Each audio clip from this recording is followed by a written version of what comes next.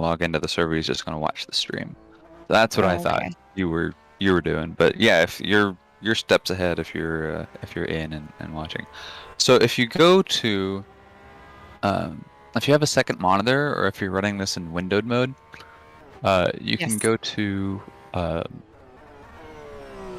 browser of your choice. Type in localhost colon 5397 /overlays /control panel.html, and it will pull up a switchboard essentially for you that has the like all the drivers, their positions, etc. It's a live timing screen that actually works Oh, with the server. can you thank you for thinking I could type and follow you that fast, but all I No, got no, no, was no, you're good. localhost. I figured you would have to. I figured you'd have to ask that again. That's all right. Localhost colon Okay. 5397 / overlays Okay. / control panel .html.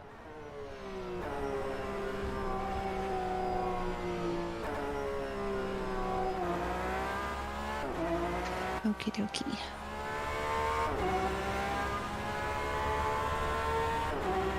And then it should, Just if you really are thinking in. a lot. Oh, I gotcha. Yeah, it should, if you are in the server, pull up the timing data for the server. Okay.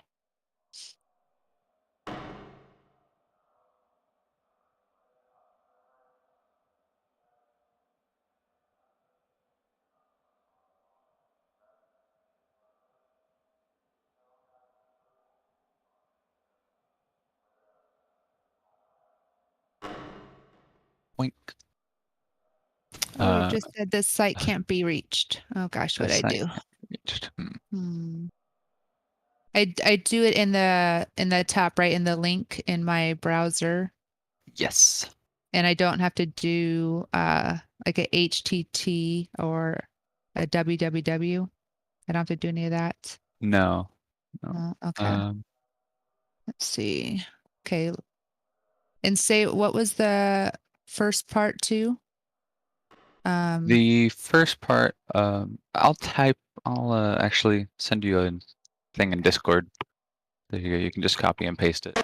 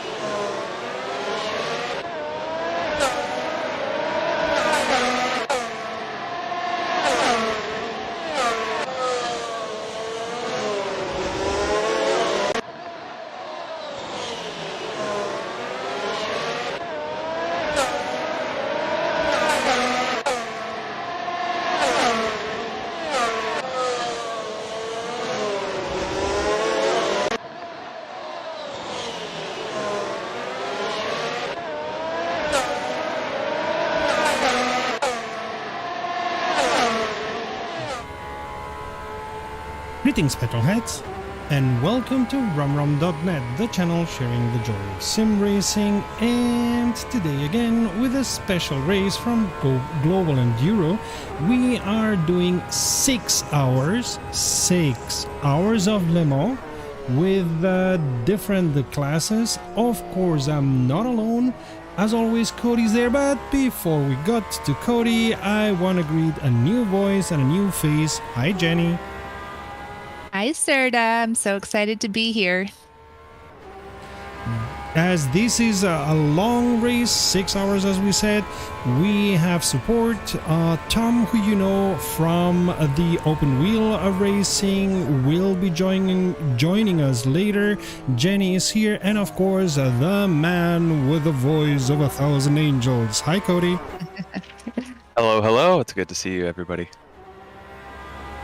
I'm Perfect. excited for this race. This will be fun.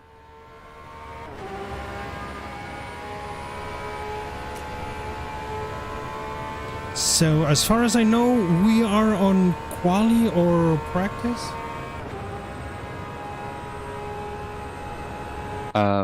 We are currently in a practice session. We're in practice 1.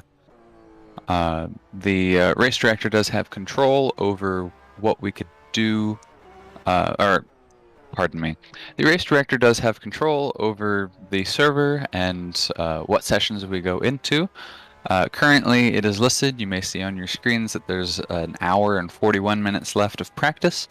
I don't believe that we'll be actually practicing for that long.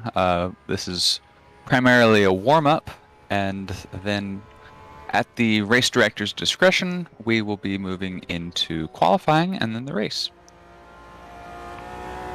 And I just noticed that somehow the overlay is not shown. Ah. Now, there we go.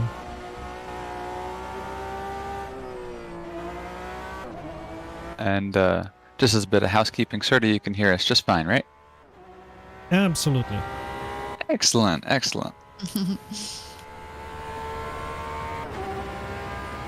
Yeah, I'm very excited for this race. Anybody who knows me in real life, and a lot of people who know me in the sim racing community, know that I am a diehard fan of the real 24 Hours of Le Mans event. I stay up for all 24 Hours of Le Mans every year, and anybody who knows me in real life knows when it is the 24 Hours of Le Mans, because I don't stop talking about it. So I am You're a absolutely, braver man than I am. I am absolutely thrilled to be commentating such an awesome race, and we thank Ed Bailey and Global Enduro for putting this on. Yeah, I'm Cody. I'm right there with you too. We do this every year also. It's something that we look forward to, and it's definitely on our bucket list to hopefully one day actually do it in person to see it. Oh, likewise. Absolutely. Unluckily, Le Mans is not so near to Germany, or I would invite you to come here, but... I'll It's still closer. come and have a beer. It's closer than you guys are now. True.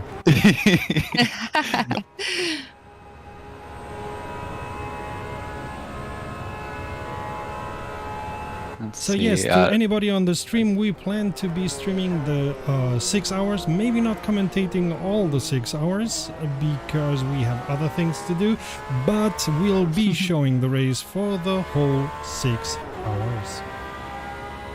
Absolutely, and we'll be commentating just about as much of it as we can endure. I've always had great admiration for the shifts of the Radio Le Mans commentary team during the actual 24 Hours of Le Mans for staying up and commentating so long. I know that I'm not practiced enough to last that long, but we will do our best for you guys. We will.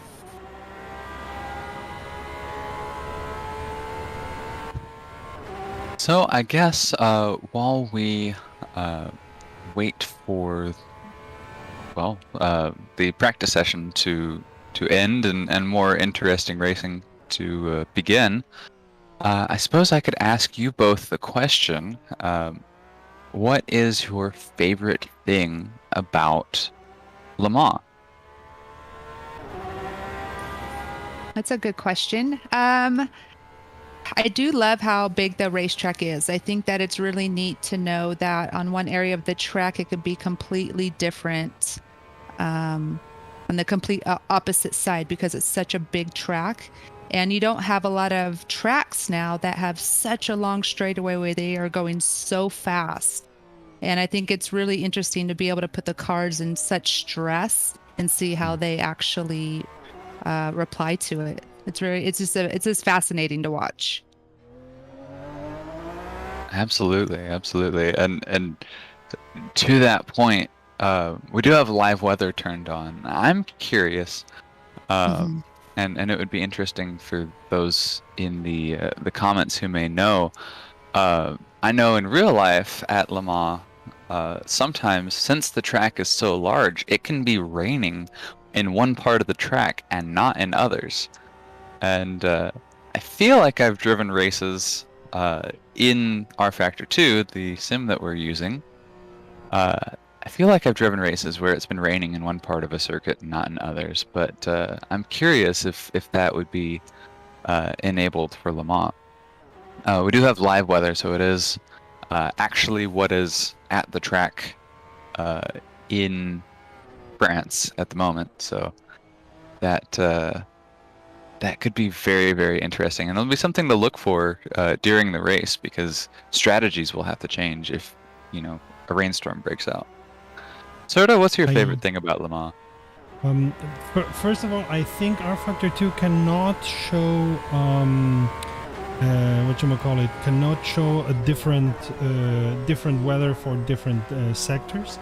And my favorite thing from them is quite similar to what Jenny said. It's it's not as long and complicated as Nordschleife at Nürburgring is, but it's in my opinion, it's somewhere between Bathurst and Nordschleife, as Bathurst is quite easy to memorize, but because of the altitude, especially the mount part of it, it's quite difficult.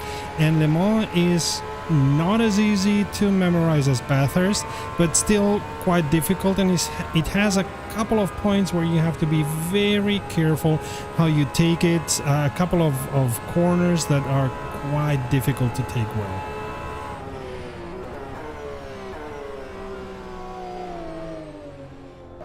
So I have popped into the Global Enduro Discord briefly, and it looks like all of the drivers are in the drivers meeting at the moment. So that is where we're at on that. Um, Typically, for those unfamiliar, we have teams and we have individual Discord channels set up for those teams, numbered 1 through 22 in this case. And so the drivers start off in the drivers briefing. They go over, the rules, the regulations, what to expect, etc. And then for the race, they will break off into their more private team channels where they can speak with each other more privately and strategize. And that's why at the moment we are not seeing anything or anyone racing around.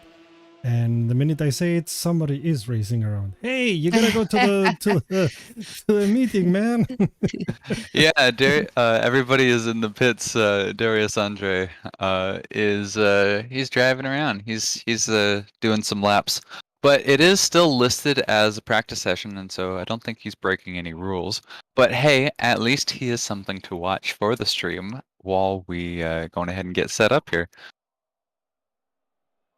And I'm looking for a Darius Andre. He may very well go by a different Discord name. But I'm not seeing a Darius Andre in the driver's briefing listed as that name. I do see some other names that aren't people's, proper names that they're going to be racing with in the sim, and so it may very well be one of those. But yeah, curious. Cody, do we have the weather forecast for the race today? Let's see. I think Last I heard, so. I thought there was a pretty high chance of rain for a lot of the Uh, race. Somebody posted something on the Global Enduro Discord, didn't they? Somebody did, yes. So I am looking at the live racers timing. This is available to anybody who's in the Global Enduro Discord server. Um, just go in and hit the link and the password that's in here for vgracing.liveracers.com, and you can follow along with the live timing with us. And currently, it says that the forecast is 19 degrees Celsius and sunny. There's going to be another like 6 hours uh, of real life time, and so, well, here's what I want to do. I'm going to look up the actual Lasarth um, weather. By the way, do you know how they do the live weather? I mean, not even Automobilista 2 has it yet inside of the sim. I know how Assetto Corsa does it. I would imagine that R Factor 2 is the same. So they have the latitude and longitude programmed in to each track. And in Content Manager and Assetto Corsa, they make it really easy because you can just click on location and it will pull up a map, and you can just click where the circuit is, and you can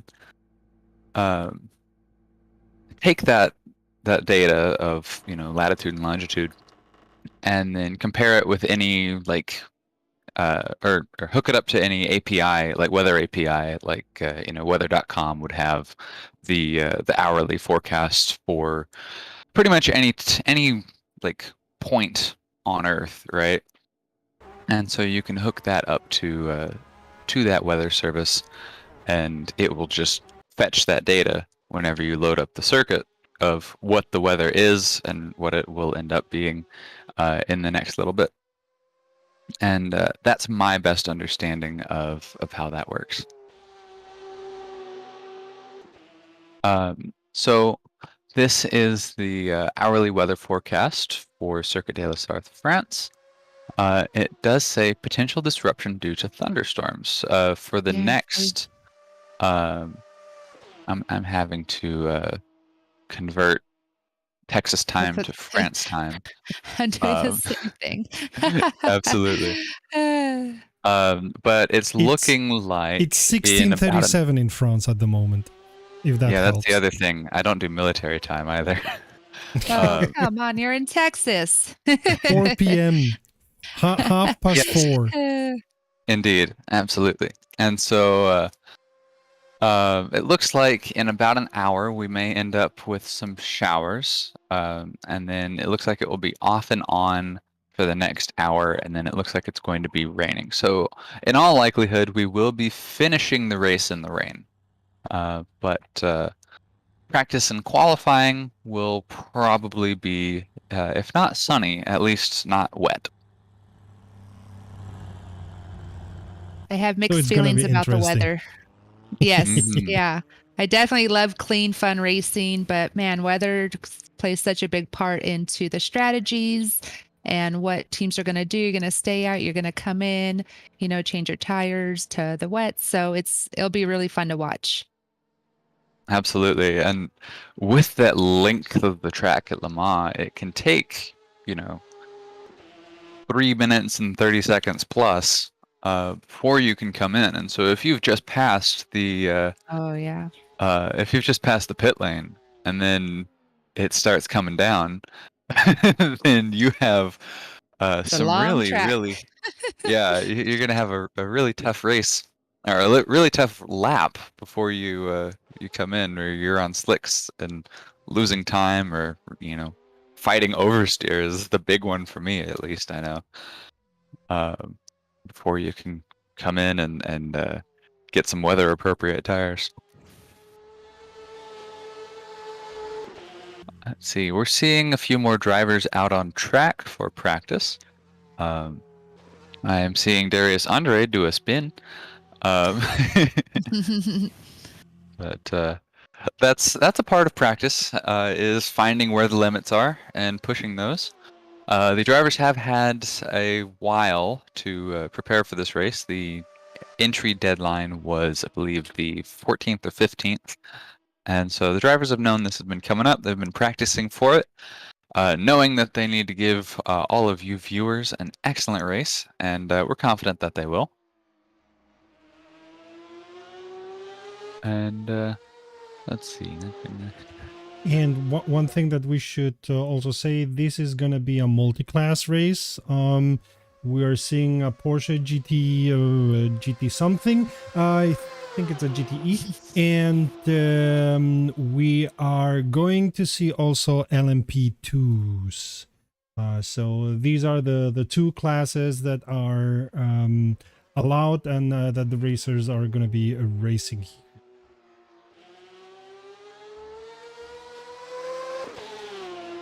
Yeah, that's one of my other favorite things about Le Mans is like the multi-class racing and just the sheer variety of the cars that you see on track. Of course, there's my favorite class, GTE, which hopefully is going to stick around a little bit longer. But yeah, this is my favorite class, GTE. There's LMP2 cars. Now we're going into the hypercar era, which will be very exciting in a few years whenever it's more than just Toyota and Alpine out there. But I absolutely love that aspect of Le Mans. I know that we've got a lot of Formula One fans and stuff. But open wheel racing, it's all the same car, and that's excellent because then the focus is on the drivers and all of that. I love the varied cars that are all different and have different handling characteristics, and seeing how they all work going against each other on track. This is the current debate in my household right now. I am a huge Formula One fan, and my significant other is very much about IndyCar, endurance racing. He loves the variety. You just don't ever know who's for sure going to win. And I do definitely understand that part of it. It is excitement, but there's just something for me personally. Formula One just goes straight to my heart. But endurance racing, I think, is going to have it's going to be a big competitor to that, because I could see the excitement going on here with all the different classes. Now that you say it, the IndyCar season at the moment is very interesting. Oh my goodness, it is amazing. I watched the races, the two last races, and that was very good. That was a lot of fun. More fun than I've had, sorry to say, with Formula One since a long time. Right. Formula One's very predictable, and I do definitely understand that. And my husband's a huge IndyCar fan, and I am too. And so that's what he loves. He just can't believe that there has been so many different winners in one season so far. And, some of the younger guys are just so aggressive and smooth this season, and it's very exciting. Yeah, I mean, I like a lot of motorsports, so much so that the joke always with my colleagues is that if it doesn't have a motor, I don't really care. So in Europe, we're having now the Euro Cup, the football or soccer as you would call it, the football Euro Cup, and everybody's commenting at work, and I'm like, yeah, I think two groups raced. Yes, played yesterday. Yes, it was Germany against Hungary. Okay, all right. So yeah, but I gotta say, my favorites at the moment are IndyCar and Formula E. Oh yeah, Formula E. Yep. In Formula E, you are having a different winner every race. And last season, not the one that is current now, but last season, the winner was decided in the, I think, one to last race. So it was very, very, very high stakes, and I think they are getting their way of doing it right with Formula E. So that sounds quite interesting. Whoops! I saw a piece of car flying away there. Oh, I just saw that too. Little contact. Oh, I actually, I was looking at that. It wasn't a piece of car. It was one of Oh. those little pylons Ah. that tell you to not cut the corner. So we had a Oh, driver getting no. just a little bit too close to one of those, and boink. Don't cut the cord, boing. Mm-hmm. All right. And what do you want to say? Oh yeah, for the people in the stream, hi, in the streams, as we are streaming in on YouTube and on Twitch at the same time.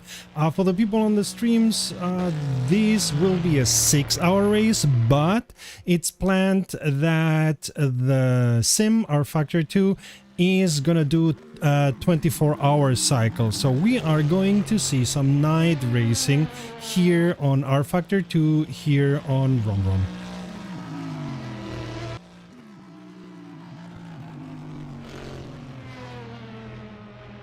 And as you can see on the track, there is not much light on the track, so it's not a track that that is easy at night because you don't see squat. And then just mix some possible rain in there too. That should be exciting. Ooh, night I'm so rain racing at Le Mans. Ooh. I'm so happy I'm commentating and not racing. Yep. I just saw Dina Pereira, sorry, do a bit of a slide into the gravel out at the S's, and that'll be a really interesting section if we do go into some rain racing, because mechanical grip is what GTE cars really rely on, and that can be really affected in the rain. And I kind of giggle because, like, I've driven GTE cars in the sim, and my goodness, yes, they do lose a lot of grip in the rain, especially if you haven't switched over to wet tires yet.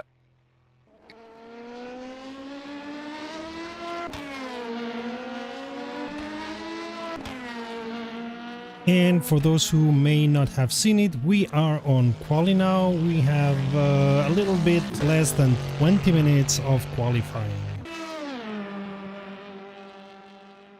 Absolutely.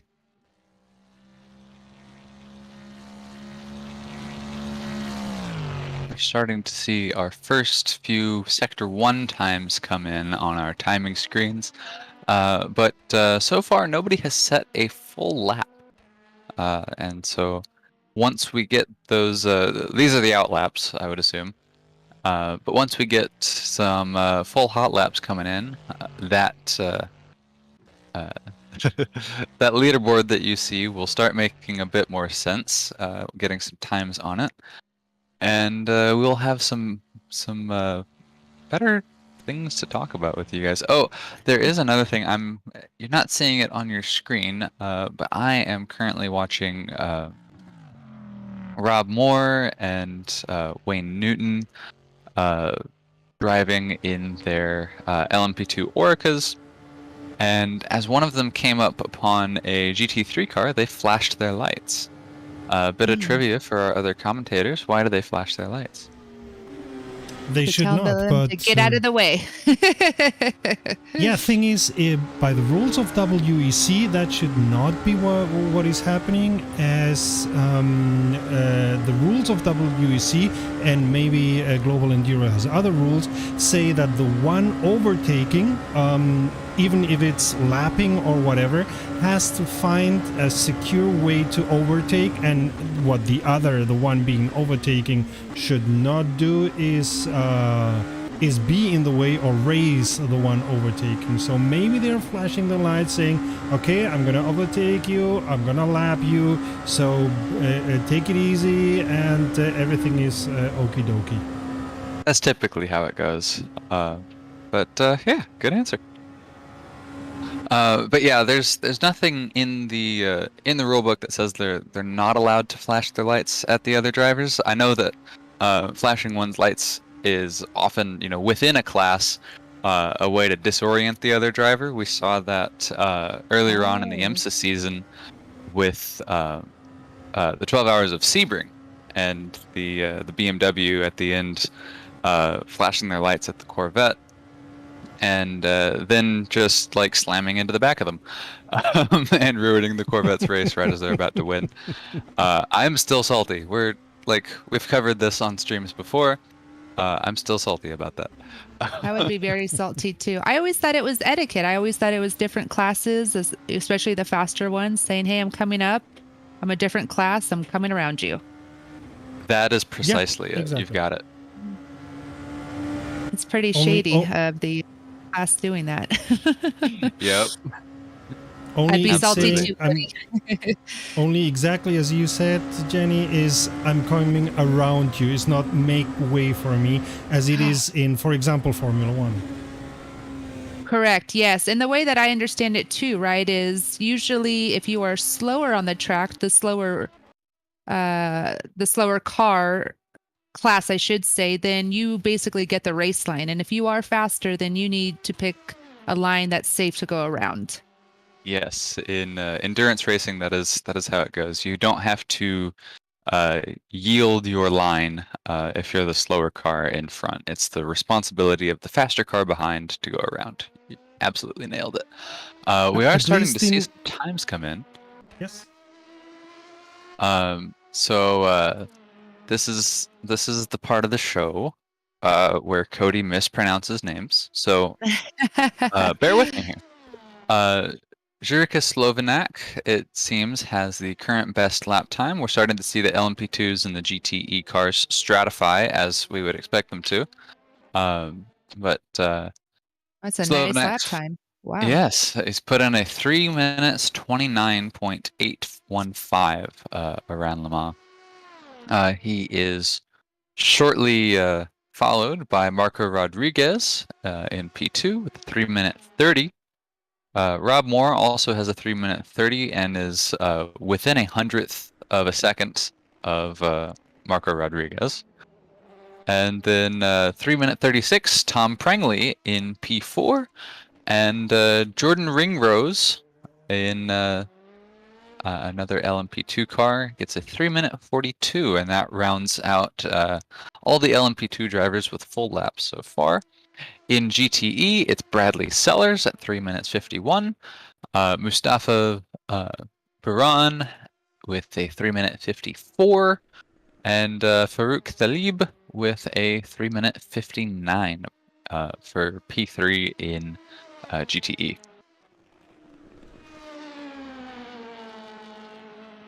And we're not seeing, Serta, perhaps you could go through the broadcast overlay and see if we can, see if we do.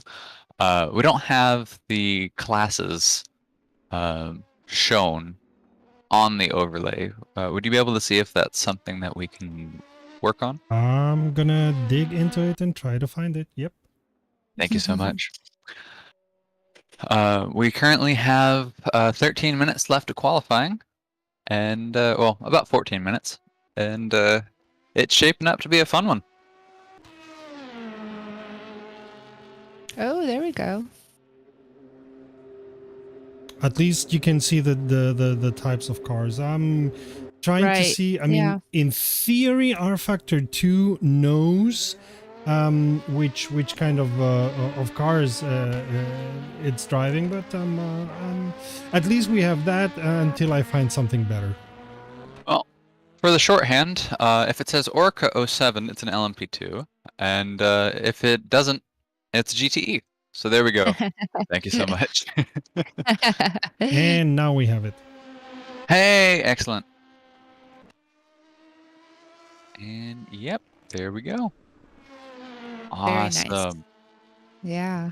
Cool. One thing that R important. Factor 2 has is these nice overlays. That's quite good. I hope that others learn, other sim makers learn from that.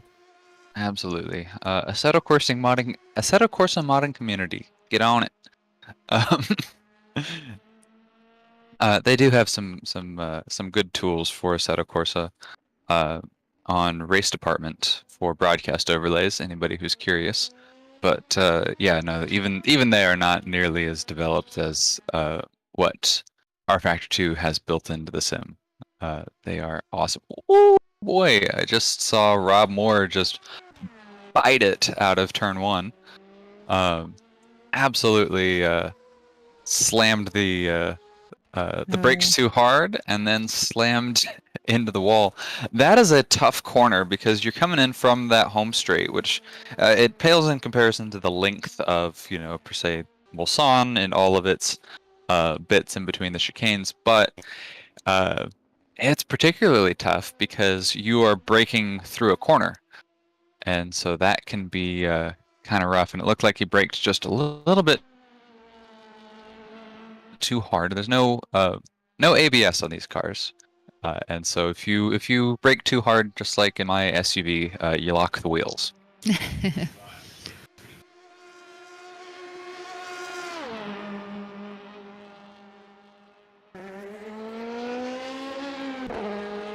Let's see. We have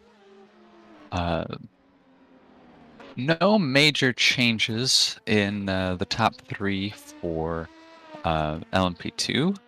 We've got a few more lap times that have come in, but in GTE, interestingly enough, we still only have the 3 drivers that we reported on before who have made a full lap. I'm popping in with Andreas Nygaard, with Dino Pereira, and it looks like they're going around, but I don't think they've gone around fully just yet, or at least not to the point where they've set a lap. In sim racing, as in real life, if you violate the track limits around the circuit, then it invalidates your lap time, and in qualifying, it doesn't go up on the leaderboard. And so, go ahead. Yeah, I was just wanted to clarify that because I wasn't sure, because some of these drivers have been out there for a long time now. I'm thinking, where are their lap times? What's going on? But it looks like that's, oh, look at Newton just came on there too. Number 5. Mm-hmm. Let's not forget that a lap time at Le Mans is long. So Oh, yeah. until Right. you're 34 able minutes. to set a lap time, it takes a while. And of course, if you in the middle of the track do a boo-boo, then setting up a lap time is more difficult than in others. Yeah, that's a really good Absolutely. reminder. I'm used to just like a minute and a half or so, and we're fine. Right. Yes. This is a very, very long lap. We're looking at 3.5 minutes for the LMP2 cars, to 3 minutes 45, 50.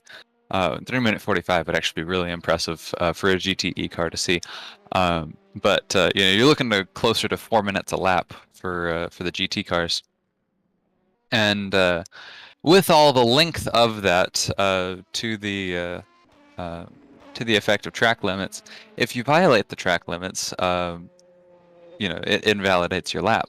At Le Mans, since it is such a long track, there are a lot of opportunities to accidentally violate the track limits and have your lap time invalidated. And so, yeah, unless you've really, really mastered the circuit, it can be really easy to just try to maximize your speed through some chicane, and then on the exit find yourself on the wrong side of the track limits violation line.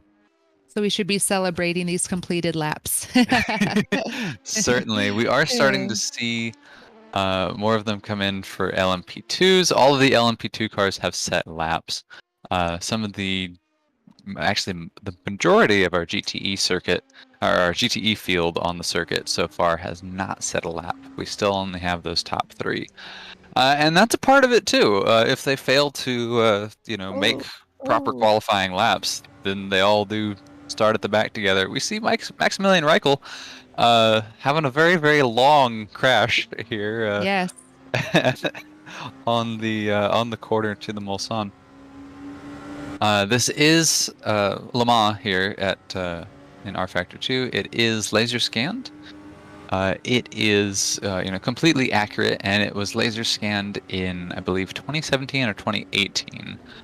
And so it is the modern version of the circuit that we know today. At that corner, previously in 2013, I think it was, there was a fatal crash, and so the corner was modified in 2014 for that race, and it's been changed ever since.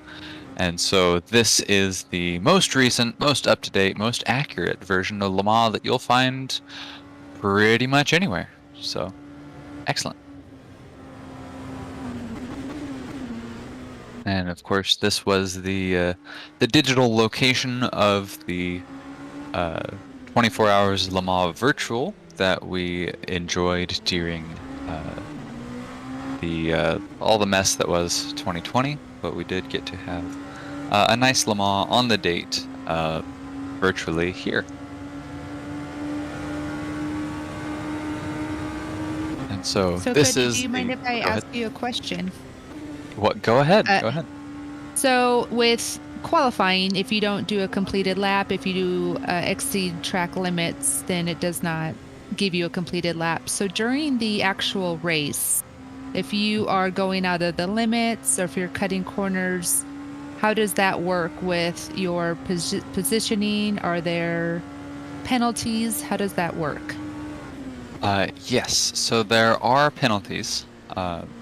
The general rule is that your first three, I think, or your first two or three track limits violations that get caught, the race director will give you a warning, and then you will get a drive-through penalty if it's not so severe, or they can move right onto a stop-go penalty. It becomes at the discretion of the race director.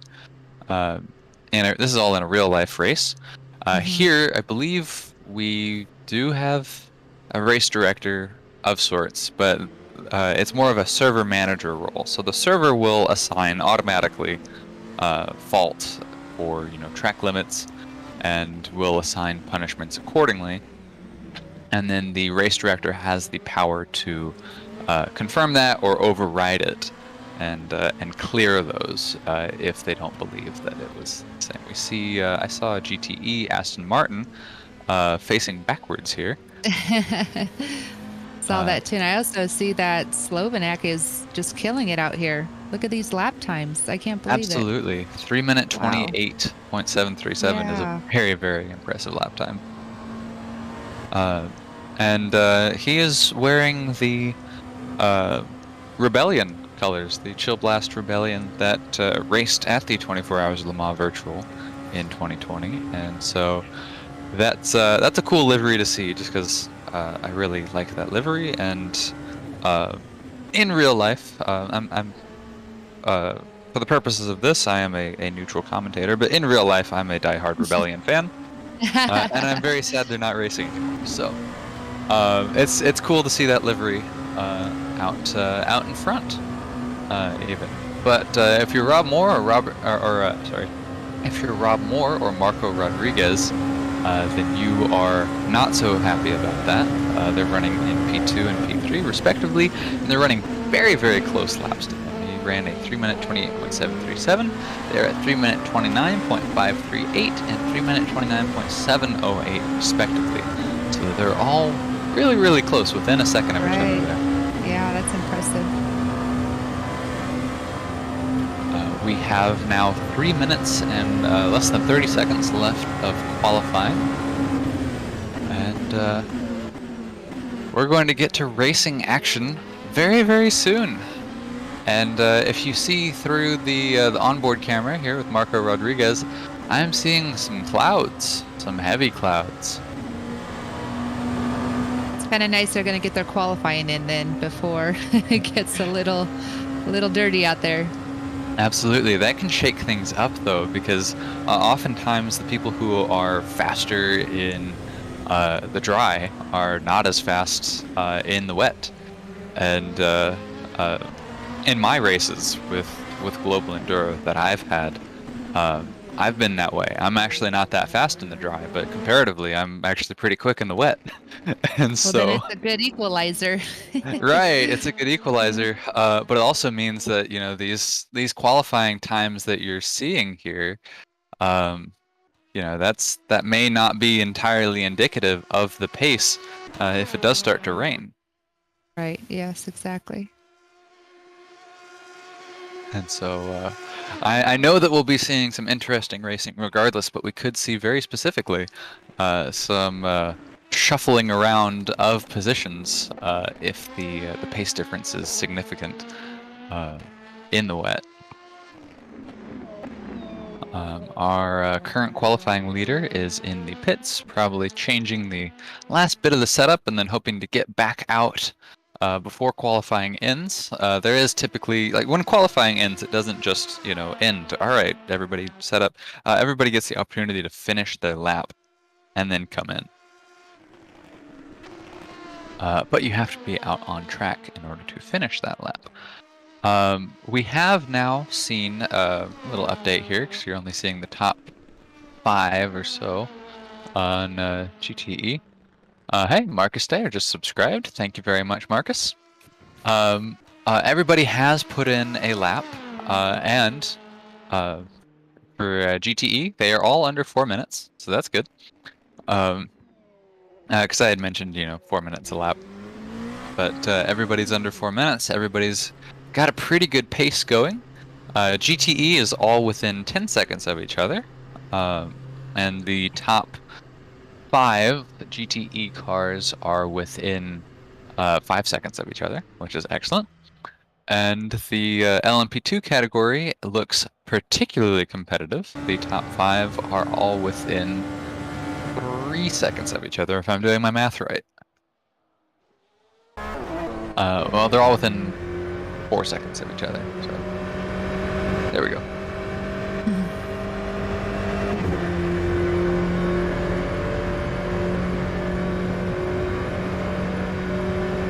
We're seeing more and more of our leaders come into the pits. Qualifying is ending, and so drivers will be finishing up their laps and then coming on in. And we're going to have some very, very exciting and long endurance racing action for you guys very shortly.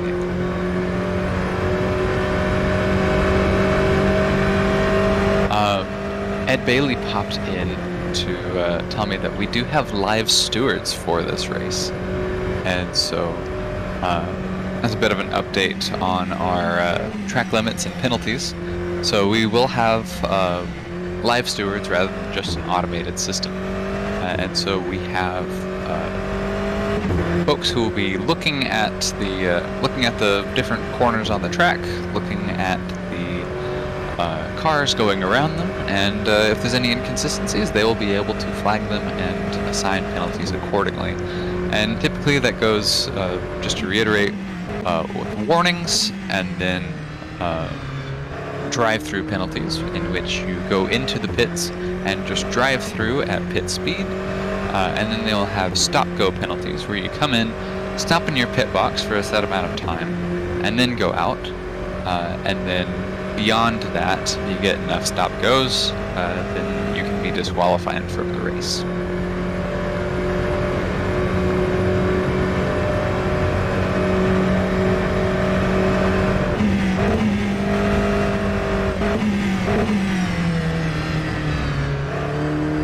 We see the checkered flag. Qualifying is over, and we will be beginning quite soon.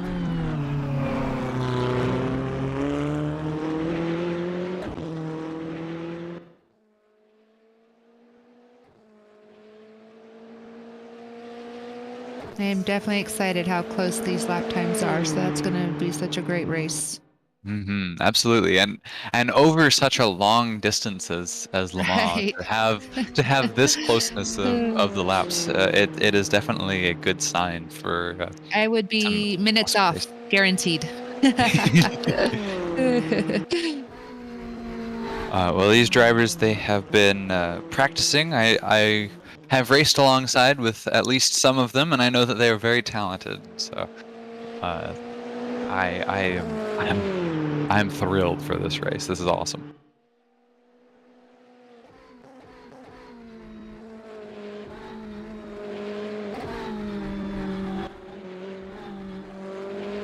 Whoa, that's not the way to take a corner. To whom are we referring? Andreas Nygaard, who we're seeing right now. Ah, yes.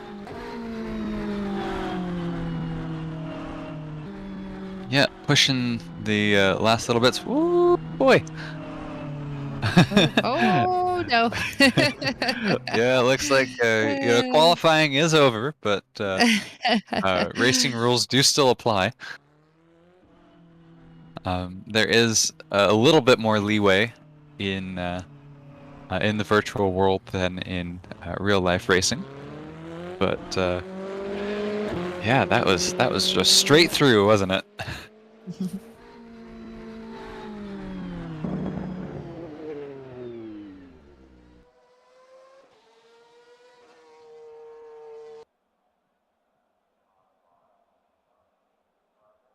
Now they're all in the pits, so I suppose the race is gonna start soon enough.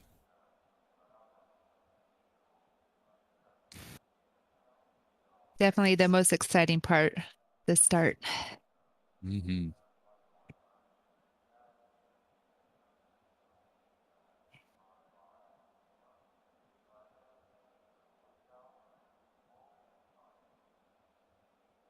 Just as So, reference for the pace difference, LMP2's the fastest lap, 3-minute 28.706, set by Marco Rodriguez. And then the fastest lap, Darius Andre, I believe it was, with a 3-minute 50. So the you can tell just by looking at them, but clearly the pace difference is significant. And within actually about 10 or 15 laps, the top class will start catching the GTEs, and we'll start to see some proper endurance racing where the multi-class comes into effect, and you get to see all of these faster cars have to navigate the battles that are going on with the slower cars. at the So moment, in Le Mans, we have 19 degrees Celsius, translated to Fahrenheit, however you will. I've never understood that one. And, what was it? 66 degrees. And humidity of 77%, Ooh, which is something that feels wet. It's in real life, inside of the car, you are dying 1,000 deaths in a half. Absolutely.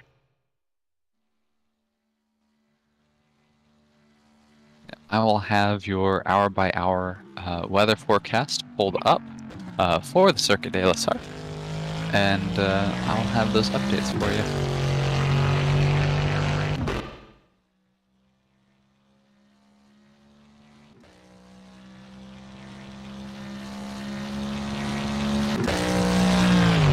We're currently looking at Erdem Akiol, who is running one of two Corvette C7Rs. The race format for this champion, for this not championship, it's a one-off. There we go. For this race, is we're using cars from the rFactor 2 Endurance Pack 1, which, if you're familiar with rFactor 2, you'd know that the Corvette C8R has been released for rFactor 2. First, I believe the first official C8R in a sim. I hope I didn't anger anybody there. But the Endurance Pack 1 has the Corvette C7R, so we're still running the older front-engined Corvette that I'm partial to. We've mentioned that I'm a Corvette fan for sure, and I don't let that bias come into the commentary, but I will say that they are better to look at. They also sound the best too. Yeah, I could agree with that. I could agree with that. But the most popular choice has been Porsches for this race. In the GTE category, we have, I think, 3 or 4. I think it's 4 Porsches overall racing with us here.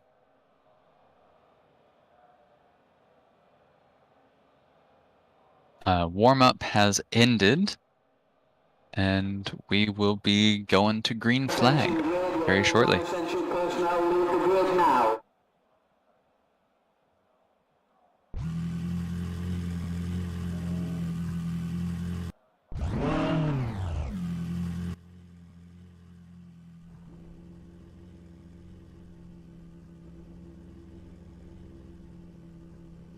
Ooh, and we have the classic start too. Yeah. Just sideways.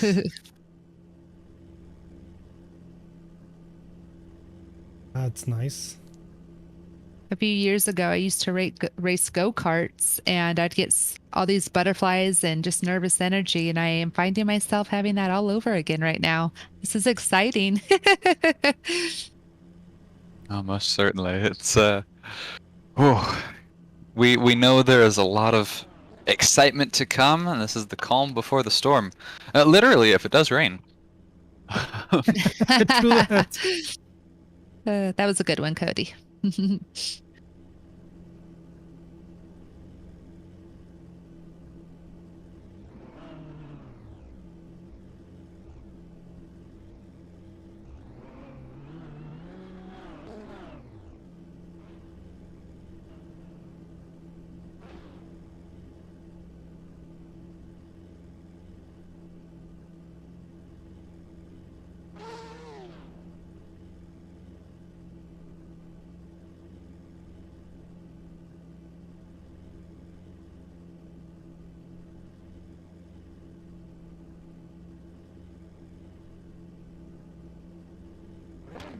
See, all of our drivers, sans for Marco Rodriguez, Wayne Newton, and Tom Prangley, and Otavio Barros, for what it's worth, are all out on track.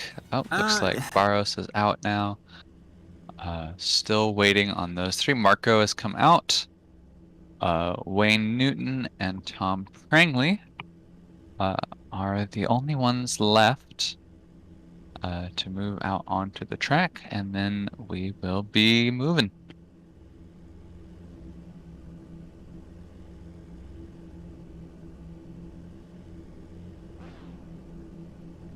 There we go. Everybody is out on track at the moment. And they're starting, but they're not quite sure who should go when. Ooh, okay.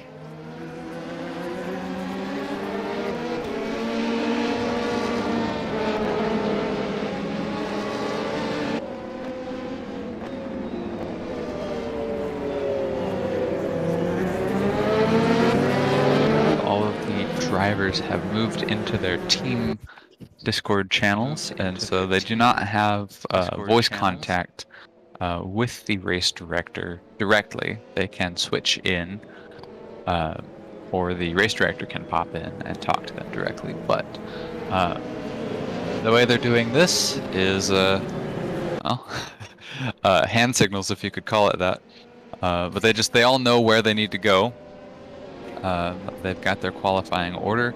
rFactor 2 will tell them where they should be, whether they should be in front of somebody or behind somebody, and they can all shuffle behind the pace car into their starting orders. And it looks like we've done that pretty well.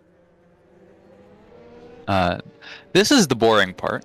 It's very, very exciting in that it is the calm before the storm, but that 3 minutes and 30 seconds is in an LMP2 car at race pace, or actually qualifying pace as we were seeing. This is very slow. This is 60 miles an hour, 100 kilometers an hour around Le Mans. So this will be our outlap, and then the pace car will pull in, and we'll be off racing. But until then, we're doing 100 kilometers an hour, bumper to bumper, down Mulsanne like it's a highway or a motorway, depending on where you are in the world.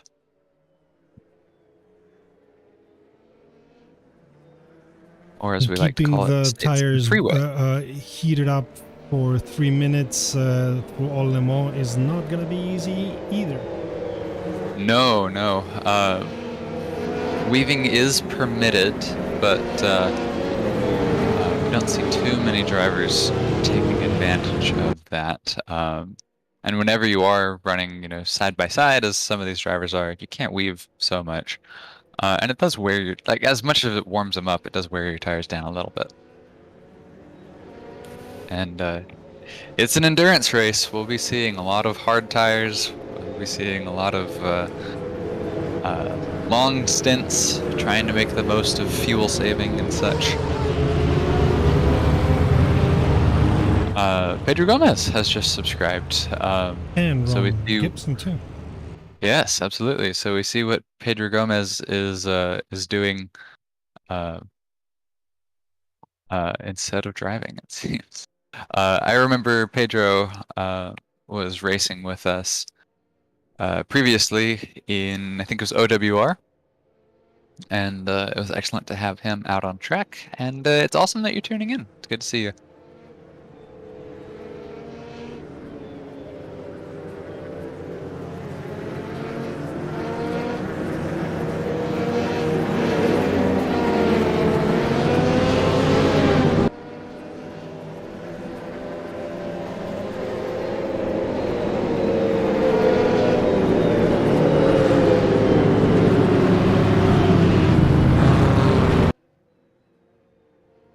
Was quite sure that there was a map overlay somewhere, but I cannot find it.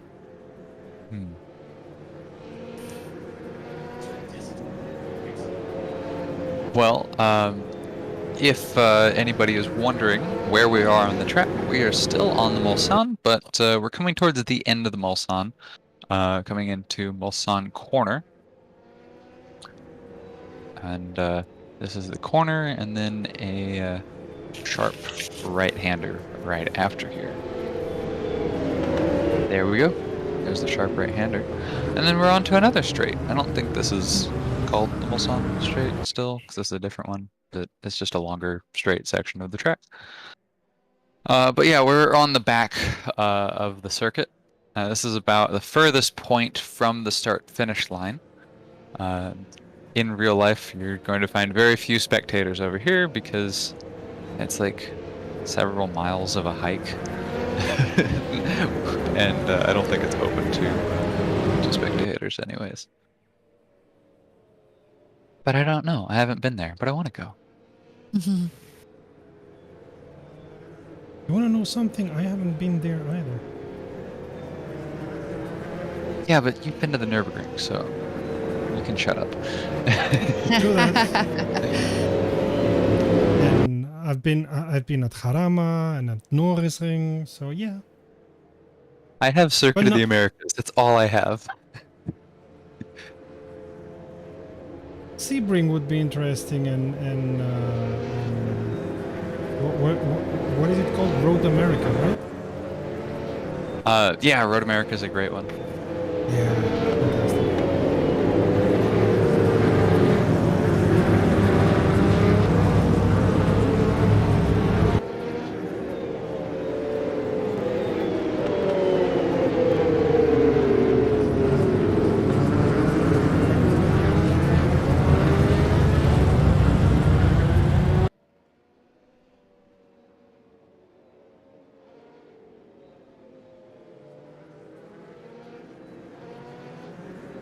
Yeah, the United States has a lot of really, really wonderful circuits that I would love to visit.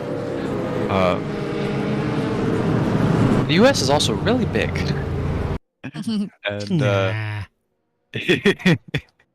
You start really, your really big. bucket list, Cody. Yeah, yeah. Fill up that gas tank. Yep.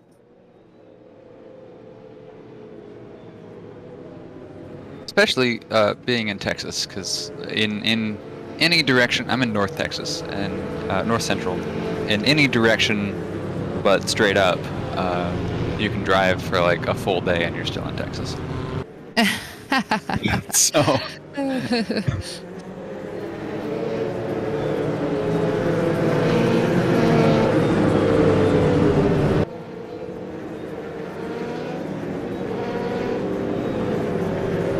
we're coming now through the Porsche curves. I feel like we've been And- watching this for about 28 minutes. Yes, I did say settle in because a pace car lap around Le Mans takes a while. It certainly does, but we're coming up real soon, coming up to now the Ford curves, and then we will be off.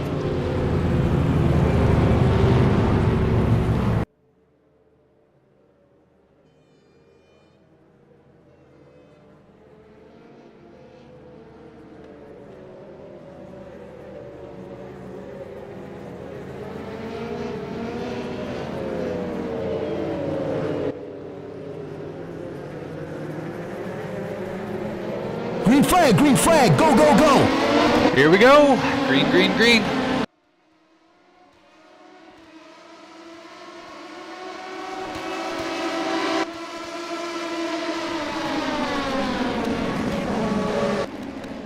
Oh my goodness, a little bit of a locking up of the brakes there from Marco Rodriguez defending his position.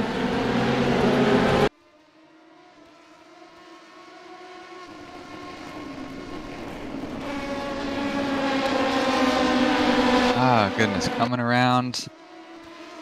See the LMP2's taking off already. It's a great battle that we're starting to see. All the GTEs have filed in pretty much single file. LMP2s are moving out onto the Mulsanne straight. And here we go.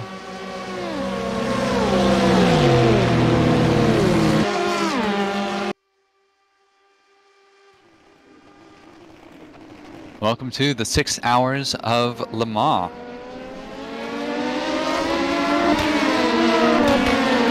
We're racing with the Global Enduro.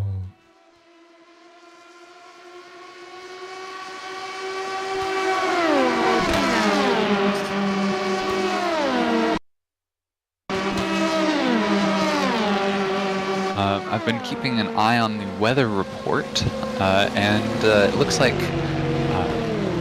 we will still be mostly cloudy for the next probably 30 minutes, and then we're expecting some showers. Yeah. Blocking going on. Oh boy, yep. It's battle going on Oh, the no. GTEs, as we can see. Oh, absolutely. It's the first lap, guys.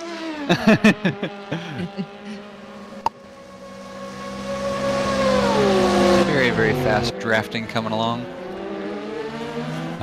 Pulls out alongside him. And, yes, there we go. Yeah, it's a little risky on the outside. Wow. Oh. Mm-hmm. Yep. It's really hard to pull that outside passing like that. Yep. And, paid dearly for it. Back to back with the other Corvette. Also on it, but not as hard as the GTEs.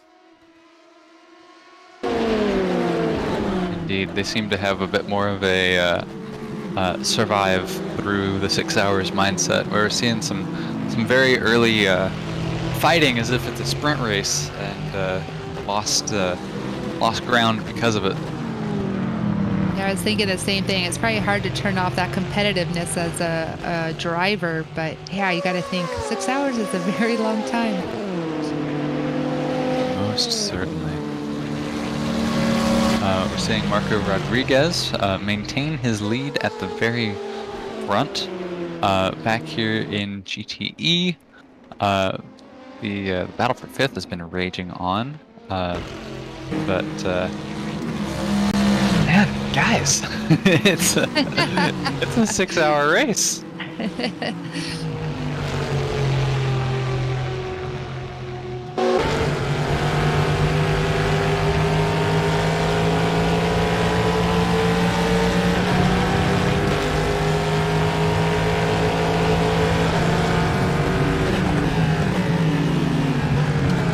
The top three for our LMP2 class is maintaining a very, very close distance to each other, and they're starting to pull away from everybody else. We see P4 just a little bit behind, and then it really, really stratifies from there. It looks like they're definitely running away with it. But man, back here we're seeing this fight. With these two Corvettes, you'll love to see it. And looks like Erdem is going to get that pass off of Dino. But you see, they're battling each other, and of course, race times are always slower than qualifying. But we're seeing GTE car lap times among these guys who are fighting that are like 6-7 seconds slower than the guys at the front of the GTE pack, who are just single file going down the Mulsanne, like you're seeing here. These guys know what's up. They're just racing. They're just holding a steady pace, holding their lines, and they're in it for the long haul. But we see all the guys in the back battling for fifth. And it's they're slowing each other down. They're falling behind everybody else. Back up here. Hand, tell that to Slovinats and Rodriguez, who are also quite fighting for first. Oh yeah, absolutely. They are. They're still less passionate than those guys were. But yeah, they understand that. Pace is important, and it looked like there was a little bit of a, hey, my pace is faster than yours, let me by, and the other guy saying, no, it's not, I'm not letting you by.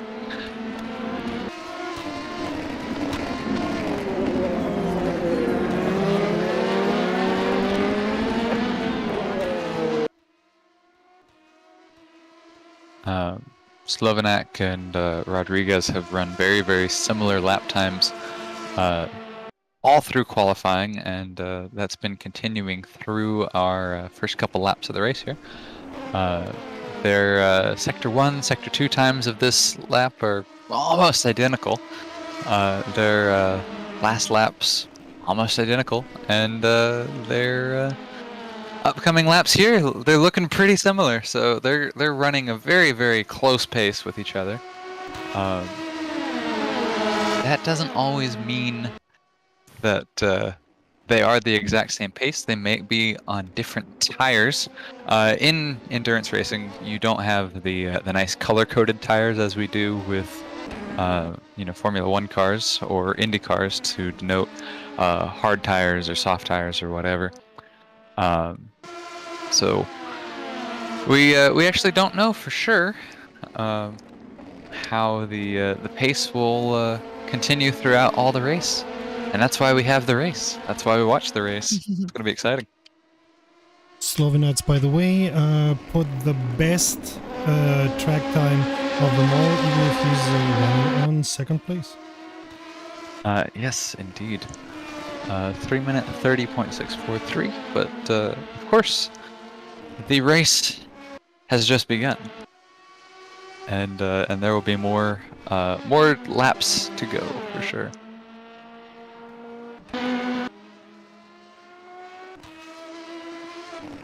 Darius Andre, on the other hand, for the GTEs, has put in the best lap time. Absolutely, and Del Castillo. No, I thought no, his motor is not looking good. Yeah. Oh, Oh, yes. yeah, Yeah, not we good see at some all. smoke coming out of Del Castillo here. I fear that's gonna be a deal. He'll have to get it back to the pits to get things repaired pretty quickly. Let's see. I see it disappearing at the moment. So he's looking good, but there was Yeah, but I something think there it only for sure. disappeared because the motor went. No, no, no, no. The motor's still going. Yeah, hopefully it was nothing. Sometimes that can happen because of misshift. They can over rev and damage the engine. Some other reasons why that may happen: overheating. But it looks like, I mean, we've just begun. If you've overheated in just a few minutes, there's something seriously wrong. I don't think that's what's happened. But yeah, something to look at. Juan del Castillo's car was smoking there for a moment. Maybe Octavio Barros misshifted. crashed. Octavio Barros crashed. He is a GTE driver, and he had some heavy front end damage that sent him off the track and into the pits. And so he is now getting back, but that's going to be a very unfortunate start to his Le Mans.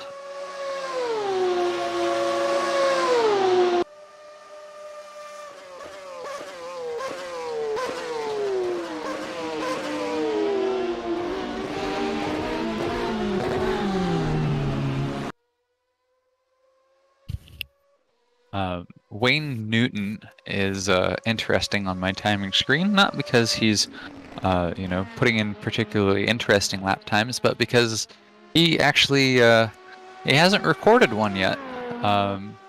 It looks like both of his previous laps have been invalidated due to track limits violations. And so we may end up seeing a consistency issue from Wayne Newton. He'll have to put in some lap times, because if you keep not making proper laps, the race director and the stewards may have something to say about that.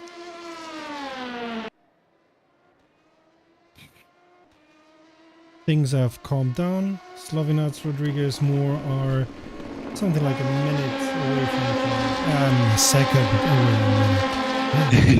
away. I was gonna say, that's very stratified for as early in the race as we are.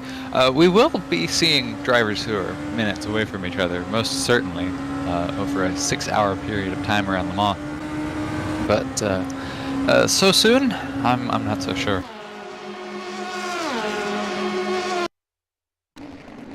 Although, if you're Octavio Barros right now, you're on the opposite side of the racetrack as pretty much everybody else.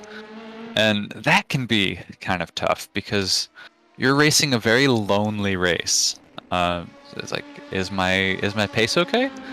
Am I catching up to people? Am I not catching up to people? Well, you have your deltas to look to, but it'll be really tough not seeing anybody. That can be kind of disheartening.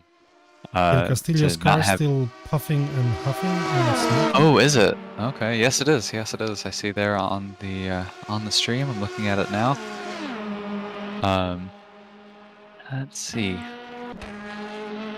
I'm gonna pop in. I'm going to look at our site on vgracing.liveracers.com, which is, if you're in the Global Enduro Discord, a live timing that anybody can follow along with. And I'm going to pop through, and I'm going to see no penalties have been wavered, or no penalties have been waived. Waived? No, that's not it. Uh-oh, the Words. car does look good. Yeah, it's smoking a bit more. It has now stopped smoking as he's slowing down.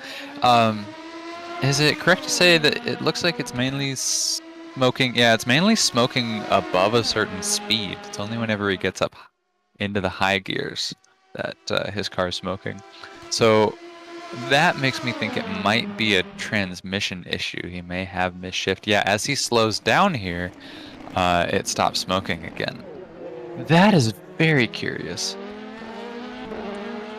But yeah, we'll have to keep an eye on that for sure. But in the meantime, Slovenac has passed Marco Rodriguez for the lead and is now 3 seconds ahead. So he has gotten ahead of Marco. Marco did best Slovenac on the last couple laps of qualifying.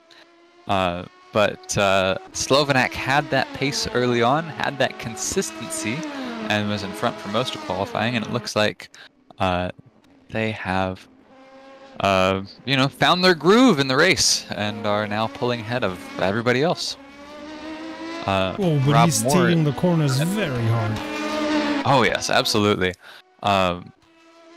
Which over a 6-hour period can rough it up some. It's Yeah. often a point of contention between race engineers and the drivers, where the drivers want to use all the space and take the full line, and the race engineers say, "Yeah, well, you do that enough, and you're going to destroy the car." And so Yeah, you don't want to there's- treat your suspension like that. Not really. Right. Absolutely. Especially, doing that multiple times a lap over a 6-hour period, especially over a 24-hour period, but even over a 6-hour period, it's rough. It's a rough one.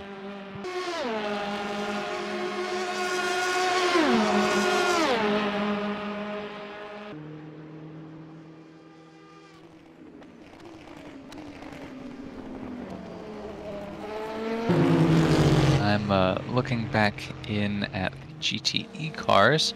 Yeah, and we it have looks a like nice there's battle been- between Nygaard and Ackle. Yes, and there's been a lot of interesting camera angles that I've been poking through with that race. It's a really striking combination, those two liveries and those two cars. Sort of last of the older GTE cars with the Corvette and very new school design of the Aston Martin. It's been really cool to see.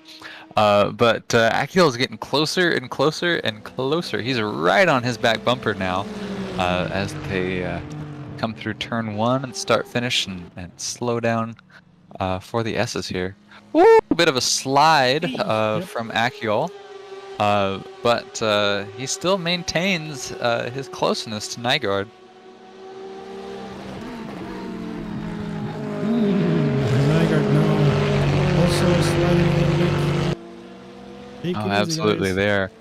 They are on the limits to defend and attack, respectively. Man, I just took a look at the diffuser of the Aston. Man, that's a beast. Uh-huh. Yeah, you could fit your head in there. Yeah. You wouldn't want to, but yes, you could. Indeed. Akil coming nearer. Yep. Will this be the move? Yeah. He's gonna try. No. He's alongside him. He's Guys, alongside him as they go in. guys. Think he's gonna do it? Yeah. Whoa! Yeah, Contact! I knew it. And- I knew it. Oh no! Big crash You- between Akil and Nygaard. The until- race stewards may have Oh. something to say about that. Goodness. Oh man. Oh, and I think Nygaard got a big hit.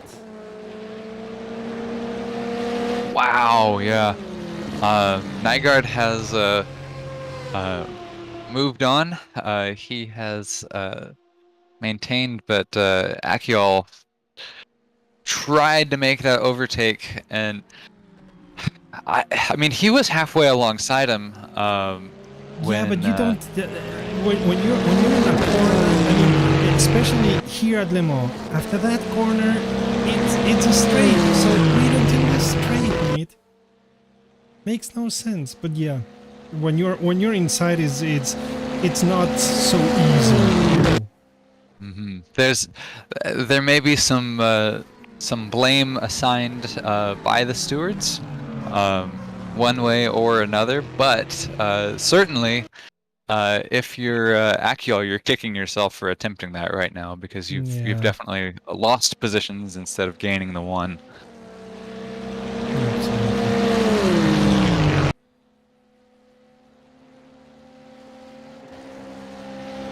Wow, that was intense. Let's see. I'm looking at the battle between Rob Moore and Marcus Rodriguez. It's getting a lot closer. This is the battle for second place overall in the LMP2 category. And they're in the same place, a lap ahead, but they're in the same place that we just saw the big crash come from. And Rob Moore is about a second behind Rodriguez, and it's getting closer anytime they go through our braking zone.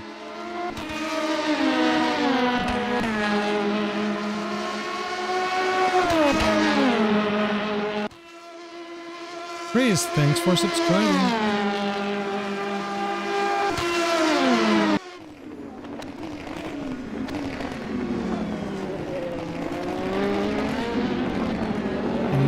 What I like too is, I mean, when you're inside of the car, you notice it more, but how wonderfully what do you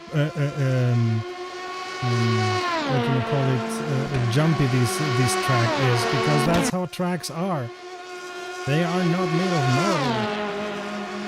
marble. Absolutely, and Le Mans especially. It's a historic track. It's you know, of course, as most who watch will be familiar, but not everybody will be. So I'll go through a little bit of the history of Circuit de la Sarthe. So it's actually a public road most of the time out of the year, and they close it off for the race. It has been in operation. It's one of the longest operating tracks. It's been around since I believe the 1920s. In some iteration or another, it's gone through a few different layout changes over the years, but it has primarily stayed the same overall shape, and it has morphed into the awesome grueling circuit that you see today. But yeah, it's a historic circuit, and it is not perfectly smooth, that is for sure, especially on the Mulsanne, where, you know, speeds in excess of 200 miles an hour really exacerbate the bumps that you feel. And let's not forget, when it's not Le Mans, it's a normal street. Like right. The track per se is the Circuit de la Sarthe, and that's not what we see when we see Le Mans. We see a lot of what is a street track. It's not a city track, but it's a street track. We're starting to see headlights come on as the sky gets a little bit darker, and that's not time progression just yet. That is that's weather. It's getting overcast, it's getting cloudy, it's getting wet. It is so as I've been refreshing the hourly weather forecast for the Circuit de la Sarthe in France, the showers prediction has been getting pushed back further and further.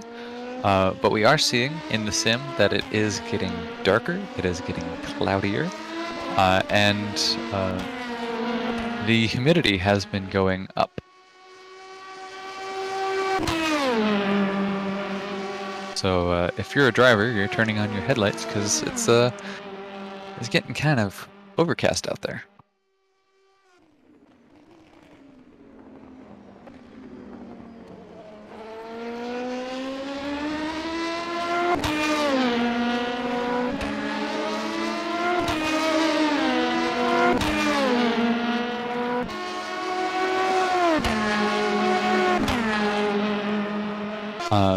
If anybody is wondering where Jenny went, she popped out temporarily. She's got some life things to attend to, but she will be back with us later. So just in case you're missing her, that's your update. That's your Jenny update, so that you know when she'll be back in.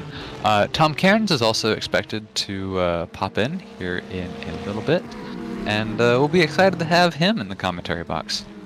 He is a wonderful motorsport talent that we're happy to have commentating with us. And Andreas Nygaard is again and Dino is half a second away from him. Of course, Nygaard is having, I suppose, some issues because his car is quite dinged. Yeah, Nygaard was one of the GTE drivers involved in that earlier wreck that we saw on stream, and he has not come into the pits to repair that damage. Neither him nor oh goodness, who was it? It was Akiol. Neither him nor Akiol have come in, I believe, to repair. Or Akiol may have actually, because his car, as I popped in and looked at his car, and it's actually looking a bit better, but he's very, very far behind everybody else. So it may be the case that he did pit in. Well, near then, there we have him, and he is like, I hope he learned his lesson. And while he is quite near to Talib, he doesn't do the same again. I do want to comment that Nygaard is racing a car that does have damage. He has not pitted in from that previous wreck, but he's running in third. He moved up from that crash, and pace alone, he has ended up in third place. So that's a promising sign for the long-term race.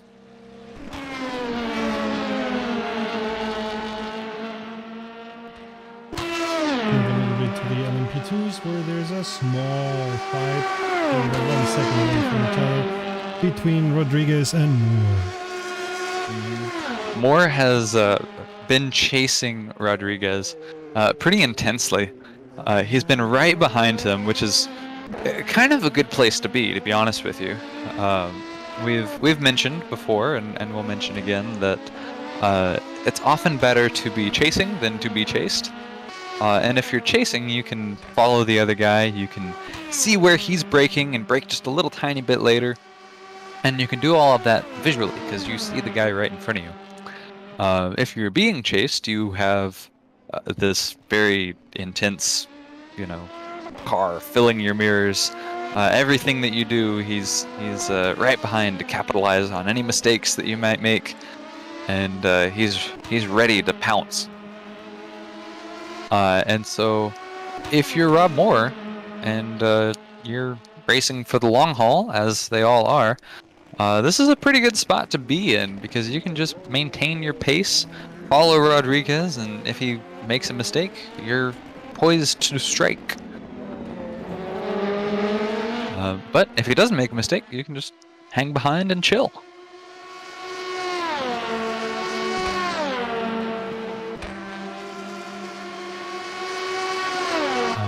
Weather at the moment at Le Mans is 20 degrees Celsius, mostly cloudy. Absolutely. Wayne Newton, we referred to much earlier on in the race, and I mentioned he hadn't set a time yet. He has set a time now, and it's pretty good. It's pretty good. He is about the same. He's running in 5th, and he has the 5th best lap time. So there you go. That checks out.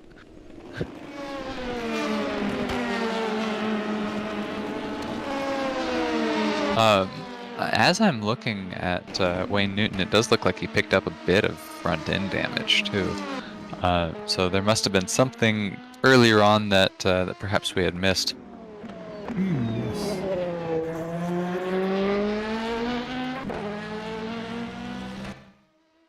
But we are happy to have all our drivers driving with us. It is the drivers who make the race happen. at the end of the day. You know, we're the commentators. We commentate the race. Of course, the race director helps set up the race, Global Enduro, and we thank them for that. But at the end of the day, if nobody shows up, nobody shows up. We've had an excellent turnout for this race, and so quick shout out to all of our drivers out there. Thank you so much for participating, and best of luck to all of you.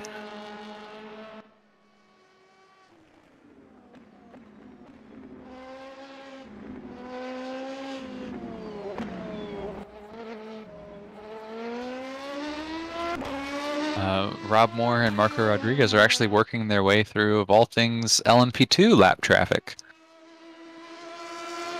Looks like the Safe Eyes car of, is that, oh goodness, who is that? Juan del Castillo is behind. Oh, that makes sense, because Juan del Castillo's engine was smoking, and so he had to fix that. I have not seen his engine smoking recently, But I and haven't so seen him in pits. well, he is back running in 13th with the GTEs, so I think that he pitted in recently, and I think we're referring to something else.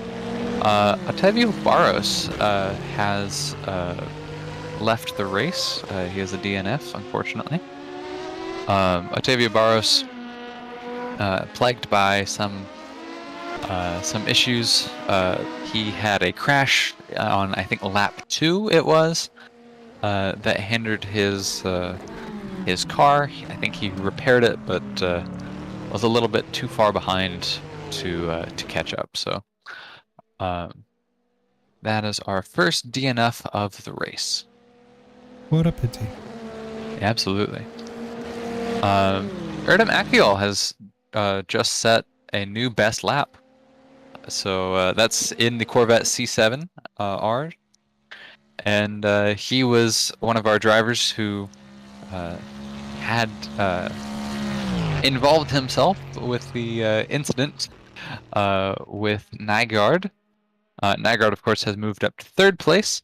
Akiol picked up some damage, I believe, pitted in. And now that he is out, he's on fresh tires, and I can only assume a bit more fuel. And he's just tearing up the track. His last lap was a 3-minute 52, which is the fastest that we've seen in this race.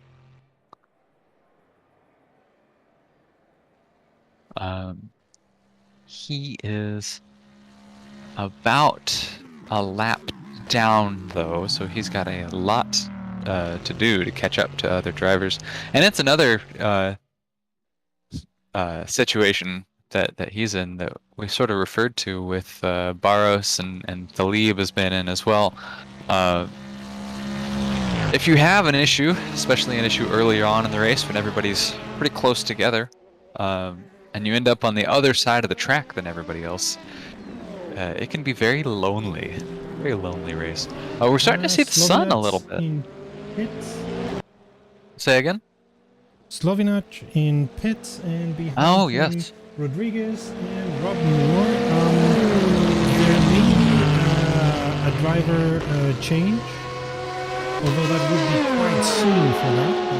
But I don't know. We are but about anyway, 30 minutes into the race, so it is Yeah. time for your regularly scheduled maintenance, tires, fuel, etc.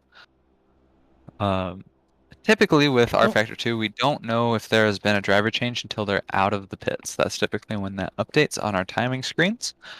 And so we will let you know. You do not have to put fuel, right? You can even just change tires. You can, but we are 30 minutes, over 30 minutes into the race, and so I would assume that the fuel tanks are getting a little low at the moment. And so you would be a fool not to.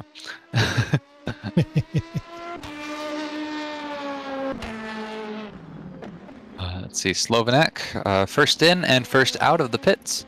Rob Moore is also out of the pits and has beaten Rodriguez out. So Rodriguez taking just a little bit more time than Rob Moore. Rob Moore is now P2. Maximilian to Reichel also coming out. What's the up? people watching, that doesn't mean anything. It's not Formula One here. So if somebody is slower in pits or takes more time in pits, it may be that that person is loading up more fuel, and therefore on the next pit stop won't load any fuel, and then that pit stop will be a little bit faster. So don't think Formula One or other car kind of sprint races for a 24-hour or like here a 6-hour race. You do pit stops a little bit differently. Certainly, yeah. So the way that you think about pit stops within the context of the larger race, a bit more so than you do with others. But Rob Moore did pass Rodriguez in the pits, and that is notable. Looks like all of our LMP2 drivers, sans Tom Prangley, who have come in, have now gone out. Tom Prangley is still stuck in the pits. It looks like he has some front end damage that is being repaired. And so that is my guess. Yep, there you go. That front end damage has been repaired. So damage repairs, of course, take longer than just fuel and tires. Another reason why it's good to keep your car as clean as you can as you're racing. Yeah, don't try to overtake in corners where it's kind of difficult. Yeah. And stuff like that. Most certainly. We're going to start to see some GTE cars going into the pits soon. Just because if we didn't, they would all run out of fuel. But yeah, we'll be watching out for that. Right now, your leaders are Darius Andre in the Works liveried Porsche, Bradley Sellers in the Hussenfeld Porsche, and Andreas Nygaard in the heavily damaged Aston Martin GTE. In third that we see here, he's making it work. He's making it work. He's apparently the visual damage that we're seeing is not affecting the performance so much, because he's still holding off Dino Pereira, who's chasing him down, and it has been for a while, to be honest with you. But it's still Nygaard and the damaged Aston Martin in third.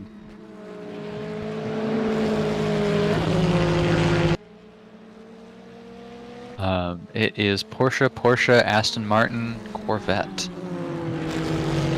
and Porsche if you're keeping track of the top 5 for GTE cars. There you go.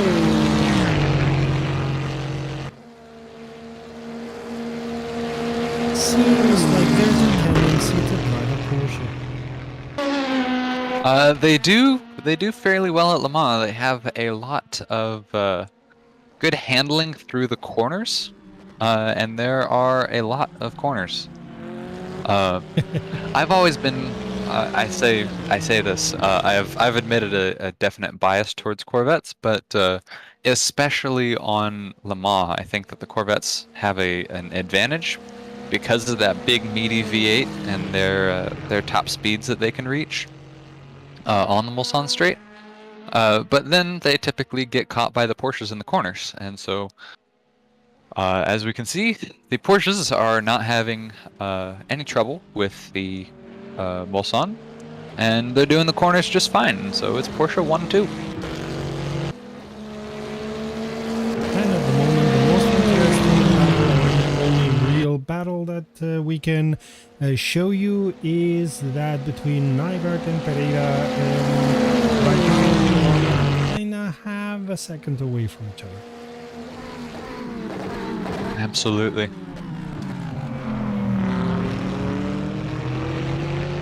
And we see Dino going very, very wide, using all the space to try to keep up with Nygaard and that Aston Martin.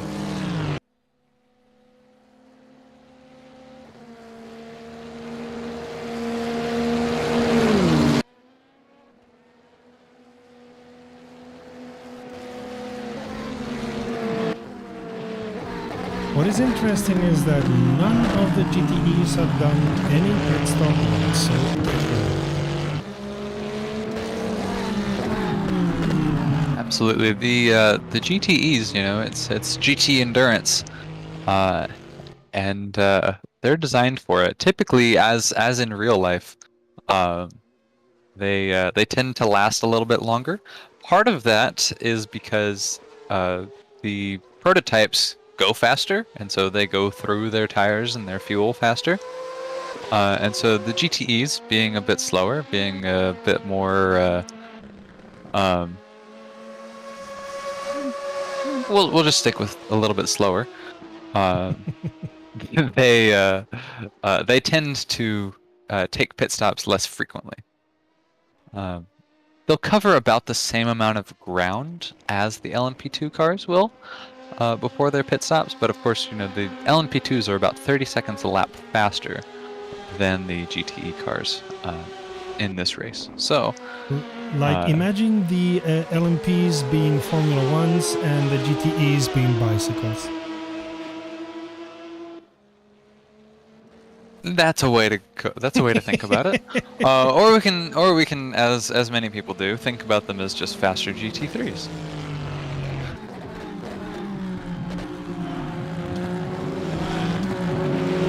I think of them as faster, more exciting GT3s. No ABS. They do have traction control in GTE cars, and they typically have higher horsepower and greater downforce than a GT3 car will. And so, I love them. I do love me some good GTE cars. And we're seeing this battle. I think it's a similar situation to what I was describing before with Moore and Rodriguez when Moore was chasing Rodriguez. In that, you know, they're battling, but they're pretty content to just hang behind. I say that though, he pulls out alongside as if he's going for it. He's going for it. Oh. Yep, there you go. There's the pass. Yes, commentator. Whoa! Yeah, but bit of a slide coming out. Yeah. Oh, he man. may not be able to make it stick. No. Nope. And slides in right behind him. Oh, man. That was... If you are either of those drivers, you're sweating bullets because you know that what happened to Akiol and, well, actually Nygaard, could happen to you as well. And so if you're Nygaard, you're going... Oh crap, not again, not another Corvette doing the same thing in the same spot. But they were both able to pull it off. And what you said, it's quite typical. Like you go, I mean, first of all, you're accustomed to the draft, and then you go into fresh air, and your car doesn't drive as nimble and as easily as it did during the draft, and you may have used the brake a little bit too much or not enough, and you slide a little bit more than you thought you would, and of course the other guy uses that to regain position. Yeah, look at this. Pereira has been riding right on his butt, and he's moving right alongside now. He's gonna try to make it happen again. If you're, nope, yeah, going into there. That's definitely a single file part of the track. Yeah, Nygaard says, you know, I'm the Corvette. I have that top speed. Let me by. But then going into the corners, I'm sorry. Pereira has been saying, you know, I'm the Corvette. I have the top speed. But you know, if you're Nygaard, you're doing your best to block and to make sure that can't happen. Now we're seeing the LMP2 get in the way. Yeah, the blue flag that we see is because of the Yes, absolutely. We are at the part of the show where the top field of LMP2s is working their way through this battle of GTEs. And that's, ooh, a little bit of a touch of the grass there. The Corvette's going to try to capitalize on that, as it looks like the MSO car of Rodriguez splits the two and is trying to make his way by. But that Aston Martin's making himself as big as possible still. There we go, he's going to get the pass, and that leaves them to battle cleanly again. Pereira Well, I and mean, Nygaard. blue flag or not, you don't let anybody pass at the chicane because you're busy. Oh yeah, absolutely. That's another single file area. But it looks like Nygaard has taken that opportunity to lose Pereira a little bit. Pereira is now 1.5 seconds behind. Also 1.5 seconds behind Sellers and the, believe it or not, LMP2 of Del Castillo. Del Castillo, of course, was having those engine issues. We believe, we didn't see it, but we believe he pitted in to address those. And he is now back, but he's battling for, well, not battling, but he's working his way through the GTE cars right now for position. And it looks like he is now just past the leader of the GTEs, Darius Andre, and is now back to battling with LMP2s past the GTEs. But that just now happened. Yeah, so Sellers and Andre are getting a little bit closer, and Pereira and Nygaard are getting a little bit further away.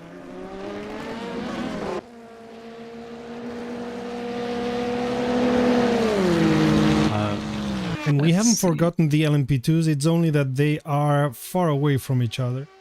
Yeah, they're very More stratified. The nine closest- seconds away from Slovinac, and Rodriguez 4 seconds away from me. So Indeed, there's not much fighting that we could show. We'll keep you updated on that Rodriguez following more. But so far they're just they're in it for the long haul. But Sellers and Andre, they're getting closer and closer and closer. And this is the Porsche 1-2 that we were referring to earlier.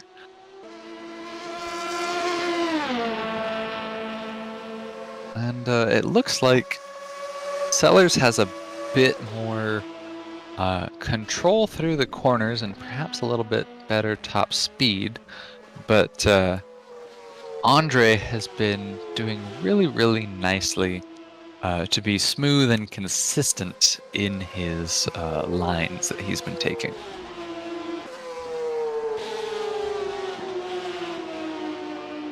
You see a little bit of like fluctuation. Sellers will get a little bit closer. Andre will maintain, and then Sellers will drop back just a little bit. But it's been maintained about a half second, or 1.5 second gap between the two. Ouch. Oof. We were talking about suspension. That's case in point right there. That's not good for your suspension long term over 6 hours. And in real life, that's not good for your kidneys or your teeth. Oh yeah, that's a big bump. That's a very big bump. You feel that. You feel that for sure. Even just, because I've driven on track in a couple of different cars. One of which was the aforementioned SUV that I referred to earlier. But even just like the rumble strips on the side, those are teeth chattering enough in and of themselves. You hit those big sausage curbs that launch the car up into the air. Ow! Ow! Ow! Yeah.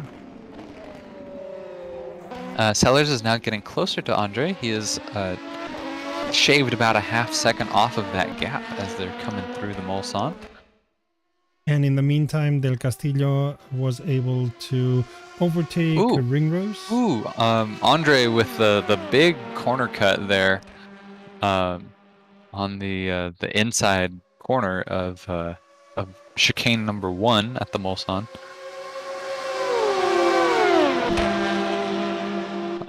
Sellers, though, still catching up to him. They're now split by the leader, Rebellion, flashing his lights.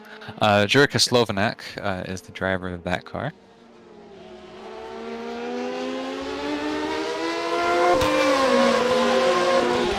If it weren't for the Heusenfeld, I would have thought that I was watching the actual 24 Hours of Le Mans. Rebellion, Porsche Works team. They've got lots of cool real life and fictional liveries mixed in, which makes this kind of an interesting race. We do love our custom liveries, but it's neat to see the other ones that we actually see during a real 24 Hours Le Mans.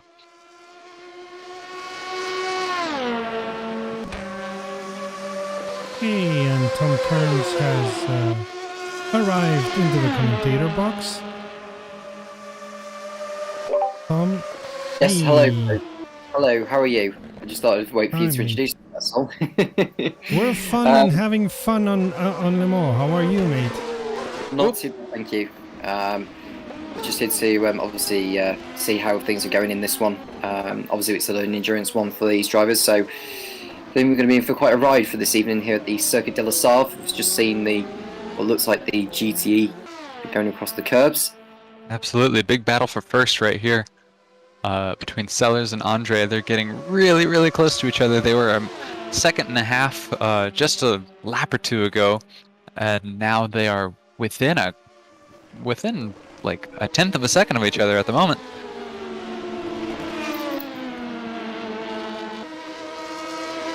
There's two classes in this one, I assume, the LMP2 and the GTE. Yes, absolutely. Perfect. And the GTE, you can almost say it's the Porsche class because we have 3 out of 5 cars are Porsches. And what makes are the LMP2s? The Oricas, they're Orca 07s, all of them. It looks like we have our 2 leaders here battling it out going into the pits. And so this will be a battle of the strategy on who comes out first. Right now it is Andre ahead of Sellers, but that could very easily change. So we come down into the battle of the pit crews here. I wonder who will come out first, and I don't know if there'll be like a swap of drivers. I assume not, if they're all doing 6 hours. Yeah, thus far we haven't seen any driver swaps. I mean, the teams are made up of different drivers, but for now, as Cody said, we haven't seen any swaps. But they could be starting. And the next one into the pits is Pereira. Indeed. So we have your number 1. And oh, hey. there's a driver swap. Yes. So we now have Robert Paun in the 911, and it looks like Sellers is coming out just ahead of Robert Paun. Must have been the driver swap that took just a little bit longer. Yeah, I would think so too, as Sellers just comes out ahead of Pawn, who's just got back into the car. So I think Pawn will obviously feel that he is going to have more stamina in himself to actually get through and ahead of Sellers than Sellers will do, as Sellers remains in the car, which he has been since the start of the race. Absolutely. And it looks like we have in the Corvette Racing liveried Corvette that we had seen racing around. Number 3 car is now driven by Grant Jones. And he is in 6th place for GTE. Go ahead. Yeah, I was just going to say, this looks like Moore, who's just fending off Rodriguez, who's less than a second behind him, as you can see on the leaderboard on the left-hand side. That tells you the gaps between where the drivers are to the leader of their class. So you can see Moore in second place overall, and in LMP2. Of course, LMP2 is the quicker class than the GTE. Absolutely. The battle we had been looking at several laps ago was about 4.5 seconds between these guys, and that has come down to about a half second. So Rodriguez has the pace, and he wants to use it to get past Moore. Just knowing where's the best place on the circuit to do it as well. And jogging my memory with the Circuit de Save, my memory of corner names for the Circuit de Save is not like on a lot of circuits that I do know. So it's going to take a little bit of time for me to get up to speed with these corner names. I'm sure you may have an idea, Cody or Serta, as to which particular corner names, particularly like chicanes or S's. I don't think the best place to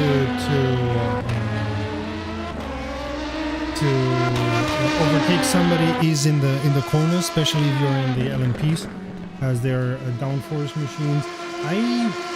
If I was one of them, if I was Rodriguez, I would wait until the straight. Like, be very near during the corners, keep a good distance, be quite near, but then use the draft in the straight to gain the position. So we're looking at Moore in second place as the yellow in sector 3. Not sure what that is. It's cleared anyhow, so someone has had a moment in that last sector before the lap, and the yellow flag seems to be flashing on there. Don't know whether he's gone off again, but no need for an interruption to the race so far. Yeah, I've flipped through everything. I don't see anything at the moment. Yeah, I don't see anything, and I don't see anybody with damage that we didn't already see. Nygaard, of course, is... Oh, Nygaard is coming into the pits at the moment. That may have been the Sector 3 caution, because he looks like he ran off the pit entry just a little tiny bit as he was coming in. But he is now coming into the pits. It looks like he will probably be repairing that damage. But I'm curious because you know, he worked his way on up all the way to first, because despite the heavily damaged front end. And that's what we're seeing right now. What more against Rodriguez? That's what I would do. Rodriguez is now using the draft, getting very near to Moore, and now I think, yeah, now he can, if he takes the corner well, he can use the straight to overtake. But I think he's too far away at the moment. He's getting closer though. That gap is getting smaller and smaller. 0.3, 0.2. He's getting closer. He's gonna have him in this straight. Yep. There we go. Slingshots right past him on the braking zone. There you go. That's it. Rodriguez is now in second. Rob Moore is in third, and they're going to be doing their very best to keep it and change it, respectively.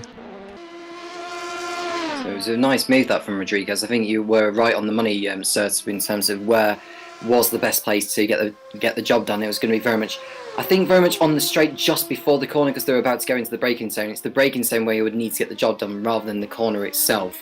By the way, Rodriguez has managed to find his way past and up into second place in the LMP2 category.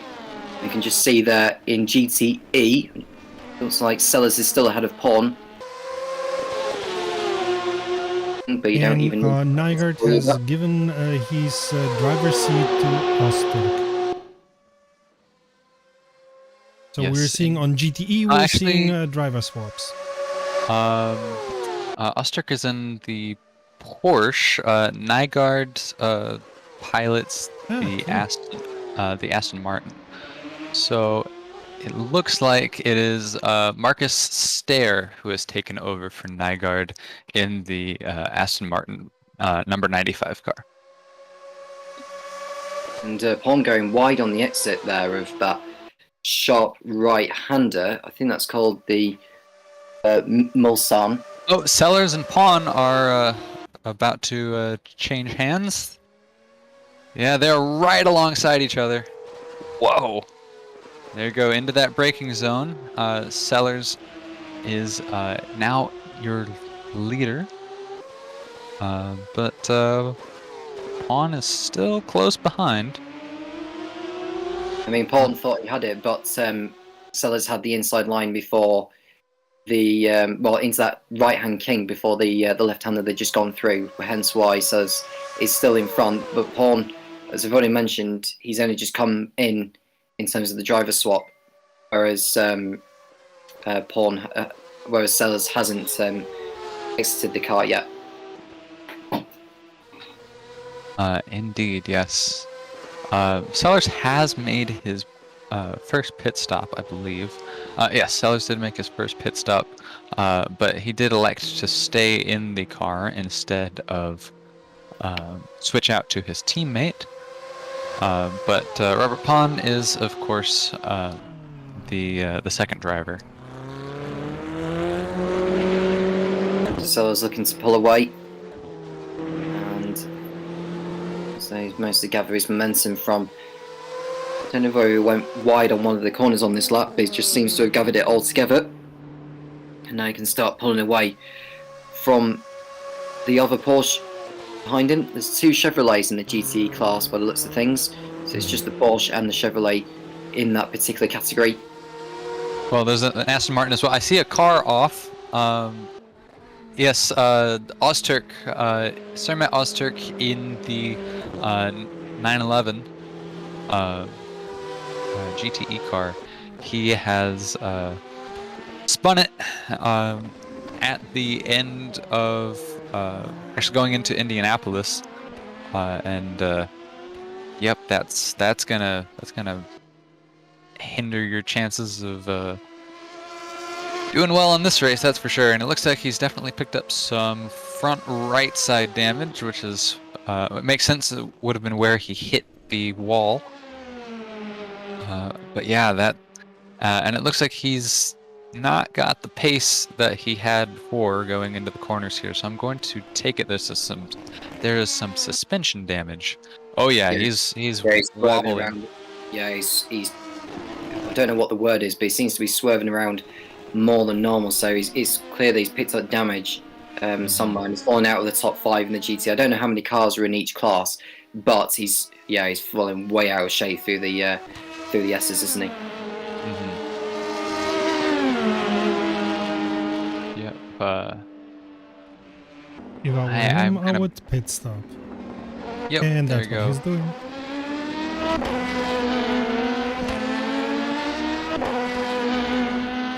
Yeah, that was a big crash. You're coming off of that straight, and that's a really tough corner, as there are many at Le Mans, where you are slowing down for a braking zone but also turning. It's really easy to lock the brakes on these. No, there is traction control, but there is no ABS on these GTE cars. So it's very easy to lock it, and if you're in a Porsche, especially, and you've got that mid-engine layout, you lock the wheels and around you go. And unfortunately, that's what we saw with Mr. Ozturk there. Robert Pawn and Sellers are still giving chase. So Sellers is still holding that half a second margin over Paul at the moment. Akiol in 3rd place with Jones 4th in GTE, and Starr looks like he's moved up ahead of Ozturk, who's dropped down the order. Did you mention how many cars are in each class, by the way, Cody or Serta? There's 8 cars in GTE. And I believe there's 9 cars in LMP2. One of our GTE cars, unfortunately, has DNF'd. So there's 7 cars on track. What he said. Woohoo, boy! Robert Pond we saw just sliding very, very wide through the end of the Porsche curves. Yeah, but he was just following Sellers, who also had gone very wide. Yeah, absolutely. They're both also, you know, speaking of following the leader, taking those sausage curbs at the Ford chicanes very, very roughly. And you can't keep that up. Whoa, big slide from Pawn, as I think he's pushing a little hard. This is a new driver, of course, to the car. I think he's pushing a little hard to try to catch Sellers in the same fashion that he was able to before. I'm following Pawn with a sort of a swingman camera, and you can really see from this view going around the corners just how loose and unstable that Porsche 911 can be. Those 911s, you know, with that, you know, rearward weight bias, that's how they get their speed. That's how they're best on the limit. But if you swing it too wide, well, it can spell some serious trouble for you, and it's really hard to save. But yeah, it looks like Pawn is doing his best to catch Sellers, but it's just a little too rough through the corners. Yeah, I would say Sellers, it's not his best because he is going cool. Sellers, I think, is maintaining his lead and even gaining it because he's able to be much more consistent and smooth through those corners.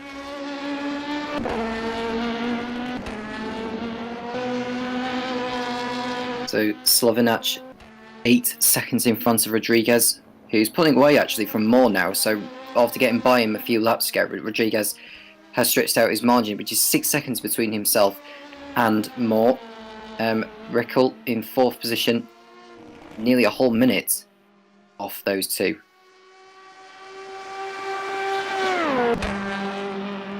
Absolutely. Yeah, Pawn is now dropped back to 2 seconds behind Sellers in GTE, just to pop back in there. And that's still your closest battle, to be honest with you.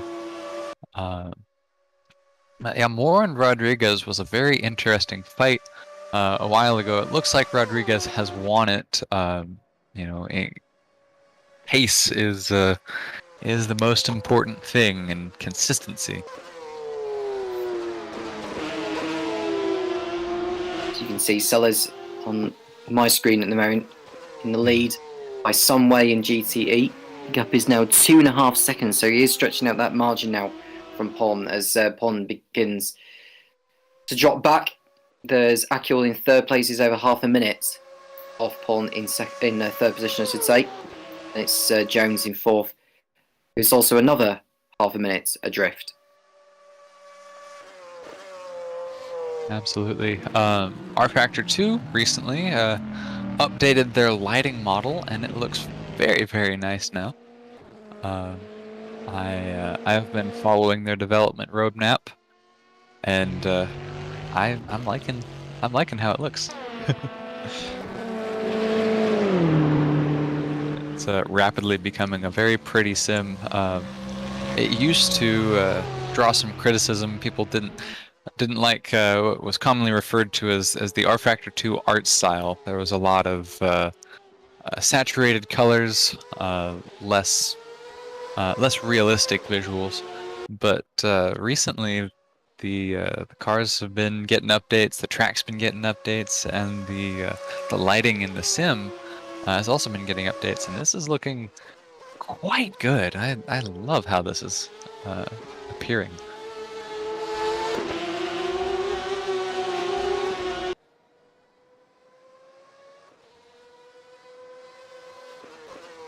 So So Sellers' gap now is over 3 seconds. So he's really pulling out all the stops at the moment. He's not wasting any time pulling away from Pom. But it's just a matter of how much life is he taking out of those tyres since he pitted.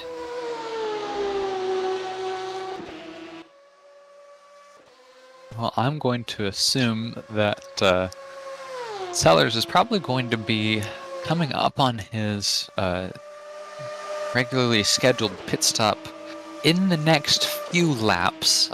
We are now over an hour into the race, and so I'm thinking that pit stop number 2 is probably going to be in order soon.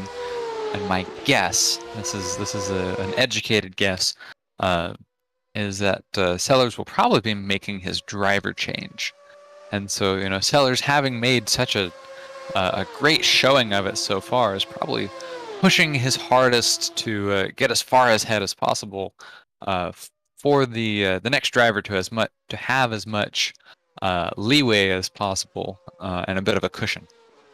So the top 3 in LMP2 have pitted in now. So, what will any of them make driver changes at this point? We are an hour and 9 minutes into this 6-hour Le Mans. Now, are we going to see a change here? And Reckle, I don't know if he'll continue to stay out, therefore go into the race lead in LMP2 and overall, of course. Reichl in, Slovenak is coming out, Rodriguez is coming out, and Moore is still in the pits. Now, there we go. Now coming out. Let's see, Slovenak in the 01, Rodriguez in 313, Rob Moore in 37, Reichl P4. None of the LMP2 drivers have made driver changes thus far, and it looks like that is going to maintain. Reichl is still in the pits. Makes sense. He's running a little bit further back. He came in right as the other LMP2s were coming out, are your top 3. But, yeah. They have all used it as a bit of an opportunity to catch up to each other. Rodriguez now only 9 seconds behind Slovenak. Previously, that was a much larger gap. Rob Moore, though, has lost some position. Or has lost some ground against Rodriguez. Took him just a little bit longer to get out of the pits, and so that makes sense. Wayne Newton has come in. It looks like Miguel Salas is taking over the 51 car. So there you go. There's our first driver change. Salas in for Maximilian Reichl, it seems. And it looks like that driver change, or that pit stop overall, is taking a bit more time than they'd probably like. Wayne Newton is in the pits as well, alongside now Salas in the 51 car. So we'll have to see what's up with that. That's a long pit stop. There may be some damage that needs to be repaired. Tom Prangley now coming into the pits in the reveal livery Orica 07, actually. Wayne Newton is out, and in is Joe Wilkes in the number 04 LMP2 car, that lovely blue and orange Ray-Ban car. So Will's coming in, and looks like, is it Prangley who's in that? Just trying to recognise the number. Yes, Prangley is in the 07 car, the black 07 car. So we are very much seeing more and more driver changes as they come in, as they do over the course of this race so far. So Prangley, we're just waiting for him to hop into the seat. And he'll be out on his way in the 07.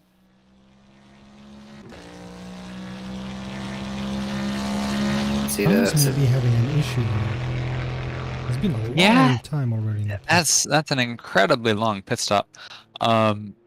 I hope there hasn't been some sort of a server issue with the driver change, or some technical issue. But yeah, Salas losing a point. Oh, Ed Bailey is now in the 07 car, the Orica 07 car. And so there we have that. Jordan Ringrose is he did not pit in, but has moved up to 5th because of not pitting in. Salas still in the pits, now down a whole lap. They must Which, have some issue there. Must be. But Ed Bailey is now out on track, passing a Aston Martin. That would be Grant. No, not Grant Jones. Grant Jones is in the Corvette. That's Marcus Stair. Miguel Salas still in the pits. We will have to pop in and see what's up with them.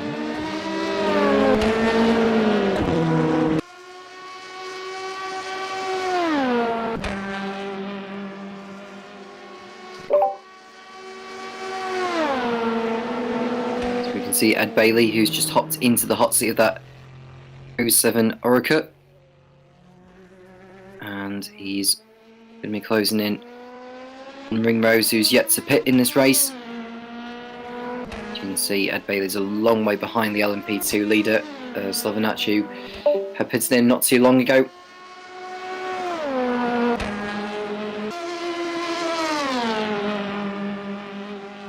And so he continues on his way through the straights. It's amazing, so satisfying to watch these cars go through that. So he's coming towards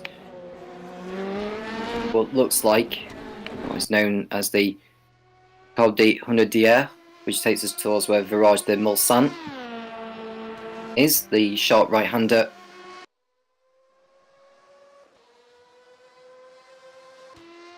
He has gone through. El Castillo, who was having yellow in sector 2. Let me check quite fast. No, I don't see anything. Okay. Oh, it's just come up on my screen now. I'm a few seconds out of sync to where you are, but what I did see is Sellers is currently the leader still in the GTE class, nearly 4 seconds in front of Pawn in second place, with Akiel still keeping in touch in third place. He's over half a minute off the lead in that category. Akiel is also coming into the pits. Speaking of the pits, I have information on Salas and what's going on. So they did make their driver swap, and unfortunately, Salas's wheel was not his sim racing wheel was not registering inputs with the sim. I just saw, because I've been looking at them. We just saw, yeah, there we go. They're turning. There's a little bit of steering going on. Looks like they might have fixed the issue. I saw them starting to pull forward. Yes, there we go. There's Salas, moving now forward. All right, there we go. So they've got it working. So Salas was making the Raikkonen. Hey, my wheel, my wheel, my wheel. Yes, absolutely. So they were having some mechanical issues in the pit lane, but they have now fixed that. Sermet Ozturk, as I was going in and doing that reporting, Sermet Ozturk has pulled out of the race. He was our other Porsche driver, and so his car has pulled in. And he is unfortunately DNF'd. So unfortunate that that crash that we saw previously, where Porsche had to pit in, had crashed at the end. It had crashed at Indianapolis, I believe it was, and had to limp back home. It looks like that might have been too much damage for them to get repaired. Jordan Ringrose has made his first pit stop in the very attractive Cool Racing blue and black and red Swiss Stop it! You're drooling automobile. all over the place. Yes, I know, I know. Hey man, I'm a designer. I enjoy great liveries, and there's a lot of them here. So you just see the LMP2 car there of what looks like Slavenach has just got by one of the GTE cars. We had another brief yellow there. Couldn't quite tell where that's come from. Find out soon enough what that is. But Slavenach's lead is over 11 seconds now, with Rodriguez in P2, Moore in third, another 17 seconds behind. Wilkes in fourth, nearly a whole lap adrift of the race leader. And in terms of his battle with Moore, he's well over 2 minutes adrift. Jordan Ringrose is out of the number 42 Orica, and Greg Elder is now in for him, and they are out on track. So now everybody has, or everybody that pitted in has now come out of the pits, and yeah, so it is Slovenak, Rodriguez, Moore in LMP2, and it is Sellers, Pon, Jones in GTE.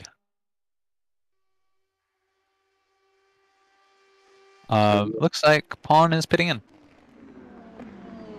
So he hasn't been out that long, has he? Has Paul? No, it is not. No, he's only been out for no more than 20 minutes, and he's coming back in presumably for a change of tyres. He has dropped. We were saying earlier that he had dropped away from Sellers once Sellers got back through. Pon ran wide there, well, not just now, but some laps ago he ran wide at the S's, and he just lost so much life on the tyres by going off, and now he's, I think, just pitting in for some new rubber, unless someone else is going into the 911. That seems like a pretty good guess. Also in the pits, we can see Joe Wilkes picked up some front end damage. I think ran off. Has now been in there for almost a minute, and so that's unfortunate for Wilkes, who had come in. Now gets passed for position in the pit lane by Ed Bailey, who has come around and has moved up to P4.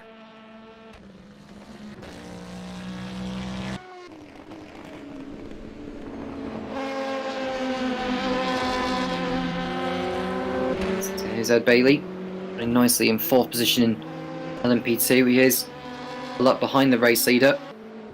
At least he's still in the running. Nevertheless, he hasn't been out on circuit that long anyway, so I'm sure he'll use the time to at least close in on these guys and pull away from the likes of Wilkes, who's just come into the pit lane. I have to say, got Bond's been in the information pit. about why Restork is out of the race. It had nothing to do with any kind of accident, at least not on track. His internet just went boof. Oh no, that is unfortunate. It's a sim race's worst nightmare. Absolutely. It's our mechanical issues, that's for sure. I mean, other than every cable is in the right place and the wheel doesn't turn. Yeah, that was unfortunately, that was very unfortunate. Thankfully, Salas was able to get that fixed, but unfortunately not in time to come out not last. But looking at the intervals, looks like we're all pretty stratified here. Stair and Akiol are well, this is interesting. So we had the battle, I suppose at this point about an hour ago, that resulted in the crash between the blue Corvettes and the Works Aston Martin. And now we find the Aston Martin chasing Akiol down. Now with the new driver, Stair has taken over. But yeah, tables have turned. And it's a part of the reason why you can't drive like that so early on in the race, because you can lose the race, but you can't win the race. And we see that at this point, you know, the top drivers are the ones who have stayed consistent, stayed out of trouble, and haven't pushed too hard too early. Yeah, at some point it's better to let the one behind you drive away than to battle it too hard. Because, most importantly at the beginning, it's 6 hours, man. What the heck do you think you're doing? Absolutely. Joe Wilkes, just a quick update, still in the pit lane. For at this point several minutes. And yeah, I'm curious what's going on there. If they were trying to make a driver change or what. But I must say that Ray-Ban car is. Oh, uh-oh!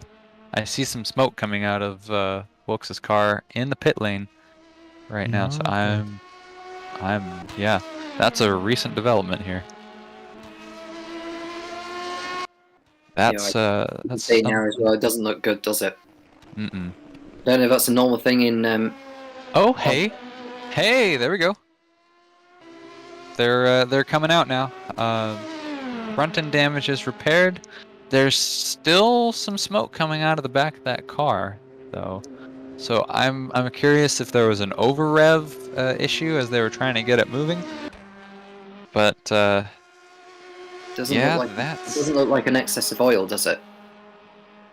I mean, excessive oil actually might be the case. It looks like it's gone. No, no, it's back. This is the same smoking issue that we saw Castillo. previously with Castillo. Yeah, Juan del Castillo earlier on in the race. Where above a certain speed, the car is not smoking. Below a certain speed, the car starts smoking again. The thing is, when he starts accelerating, just watch it when he accelerates out of the corners, and then specifically when he goes down the long straights, that could be where. Yeah, there's no smoke coming out above like 100 miles an hour or so. He's running in 8th place in the LMP2 category now, so he's at the back of the class right now at this moment of time. It seems to me that the smoke has gone away, so it could just be a bit of maybe some excess. Oh, he switched coming into the chicane from my view, and it's carried on. But yeah, I don't know if he's got oil on his tyres after the amount of smoke coming off. Looks a bit. No, I'm not seeing it at the moment. Who's that coming out of the pits at the moment that we're seeing? That is Irman from Nur Mahadi. In the Jimmy Broadbent driven male racing car. Does anybody remember who he was relieving? Vaguely. let me Vaguely, check the okay. list of names. Alrighty, because I'm curious now.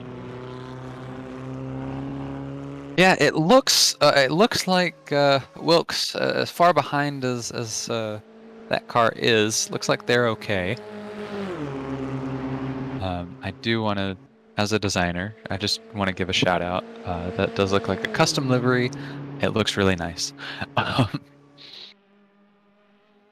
Alrighty, I'm looking at. Actually, our closest battle is Wilkes and Salas. Our two technical difficulties LMP2 cars have found themselves right next to each other. and Namahadi just. This is his first lap, so that's hence why he's gone into the chicane rather cautiously. He just needed to make sure he got the car slowed down. And I don't know how quick he'll go in a particular machine in comparison to how his partners have done. Nurmahadi also did not drive in qualifying today, so they haven't driven this car. A lot of the replacement drivers that didn't qualify, didn't warm up. Ooh, Oh, big spin from Salas. Salas. Yeah, and Joe Wilkes passes by rather unceremoniously, but yeah, Salas Well, what do you going on expect the him to do? merry-go-round. Dear sir, I'm gonna overtake you. Are you okay with that? Oh, Oh no! tell thy... Oops, That's more what and the I next was one. expecting. Yeah. An Oh, old God. cliche. It's an old cliche. But yeah, he was a bit of a. Oh, and Wilkes has spun. Wilkes has spun on Yes. the last turn. Yes. Yeah. That is what we're referring to. Yeah. Salas spun. Wilkes smoothly went by, and then Wilkes spun, and Salas smoothly went by, and they're back where they started. And and it looks like Salas has just gone over the chicane. He probably didn't gain too much time by going off the track. None of his tyres are going by this point. I mean, Wilkes at the moment, he's not too far off him. Can't really see what the gap is between these two. But they are outside 3 the top seconds. 5. 3 seconds, yeah. So they are both outside the top 6 in the LMP2 class.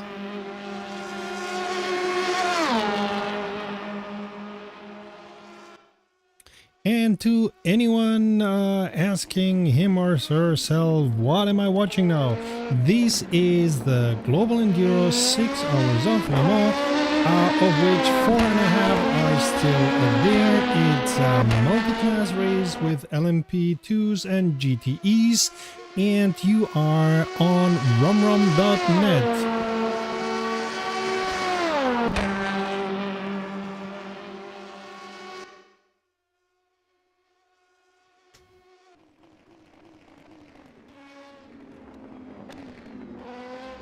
We are an hour and a half into our 6 hours of Le Mans, and we're happy to have you on board. Whether you're just popping in to say hello or you're here for the duration, we're happy to have you.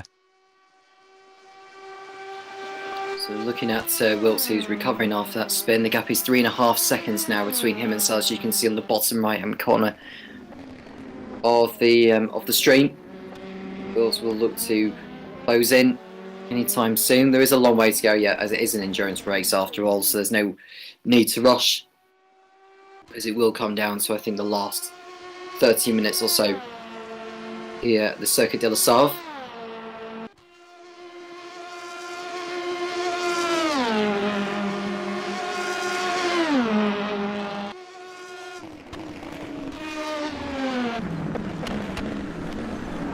Imagine having the legend himself, Tom Christensen, involved in a virtual motorsport race like this. That would be great. By the way, Tom Christensen also had a long time driving on DTM. I think it was Tom Christensen or one of the other multi Le Mans winning drivers. They actually, believe it or not, followed me on Instagram. Yep. I don't have a major Instagram presence, but I have an Instagram page for my car, and at the Woody Wagon, by the way. They followed it. I follow a lot of like motorsports stuff, and I wasn't following them, but they followed my my Instagram for like a few days and then unfollowed me. It was weird. I'm pretty sure it was Tom Christensen. But that's my Tom Christensen story. There is a yellow. Yeah, but it's gone away now, so someone may have just had a moment down at the where the S's are. It's come back out again. I'm not sure what that is for.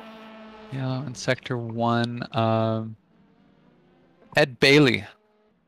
Ed Bailey is off in the grass. If we can see them on... You can see the yellow Marshall post flashing, so... yeah, and... Just to say... Ooh, that's a bad place to be out. Yeah, and it doesn't look like they hit the wall. It looked like the sand trap did what it was supposed to do, but that's a very, very fast, flowy part of the circuit, and if you get a wheel off, I know it's a cliche, but it just sucks you off into the grass. Just Del Castillo in you're gone. pits. Yeah, it means to see if he's caused any damage to that '07 LMP2. You can see there that's what looks like Juan El Castillo going onto the circuit. And they must have made he must have made a driver change or something. Yes, I believe so.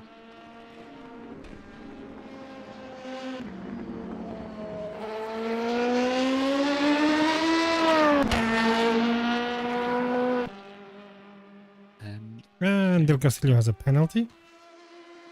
Del Castillo had a penalty from a while ago. I think that was actually a penalty from qualifying. Or is that a new penalty? It should be a new penalty because let me check. Oh yeah, no, that is a new penalty. Second one, drive-through penalty, 10 seconds, speeding in the pit lane.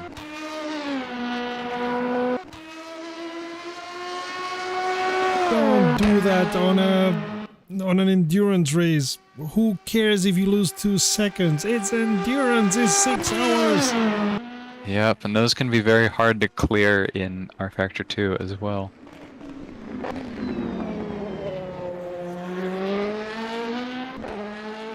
Ooh, we just saw, or we didn't see them, but I just saw Furman Nirmahari braking for the Ford chicane and really, really locking the tires. That's going to flat spot them, and you're going to feel bump, bump, bump, bump, bump, bump, bump, bump, bump through the wheel, and that's really, really not going to be a good. You're not going to have a good time when you do that. Oh yeah, since I changed to my direct drive wheel, now I can feel the flat spotting on Assetto Corsa. That's unnerving when you're testing things like I always do with testing mods, and then you overdrive because you're testing things, and then you have to drive back with a flat spot. Ugh. Yep. I do not have a direct drive wheel, but I have the force feedback turned up in Assetto Corsa such that I can feel the flat spots as well. And yeah, it is a doom, doom, doom, doom, doom, doom, doom, constant sound, and then like the faster you go, it's a sort of feel, and yeah, it is definitely unnerving and not fun, but yeah.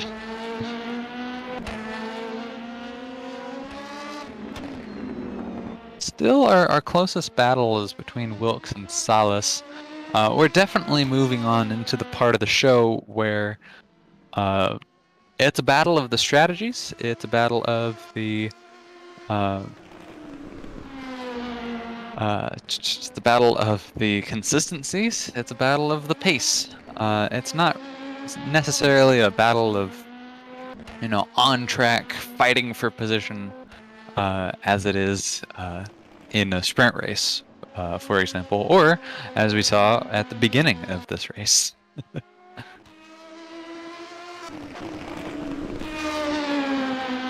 We're all looking at Ed Bailey, who's over a lap behind Rob Moore. It's just looking rather. I don't know how long the top three are waiting before they do pitting again. There is a yellow sector 1, which has gone away.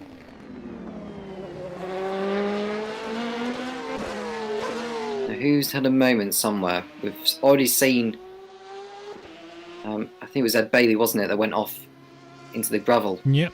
Exactly. So someone must have gone off there as well. I'm looking. I see Juan Del Castillo coming into the pits. I don't see anybody other than Juan Del Castillo who is not on pace of any sort. Yeah. Ooh, Darius Andre. Oh, I just saw something. Oh no, your leader, Jurka Slovenak, trying to get around Darius Andre in the Porsche GTE. Slovenak tried to get by, but did not have enough room, and the Porsche was not helping at all, and sent Slovenak sliding. So Slovenak losing around about 5, 6, if not 7 seconds on his margin with Rodriguez. He's still in the lead. For sure. That mistake won't do him any favours, to be honest with you. He hasn't gone down the start-finish straight in the most, competitive way possible, if that's probably the best term to use. Understood, yeah. Now there is another yellow in sector 1. Can't see any marshal posts as to where the yellow flag is. He gets by him. I'm looking at Slovenak. He gets by him, but just barely. Yeah, no problem there. Gets through. Can't quite tell which GTE that is. He's just got by.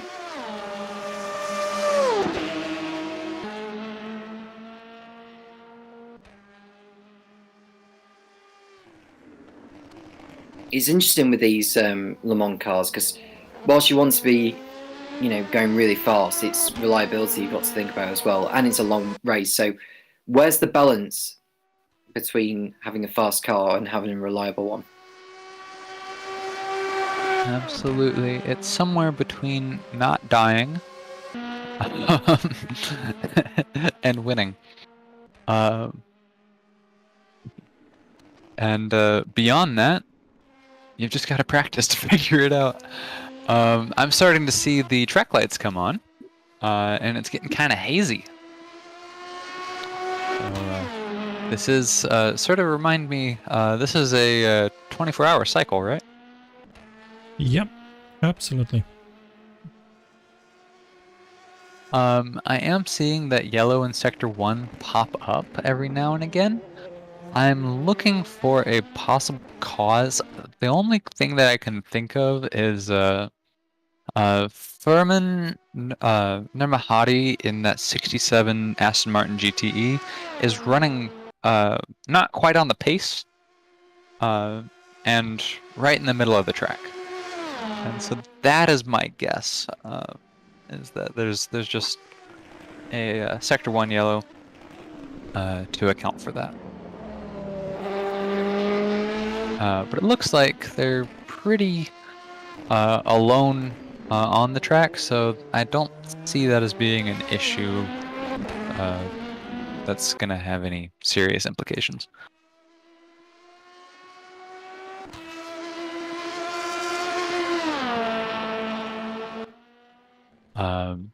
Darius Andre is... He's got a flashing light on the back of him. Okay, no, he's fine. He's fine. Rodriguez has definitely benefited from Slovenak's issue with Andre previously. Is only 6.5 seconds away and has been maintaining that. What's up? Slovenak's taking the big long road in that curve.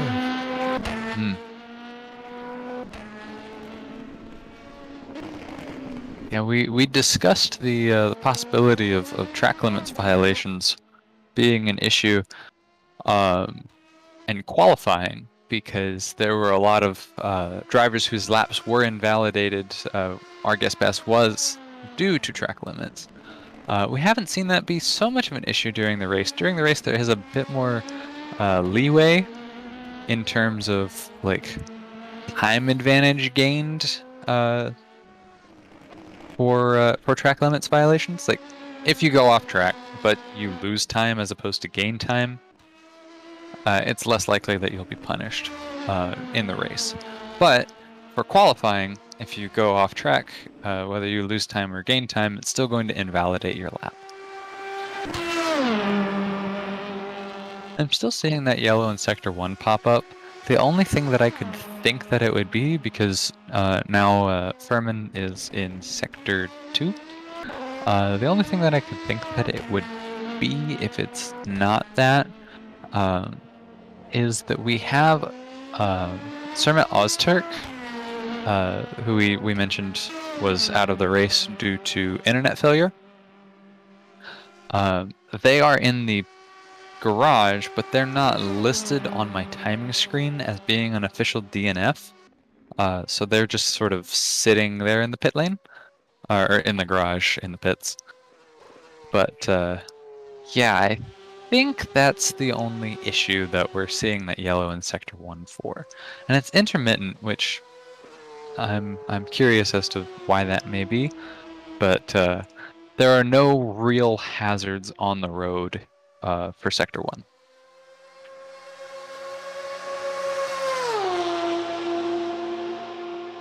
Slovenak is taking that lead from Rodriguez and expanding it some.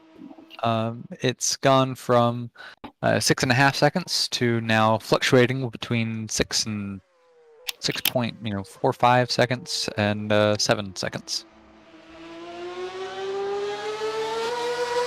So 7 seconds is the gap between Slovenak and Rodriguez. More, still half a minute off the lead, so he's still very much in the frame for victory. So it looks to be a three-way fight between those guys at the moment. In GTE, Sellers is continuing to pull away, but when will the driver?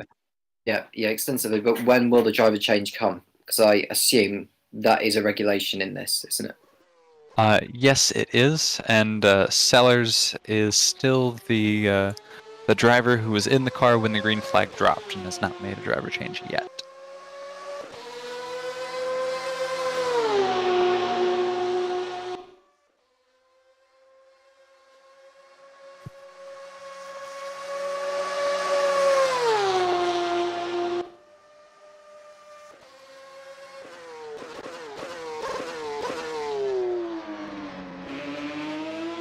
We're listening to the wonderful sounds of a Porsche GTE driving down the Mulsanne Straight.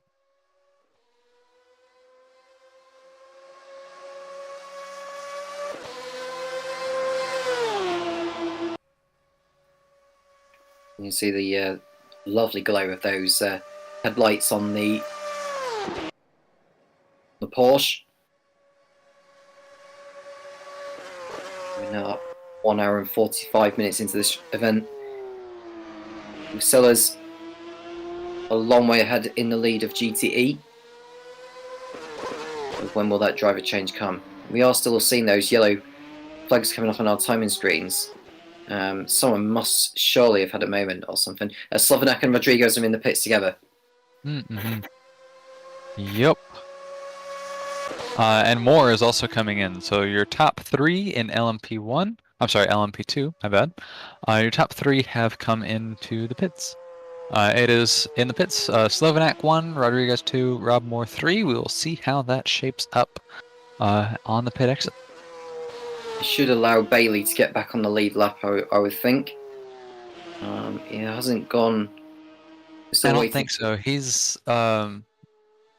at the beginning of the Porsche curves. I think that Slovenak pulling away from the pit box now, I think he will still be out in front. But he should be a lot closer, that's for sure. It might be interesting to see Ed Bailey on the fight for the lead lap while they're fighting for the lead. As you can see, Sellers coming into the pits now by the looks of it. And finally, I should think we're going to see a driver change here. Yeah, I don't think so, actually. It stayed Slovenak, Rodriguez, Moore.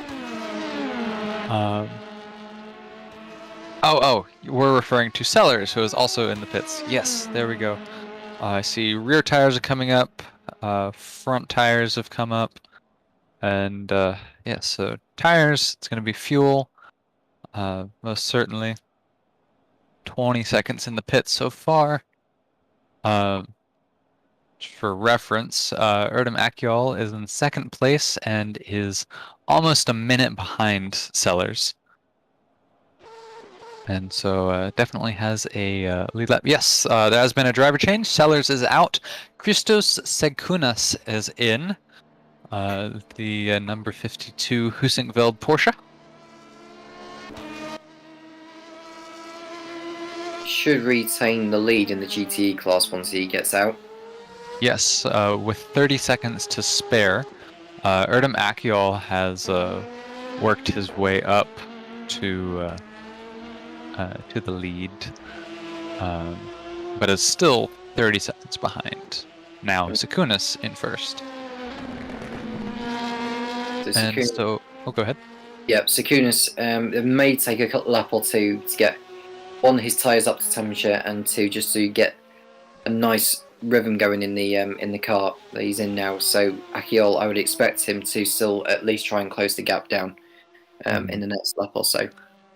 Grant Jones in the third place Works Corvette is pitting in rather slowly, being very, very careful not to get a penalty. There we go. Front tires go up.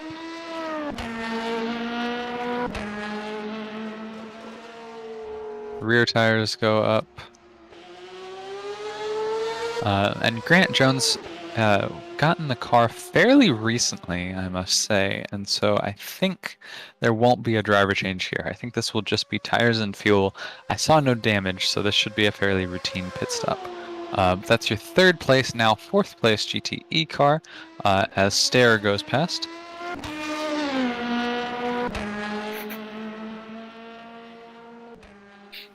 So Jones in the pits. Did you say he was swapping drivers? Yes, he is. He's, Yeah, he is. Oh, He is yeah. swapping drivers. Pereira's gone back into the GTA in the what looks like the 63. Three car. Oh, 3 car, sorry. It looks like a 6 rather than a 0. But yeah, it's the 03 car of Pereira that's in now.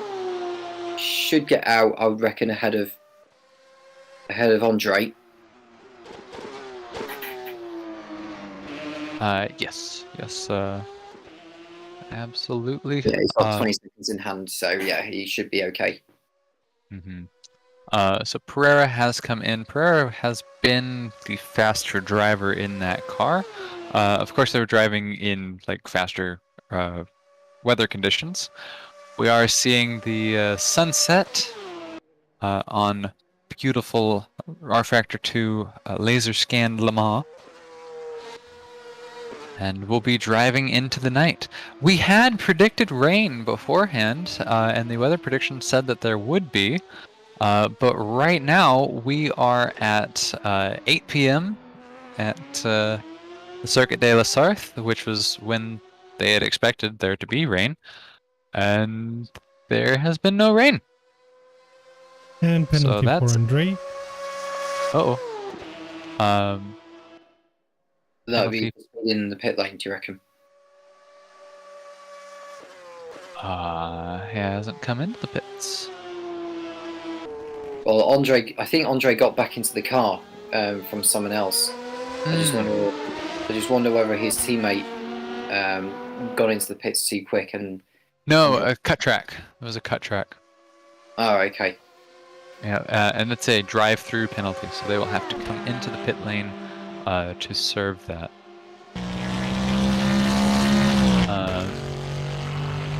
Also, we did miss it, but about 10 minutes ago, Furman Nurmahadi had a stop-go penalty for speeding in the pit lane.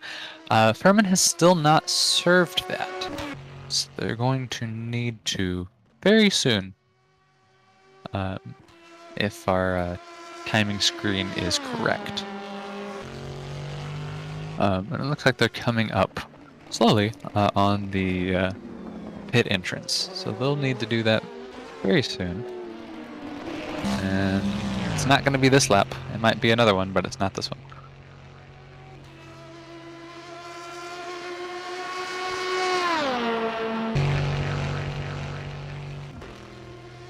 Well, we are properly into the dusk.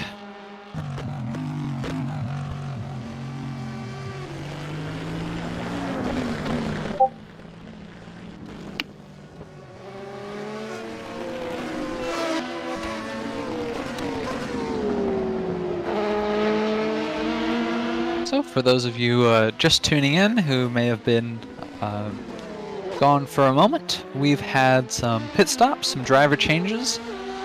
Ed Bailey in the 07 Orica 07 went off in the S's, but didn't sustain any major damage, it seemed. And although it took him a little bit to get out of the gravel trap, they were able to get out and are now running in 5th, it would seem. Your leaders are still Slovenak, Rodriguez, and Moore. And your leaders in GTE are Christos Sekunos in for Brian Sellers. They had a driver change. And then Erdem Akiol in the blue Corvette, blue Fantech Corvette. And then Marcus Sayer is now in the pits, but they're in 3rd in class so far. And they've just been passed by Dino Perea in the Works Corvette. 6.6 seconds is the gap between Slovenak and Rodriguez. Rodriguez very much closing in on him now, actually. This is going to go right down to the wire, I reckon. It's going to be coming down to swift work between teammates when they do switch cars in the final hour or so. And it's just a mad dash to the finish. But we're a long way away from that at the moment. We've still got over 4 hours remaining of this 6 hours in global endurance Le Mans race. So you can see Slovenak just coming through the right-hander before the Mulsanne Straits. That's when it's cold.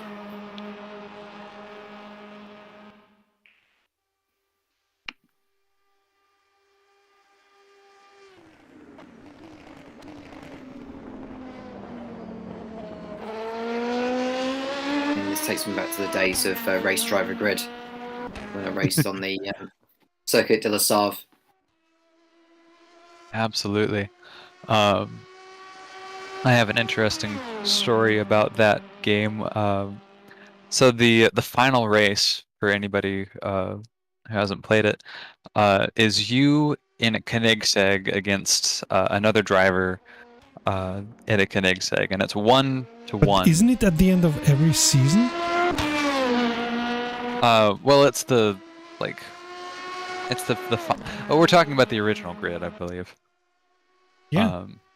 Yeah. But Anyway, anyways, continue. yes. So like the big final battle essentially is the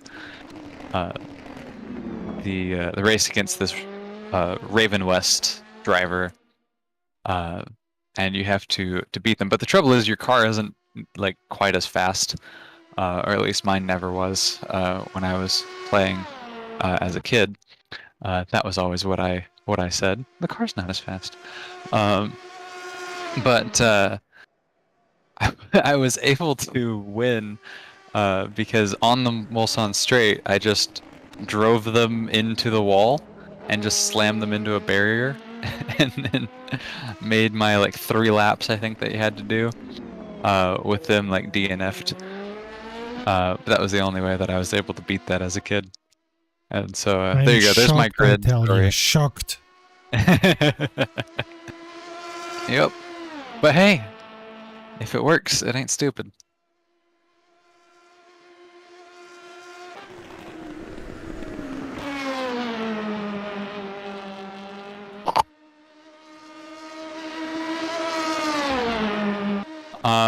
Juan del Castillo is right behind Greg Elder. There's been an excellent battle for that position there. That's the battle for 5th.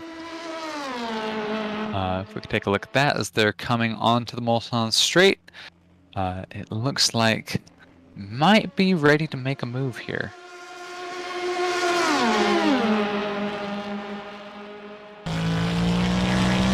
I love the looks of those headlights, in a 24-hour, well, I was saying 24-hour Le Mans, it's a 6-hour Le Mans race, but, in a real life 24-hour Le Mans, you can see there's just those bright headlights coming down the Mulsanne Straight. And almost nothing else. It's amazing, yeah. We can see Greg Elder not quite weaving, but certainly changing his direction to try to throw Del Castillo out of the draft. as they're going through through Change the the direction more Mulsanne. than once though. I mean, sorry, just to cut you off though. Elder's Sure. just moving. He's moving across more than once on the straight. Not Mhm. sure. It's probably not a big deal, but it was just he changed the direction before the braking zone more than once on Del Castillo. And one of the stewards may want to just keep an eye out on the way he keeps committing himself across the racetrack before the next turn. For sure, something to watch, definitely. But we haven't seen any penalties levied yet. So that's well, if you're Greg Elder, that's good news.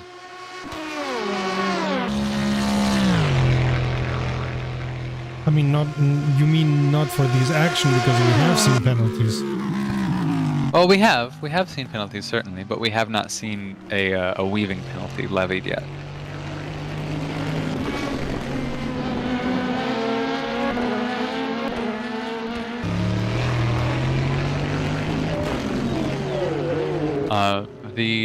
The last laps, of course, we're like midway through this lap. The last laps for Del Castillo was 3 minutes 40, and for Greg Elder it was 3 minutes 45.9. And so Del Castillo chasing Elder here, he has that pace to catch him and pass him. But Greg Elder is within the rule book, trying to make himself look as big as possible, and really lengthen the rear of that Orica 07 to not let Del Castillo past. Oh boy, running very wide there to try to get around him. I've found in most sims that I've been in that there's typically a lot of leeway on that corner for running wide. So I'm not terribly worried about that. But, oh boy, it's an intense fight. Quite a chase. They're coming up on some lap traffic here, coming up on the Vanatech Corvette. This is going to be an intriguing battle to watch actually between Del Castillo and Elder. You can just see on the onboard as they come past the start-finish straight, as Elder approaches the first of the many chicanes on this lap. There's a GTE car in the way, so... Yep.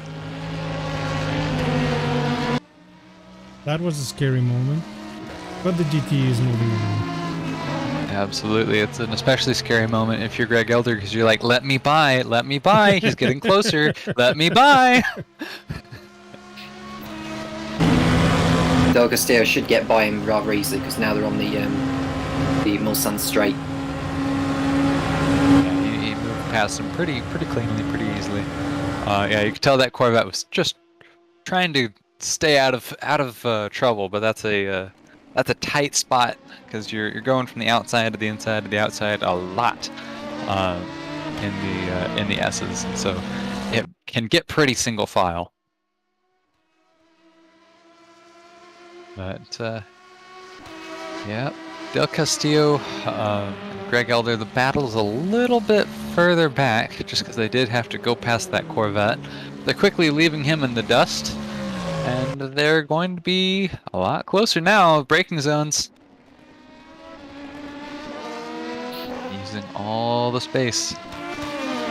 Greg Elder riding those pianos like there's no tomorrow. Yes, expertly, but he's still getting caught up to. They're right alongside each other.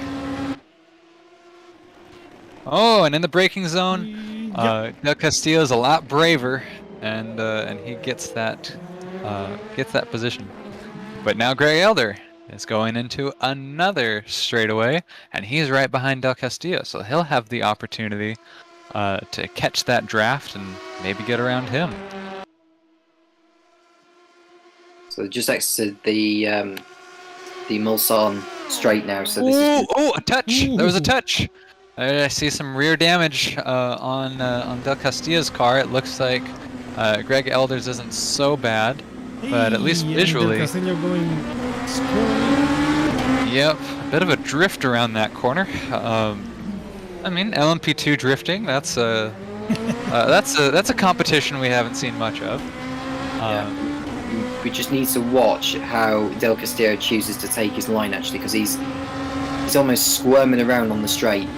You Right, should you only, have to wonder you should only, yeah. if some damage was picked up there.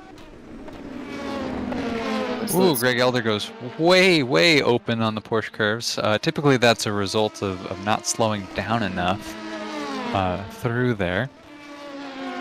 But yeah, And for that what did it's cost him a worth. lot of time. Yeah, it did. For what it's worth, Del Castillo is taking those corners much more expertly than Elder. Of course, Del Castillo did have the pace, so that's a big part of that.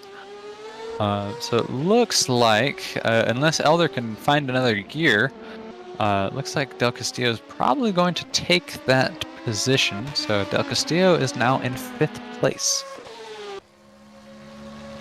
Let's go to another battle. This one on the GTEs. Darius and Yes. Dre against Dino Pereira. Have a second away from each other. Yes, the Works Corvette liveried car versus the Works Porsche 911. This is a special battle for sure. Darius Andre, Dino Pereira, both drivers who started this race had a driver change and then got back in, if my memory serves.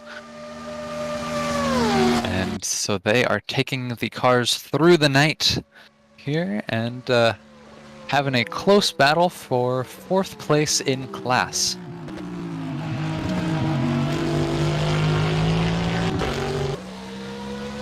So looking at Andre there, he's just defending off Pereira behind. Hey, So, LMP2 battles shaken up. Yeah. Del Castillo and Greg Elder swapping positions yet again still. I'll keep you updated on that battle. But yeah, Greg Elder still behind Del Castillo, but he made a move. He definitely did. He's flashing his lights at the GTE car in front. Gramentio Arrivanto just subscribed. Happy to have you on board. Oh boy, Greg Elder going deep and missing the chicane altogether. Unfortunately, that was a little bit too brave. And, yeah, well, too deep. Yeah, he's done the right thing going across the escape road. I just hope he doesn't gain an advantage when he exits. I don't think he has done, so he'll rejoin ahead of that GT car, and wisely allows Del Castillo to go back through. And Jenny came certainly. into the commentator box at the right moment. Hi Jenny, lots going on here. I know. I'm trying to catch up. There's a lot going on. So I'm trying to be quiet so I don't say something because I need to get my little homework done here since I was stepped away for a while. Oh, well, we've had several driver changes. Salas came in one of the LMP2 cars, and they had a mechanical issue IRL. The wheel was not connected. And that put them much further behind than they were. And overall, we've had some excellent battles throughout as we race through the night here. Right now, we are in the battle between Greg Elder and Juan Del Castillo in the number 42 and number 18 cars, respectively. Yeah, this seems like a good matchup right now. I love the back and forth between them. You just ride on board with Elder as he looks to get back through on Del Castillo. They keep swapping places over the last couple of laps between these two drivers. Del Castillo, not 100% sure whereabouts he's from. It's a Spanish-looking name, but I don't know whether he's from Spain or whether he's from somewhere where they speak Spanish.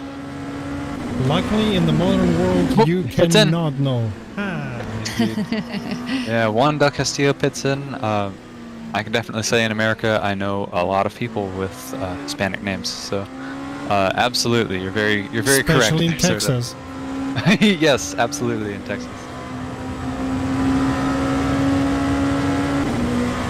So we saw Del Castillo coming into the pits there, so that allows Elder to go through. Now, is there going to be a driver change, or is it just going to be a simple switch of tyres and some fuel being put into that LMP2 car? We'll find out in a moment. As you can see, Nygaard, or Andre actually, fights an over 4 position in the GTE class.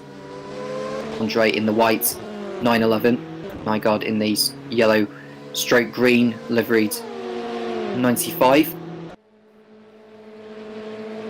Absolutely, as they race through the very, very dark Mulsanne Strait.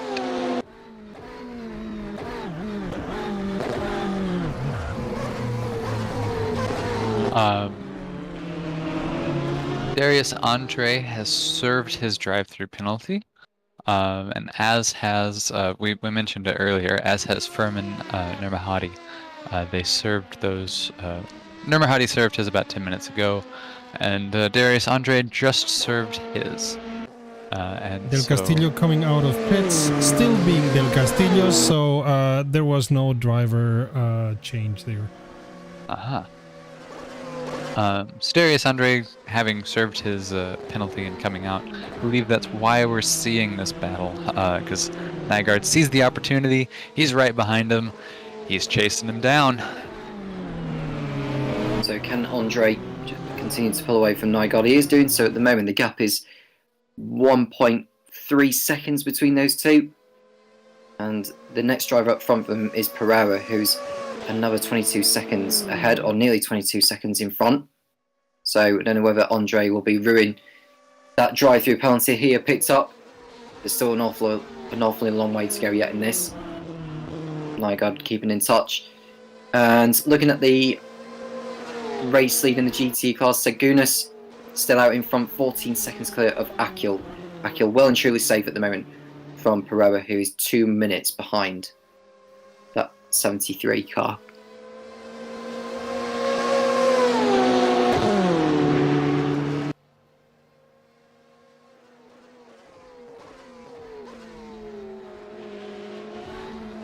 Looks like Nygaard has been doing his very best to catch up to Andre, but Andre's going to come back into the pits, so that's going to be a bit of a moot point. I don't think he's been in the car that long though, Cody. He must be coming in for a change of tyres and fuel.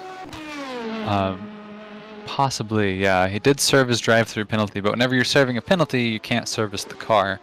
And so I'm going to guess that it was coming around the time, his penalty was coming around the time that he was needed to pit in anyways. He had to serve that penalty before too long. And so, yes, in line for a pit stop. I have to correct you a little bit there, Cody. Go ahead. If it's a stop and go penalty, you can come in. The team is not allowed to touch the car for the amount of stop, but after that, like after 5 seconds, for example, then they are allowed to touch the car. But they come into pits, the car stops for 5 seconds, and then they can do anything on the car. I see. I believe it was serving a drive. Yeah, I was going to say, Cody was saying that if you're serving a drive-through, you have to go straight through the pit lane. Which is absolutely correct. Yeah, so Cody was saying the drive-through penalty, not a stop and go. But if it was, but yeah, you're right, Sir, was saying that if it was a stop and go, he would be needing to stop in his box for however long he's been penalised for without the mechanics touching the car. And then once the duration is up, then the mechanics can go to work on the machine itself. Which is the modern day world of Formula One. In about 20 years ago, you used to not be able to do that. It used to be a pure pain. 10-second stop and go, and then on your way again. Yep. Robert Pon is now in that Works Porsche, taking over. So that was a driver change we did see. Erdem Akiol is in the pits now. The lovely R Factor 2 blue Corvette.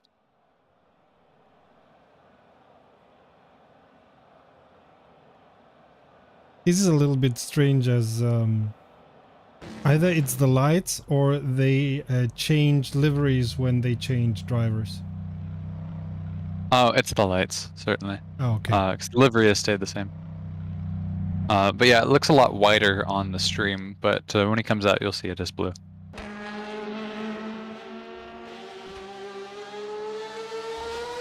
So Selick back in the well, I don't know if he's been in the car yet in this race. No, But- he hasn't. No, so Selick coming out still in second position, well ahead of Pereira. I did say that when Occhiar came, was it Occhiar that came in that 73? I believe so.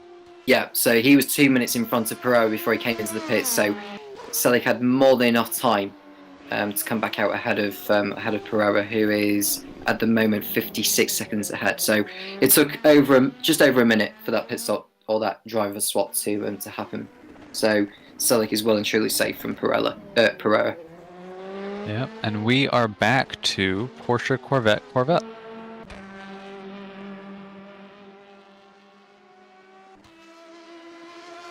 Since I was gone, guys, how's the weather been? Has it behaved?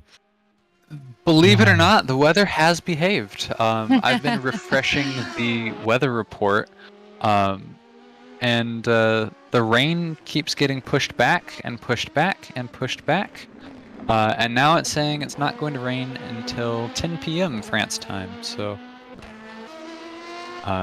we're looking bizarrely pretty dry.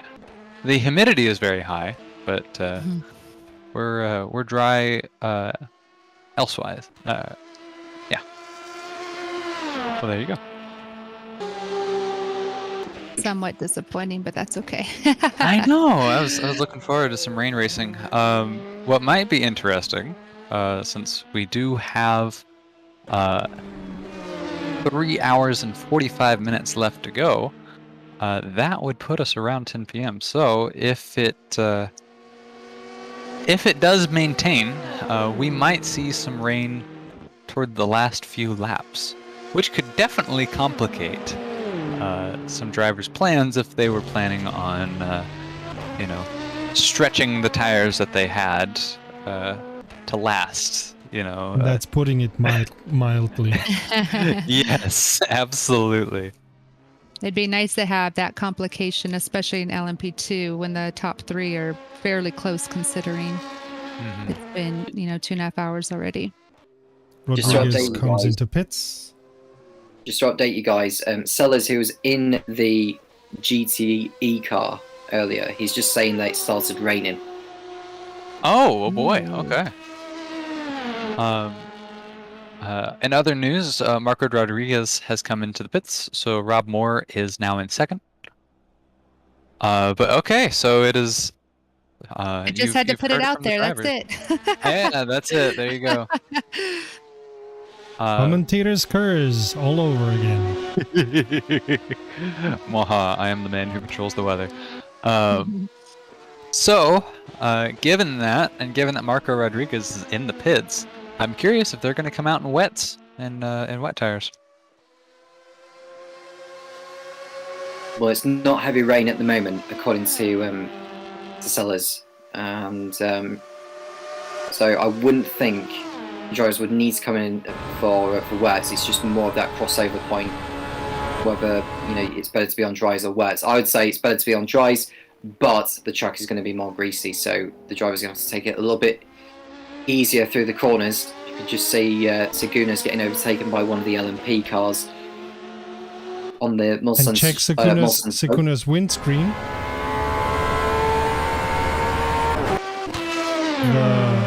Oh yes. The wipers yes, going on.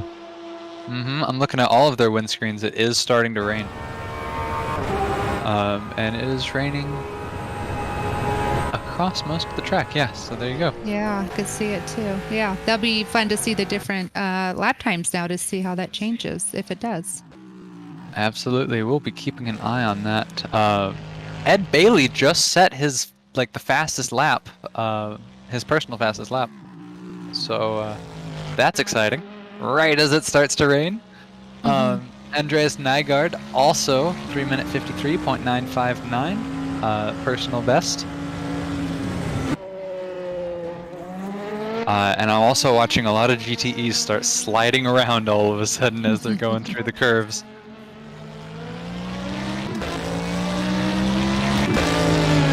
So yeah, it is raining. We're getting what we were thinking we were going to get. It is night rain racing at Le Mans. on RomRom YouTube channel, and are we on Twitch? I can't remember. Yes, we are. Hello, Rum all Rum you Racing viewers on on Twitch. Twitch. It's good to see you all.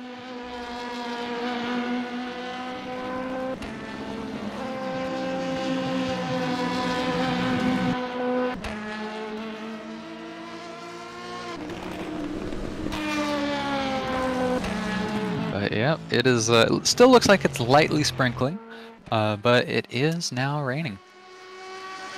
Yeah, Bailey's looking really smooth through all the corners too. That's good. Mm-hmm. Just You only talking say about, that because he's the organizer. well, talking about Oh, rain. that's right, huh? Yeah. Oh, Talking about he's rain just and wonderful. pace. Talking about rain and pace. His last lap before it started raining, 3-minute 35.880, a personal best around the circuit, and really pretty close to the pace that we've been seeing. This previous lap that he just finished up, 3-minute 40, a full 5 seconds a lap slower now that it has started raining. And we're starting to see that across the board, a lot slower times.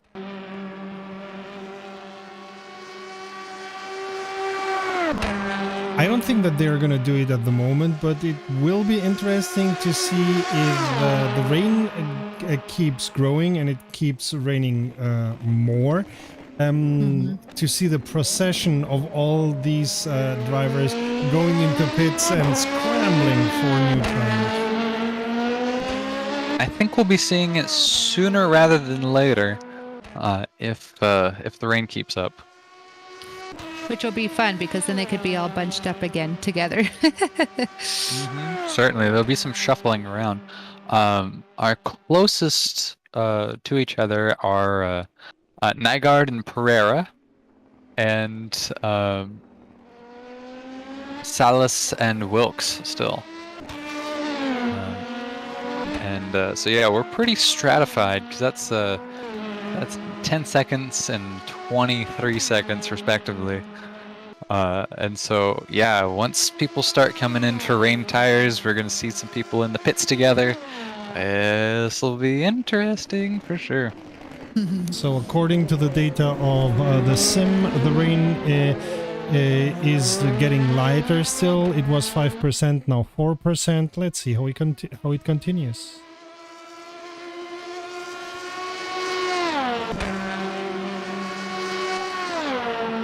I'm seeing a min-max of rain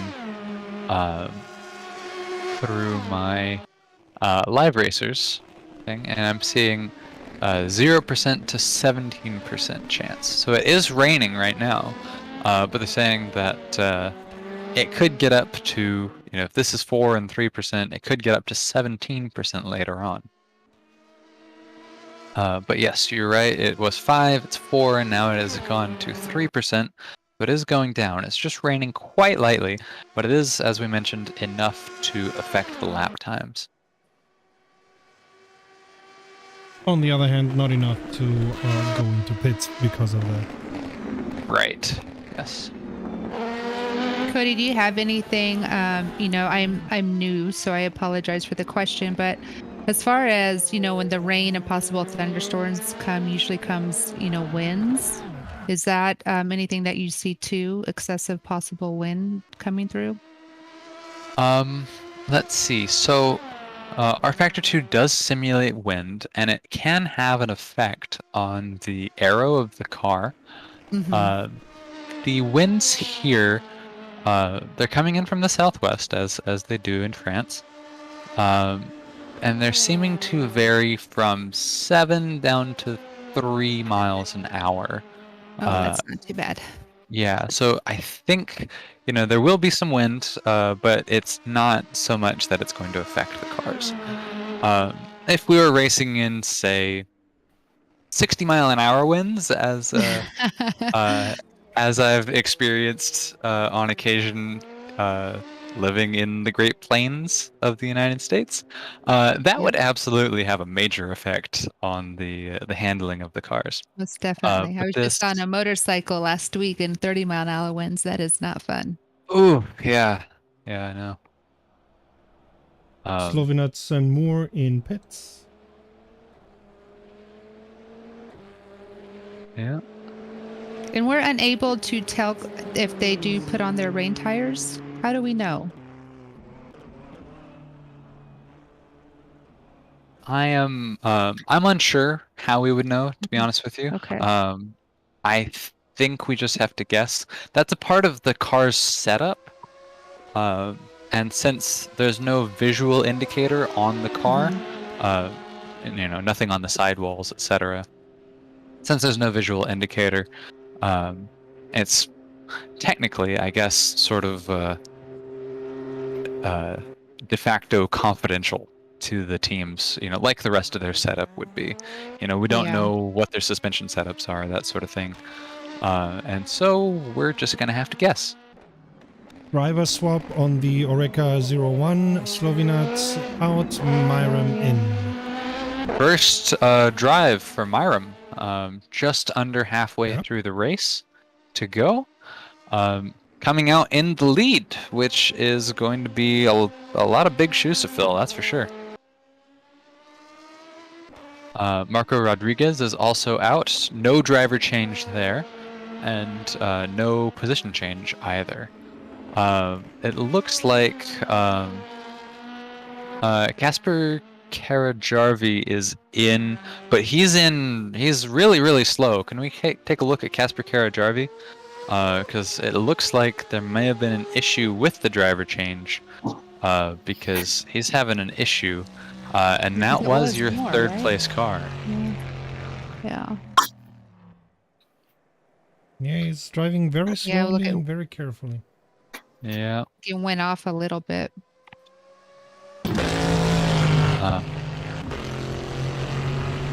My only guess, it would have to be a wheel setup issue, because Perseus Miram has not driven yet, not in qualifying, or in our practice session. And he hasn't But driven that's in the not race. that's not that car.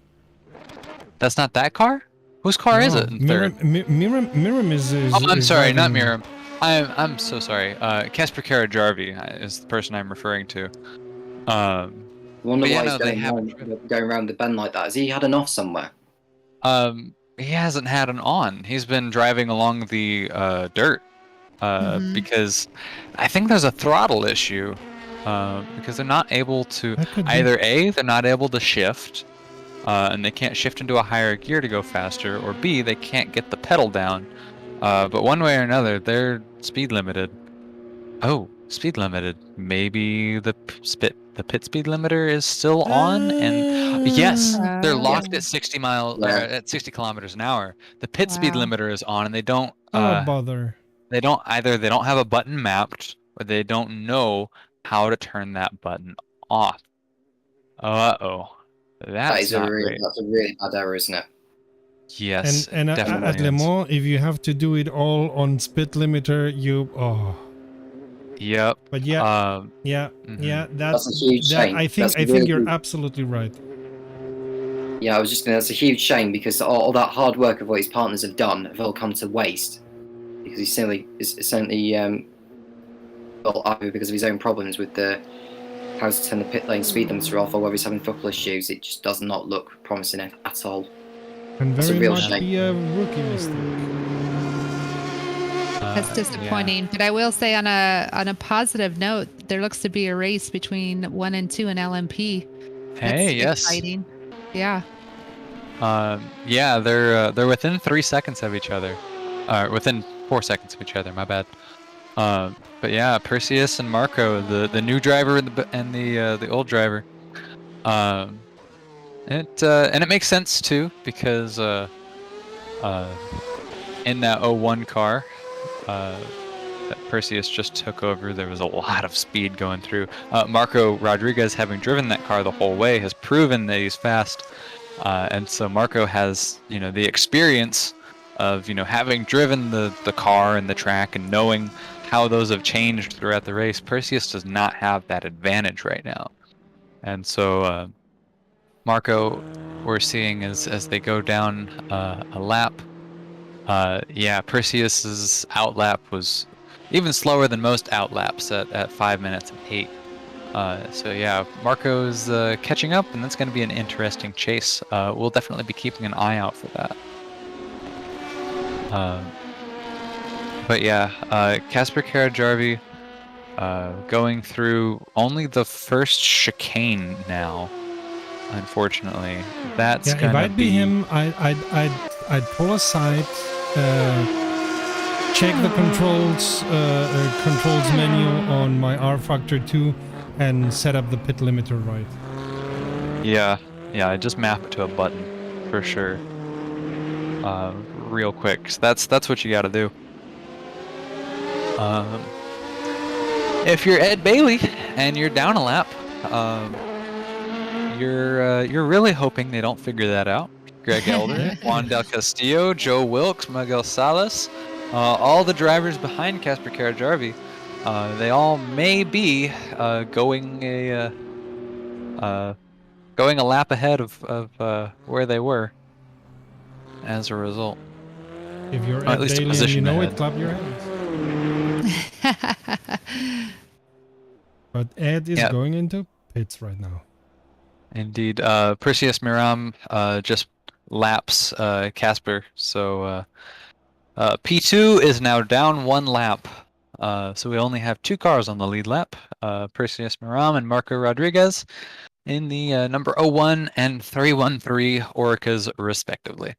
Karajarvi, yeah, you can see Karajarvi, he's not even past the Mistral straight, or has he? Can't really tell by where he is on No, the circuit. he is on the middle of the Mulsanne between chicanes 1 and 2. He's got a long way to get back into the pit lane. I just hope he doesn't go past it. Yeah. That would be devastating.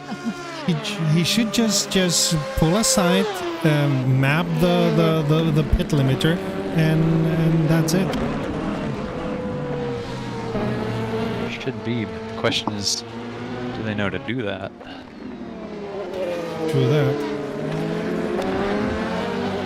This is I'm gonna nerd out for a second here. In the 2008 movie Speed Racer,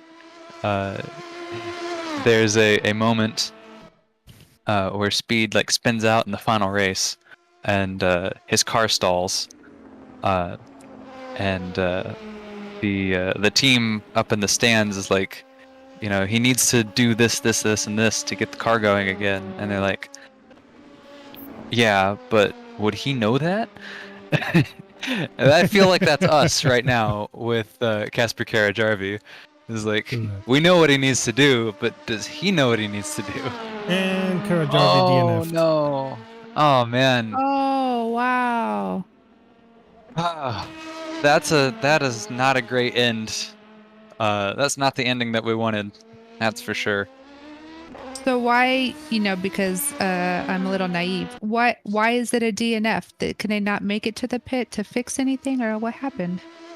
It may very well be that the pilot just left the race and left rFactor 2, and then your car gets transported to pits, or to the garage, to be more precise. Because it may very well be what Cody was saying. Karajarvi didn't know how to set up the pit limiter or the pit limiter button, and said, you know what, F this, I don't want to suffer more. Yeah, I was so disappointed because the teammate was more, right? They had another teammate. Yes, yeah. There was another teammate. Casper Karajarvi actually had just come in to replace. Sorta, could you give me the name of that teammate? I do forget. But yeah, they had come in to replace them. Oh yeah, you're right. More. Yes. So they had come in to replace them, and unfortunately, they did not have on their rig. They didn't have that properly configured. Oh man. Live and learn. Absolutely. That's an error that Karajarvi is never gonna be doing again. Absolutely.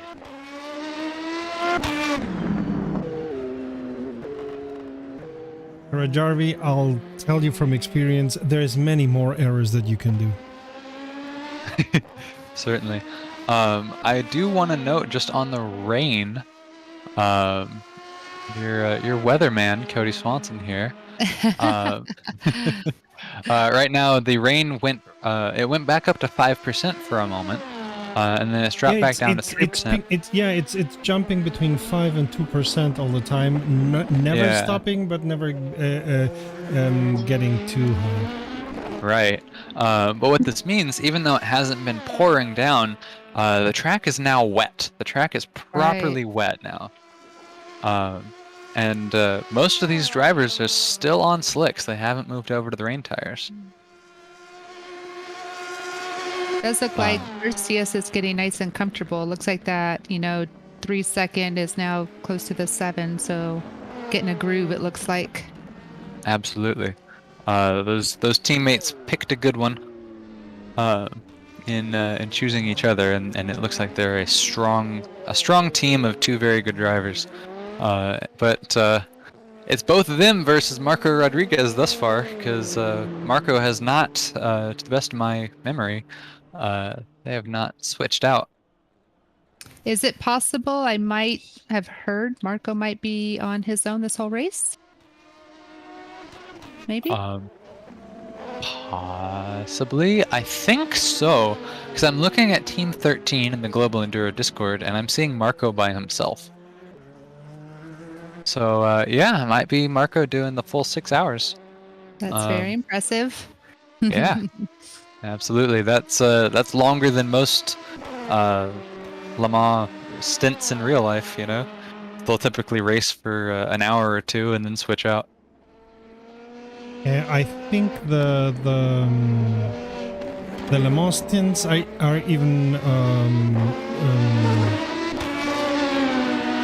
I think you're not allowed to do a stint longer than 3 hours when you're doing a Le Mans race. Yes, but I would have to look it up. So we could equate Marco Rodriguez to the equivalent of the guy who in I think it was the late 50s drove like 23 hours of the 24 hours of Le Mans by himself. My gosh. That's Marco.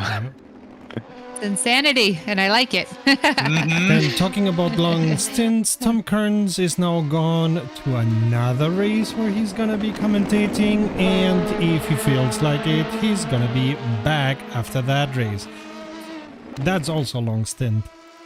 Uh-huh. Yeah. Nice. Absolutely. Oh, by the way, that dude, if the story I remember was true, he did that while drinking. Like racing at Le Mans, open container. Oh my God. Well, it wouldn't surprise me in the 50s. You're right. At the beginning a lot of Formula, questionable stuff back then.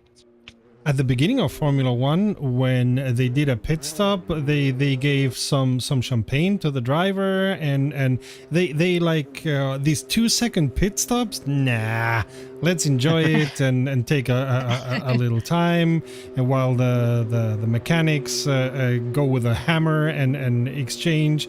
Oh, and it seems that Ringrose is having the same issue that Kirajani was having.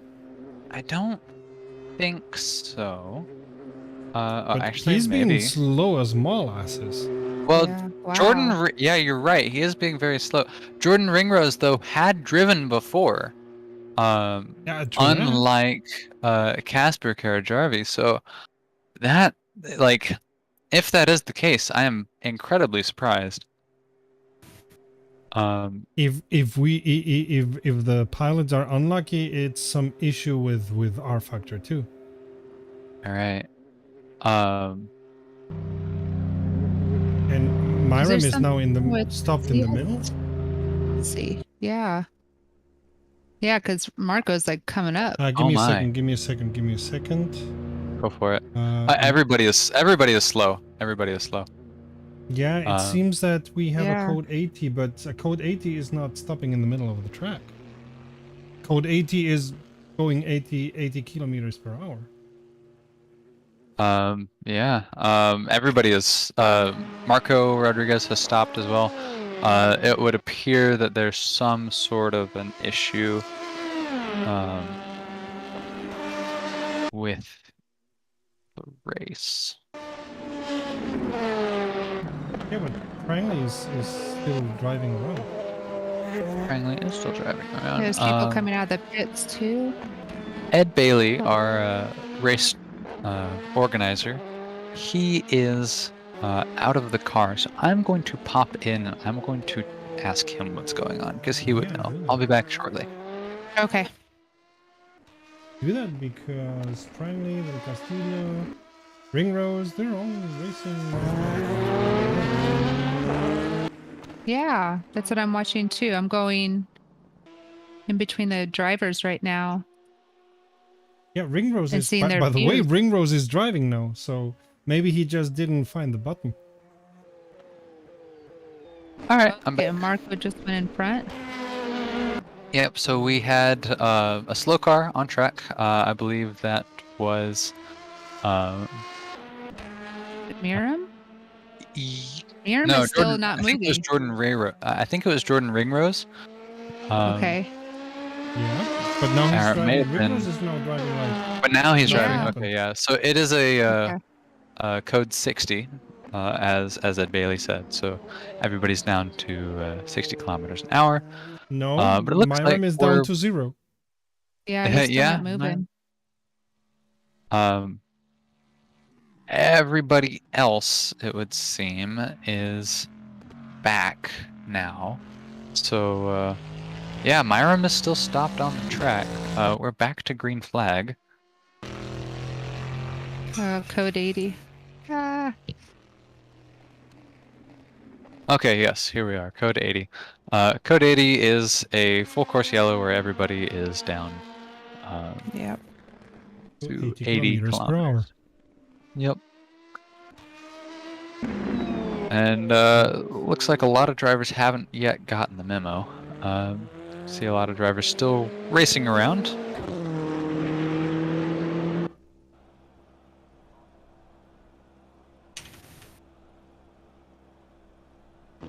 Tom Prangley is in the pits now, taking over for Ed Bailey, who went out a moment ago. I'm seeing some my gosh, what? damage on that car. What's up? Oh, no, I apologize. It must be there was a car behind Miram that came really fast, but now. Oh, they're pushing Miram. Yeah, that's why it kind of threw me off a little bit. I was like, what's going on? Myram is out of fuel. Gas? Could that be it? Oh. That could be. That quite So well who's- could be. Who's pushing him? That looks like the works Porsche of Robert Pawn. But they Why would- still why have a would they long do way that? to go based on where Myram is. Oh, bother.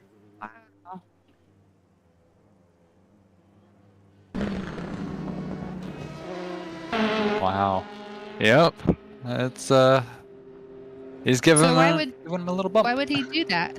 Just to be nice? Yes. Yeah, I think so. It feels exceptionally nice. It sure does. I mean, we are ostensibly like, or at least were under yellow. We should probably still be under yellow, considering that this is definitely a hazard. I would recommend this be a full course yellow, but it hasn't been Oh, called yeah. yet. We just have that sector 1 that Right. we've had before. Yeah, I haven't had any indication from the race directors. Well, I'm officially giving out the Selfless Award to Pond. Good job, sir. But I've seen that too. Like somebody on the start and end straight running out of fuel, and the first one running out of fuel, and the second one just pushing him so that he would win anyway. Yeah, that's so nice. I have never seen that before. The ending of Cars.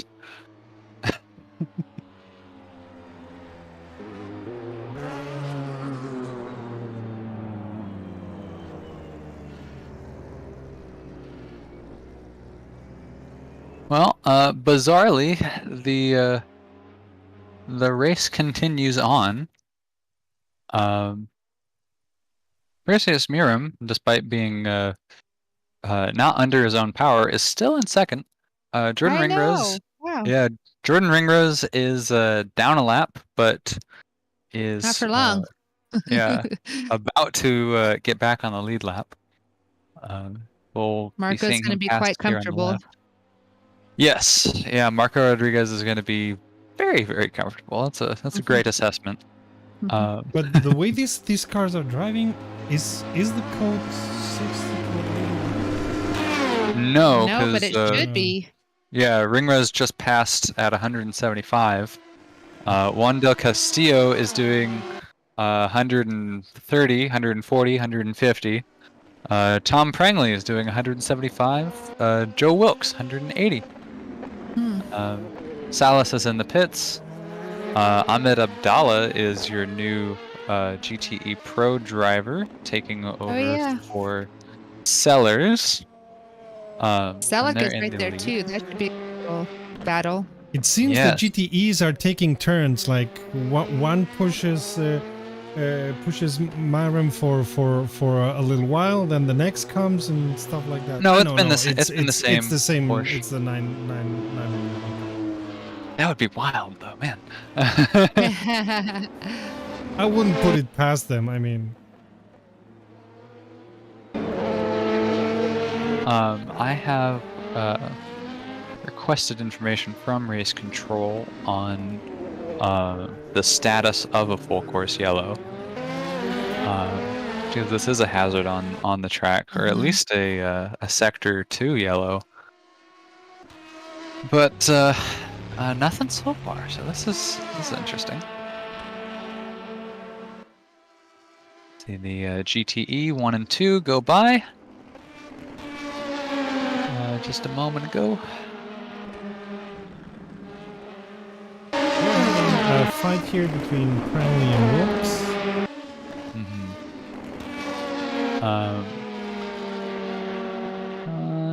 Prangley.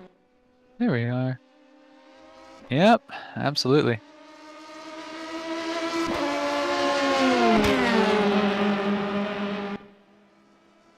And if you look at the tarmac, the cars are leaving a little bit of trail, so it's absolutely, as you were saying, Cody, that the track now is wet enough.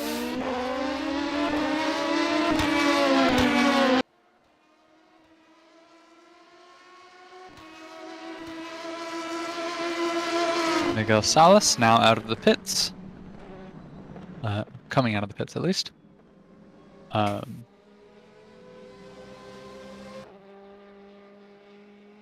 Casper Karajarvi 2 is in the garage in the same way that Sermet Ozturk is, where they don't show officially as a DNF on our timing screen, but they are in the garage, and we know that they have retired from the race.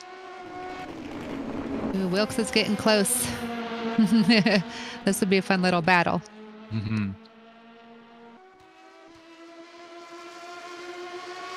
Yeah, he's using the draft. And Yep. Yeah, He's alongside him. There's enough straight. He'll have it. Yeah, he's been really fast in the straightaways too. Yeah, don't say there's enough straight, he'll have it, because of course the moment you get out of the draft is when you are the one being the draft. So. Yep. Well, it can always change very quickly, for sure, but But it seems Wilkes has the pace, yes. Yeah, it looks like he has the pace. That's nice, because Perseus, before I left, it was Wayne Newton was in fifth for a while. Then when I came back, they dropped down a bit, and now they're back up again with Wilkes in the same spot. can we switch to That's Perseus? nice. Perseus has now made it pushed into the pits. Oh, good. Yeah. And good guy Wow. Robert Pond Yep. pretty much sacrificed most of his like all of his speed His that race. he had. Yeah, his Yeah. race. Is it? Do you think he was last, correct? So do you think maybe he just thought, he's Oh, last, might as well? Pawn is, yeah, I think you're right, because Pawn is now DNF'd. Yep. Yeah, you're absolutely right there. Selfless person. Wow. Absolutely. But based on the colors on the of the liveries, I think they are in the same team anyway. Oh, okay. Not wanting to burst your bubble, but I think Right, that but was there's a part of the connection there, so equation. it does. Yeah, that Oh, does maybe. make sense. You have the entry sheet, right, Serta? You could Yeah, see. but it only shows teams. It doesn't show the drivers. Ed sent me one with only the teams. Ah, Yeah. do they have the car numbers? 'Cause I have the car numbers. No, it only has the teams, so it. Oh, unfortunate. Yeah. Well, Perseus is in the pits, fueling up, I'm sure. And I'm also sure we'll be out shortly, and we'll still be in second place. So that's quite the lead that's been built up. Although Jordan Ringrose is 15 seconds, 14 seconds behind. So Perseus Miram better get moving pretty soon if they want what I just said to be very true. But yeah, he'll and Juan still Del be Castillo's right lap behind. down. Yeah, he's 2 laps down from Rodriguez. Yeah. Okay. From Rodriguez, but, but I think exactly Oh. now Ringrose has taken the place. And Yep. Del And Del Castillo, Castillo, they're battling. but yes. he's near enough. Perseus Miram hasn't left the pits. Juan Del Castillo is right behind Jordan Ringrose, and they're having an awesome battle here.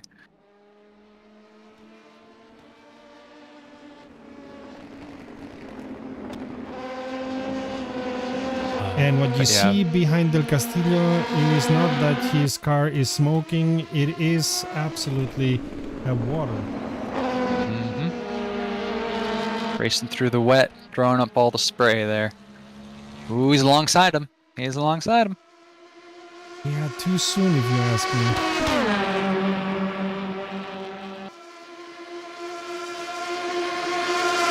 Yeah. That's not gonna stick. The number 18 and the 42. I think it depends on who's braver on this braking zone. Yep, Del Castillo is gonna make it, and yeah, Jordan Ringrose caught out on the outside. Del Castillo is your new P2. Outside is not good. Oh yeah. He lost a lot of time there. Absolutely. All of this mess with Perseus has not been great for Perseus and his teammate, but it's been great for the race because all of these LMP2 cars are all nice and bunched up now. Yeah, it's wonderful. Other than Marco Rodriguez, who's I was gonna say who's gonna win, but we have still 3 hours, so I won't stick my foot in my mouth yet. Yeah, he's got that 2-lap lead though. Yeah, it's pretty comfortable. But, yeah. Okay. So now you have jinxed it. You are guilty if he messes up for whatever reason. Perseus Miram has unfortunately pulled the Chill Blast Rebellion car out of the race. Oh, a DNF, huh? Yeah. They were unable to get it going again. Is that our third? That is overall, yes. Yeah, that is our fourth, third. even if you Our count fourth, yeah. Osterk, who isn't officially DNF, but he hasn't been in the race for okay. a long while already. Yeah.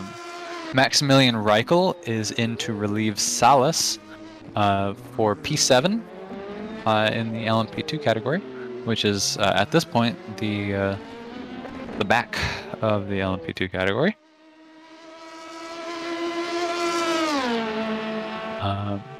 In GTE, it is Ahmed Abdallah in the very strongly performing Heusinkveld Porsche.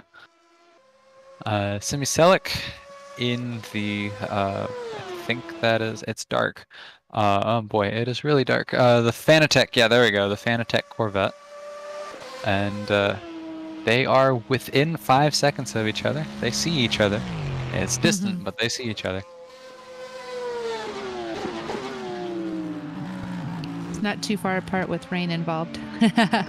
No, never.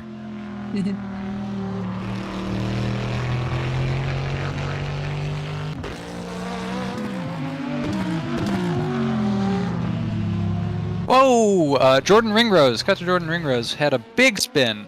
Big spin near the, well, in the Ford chicane.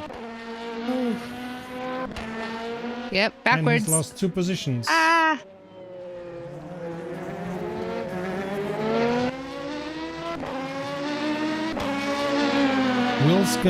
Wilkes and Ringrose were about to enter into a nice fight, but after Ringrose had that spin, he lost the position to Wilkes and Prangley. Yep. And Wilkes says, "Cool." Exactly. Thank I'll you. take third. Yep.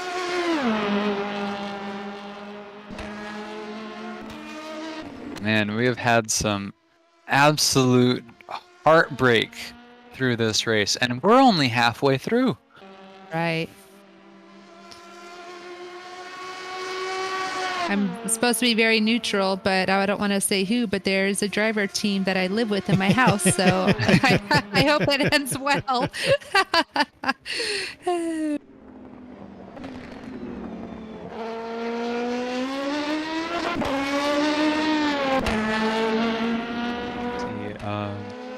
I love the LMP2. There's so many on the same lap. That's so awesome. Mm-hmm. No, it was not that. So in the chat of the channel, Robert Pawn is saying that they had no connection, and Oh, no. yeah.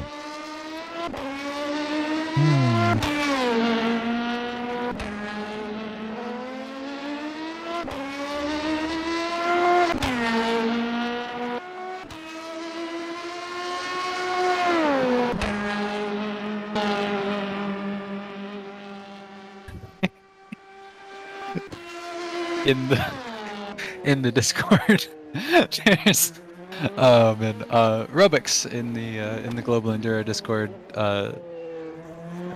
posted a picture of the push team that we had. It's his first ever Porsche powered LMP2. Oh, I just Well done. saw that. Well done. Okay, Rubix is Robert Pond. Excellent, excellent. Well, Robert, we thank you for getting them back. Yep, and we did give you an award. Selfless service. Guess who it is? Hello, hello. It's Ed. Hello, Ed. Hi, Hi, Ed. Ooh, Hi, Ed. And Wilkes. Oh, Just had a Wilkes. spin. No. Hi, Ed. How's it going? Yeah, people are finding it tricky. Aren't they? So I thought I'd give you a quick Surprise. update. I'll leave you Certainly. to it, right? So, we've had Tom Prangley, my teammate, we had a server glitch somewhere, and the two cars just collided together. So that's what took Tom out. So he had to go in and repair. Robert pushed his mate in the NMP2. And they're both out. So, yeah, that's it really. How Are they out from a connection issue or a rules issue?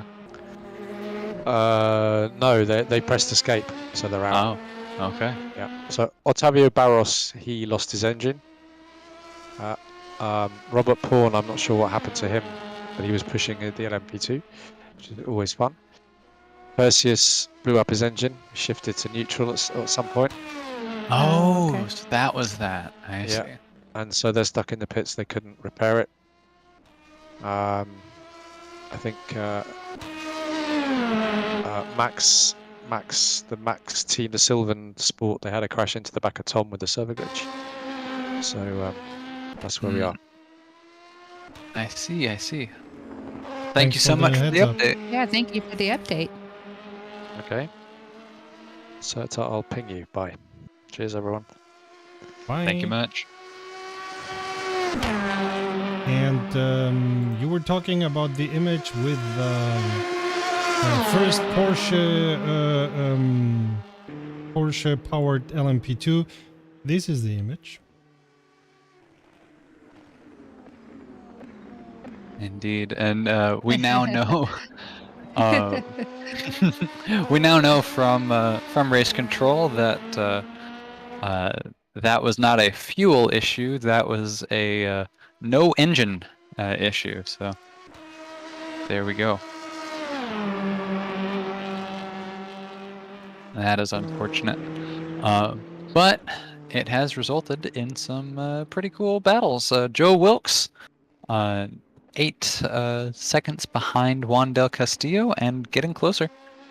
Yeah. Yeah, also because he spun once again all by his own. Mm-hmm.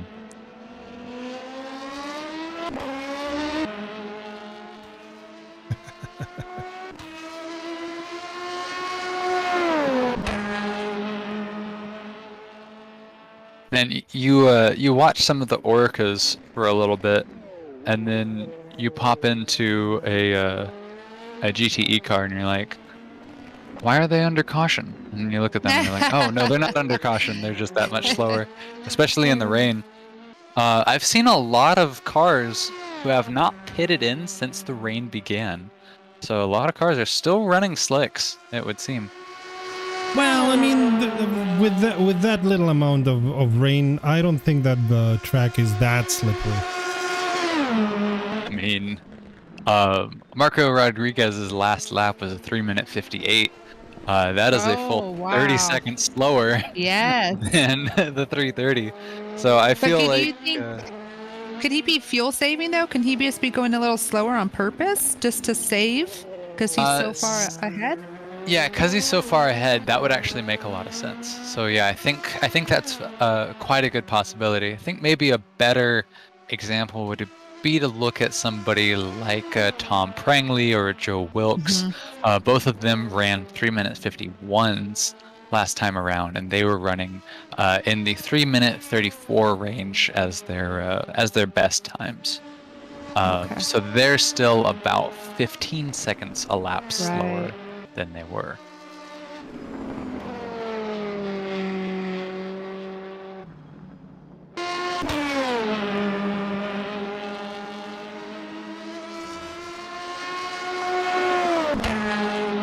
So it is Marco Rodriguez, Juan del Castillo, and Joe Wilkes as your top 3. You've just added the browser source, sort of. Yep. Well, because it looks like he's getting close. There we go. Nice. Because in the Discord there was the mission passed, respect. MP4. Oh, excellent. Hello, Gelder. How's it going? If you're looking in the YouTube or Twitch chat going, hey, what's going on? We have the Global Enduro General Discord chat pulled up. All as commentators, and so we've been interacting with the with some of the drivers, with some of the participants.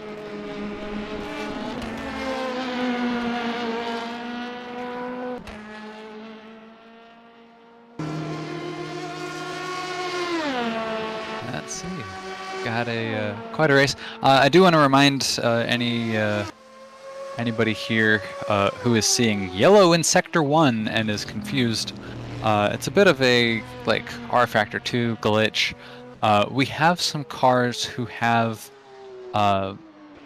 DNF'd. They are in the garage, but rF2 is not showing that they are officially pulled out of the race. And so the way that rF2 seems to interpret that is that it assumes that there's just a stopped car along the side of the track, and there should be a yellow there. There is not actually a hazard in Sector 1 at the moment.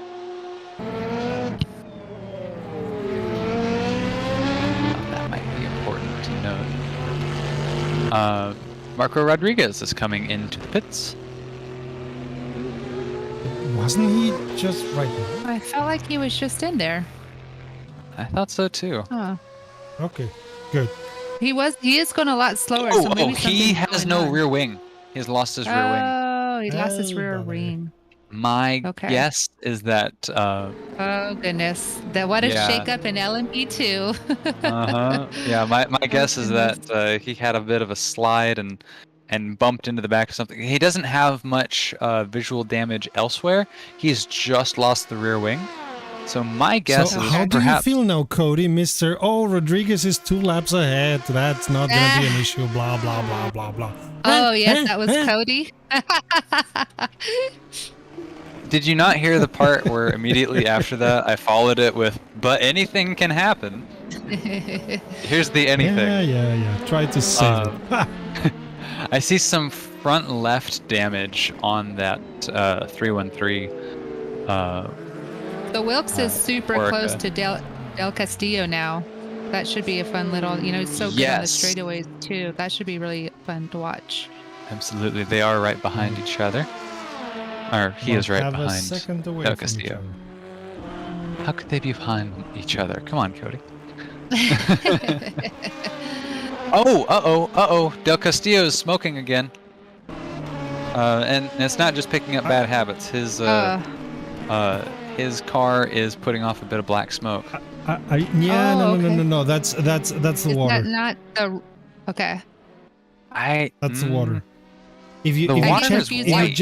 if you check Joe Wilkes' car, it's doing the same, and the other cars have also been doing the same. So no, that's water. Alrighty. It caught me out. Oh boy, bit of a slide from Juan Del Castillo. Big slide. Oh, Whoa, big and he's gone. slide. And it's Wilkes in P2 now. Wilkes and P2.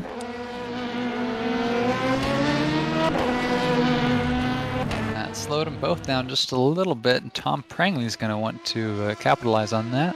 Yeah. Furman Namahati in the pits, just so we know. On Furman's next 2 laps, he should get ahead of Perseus for 11th overall. Rodriguez you're, of again course, out on the track, by the way. Rodriguez. Oh yes, Rodriguez is back out.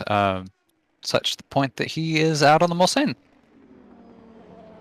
And Joe Wilkes has another bit of a slide coming over.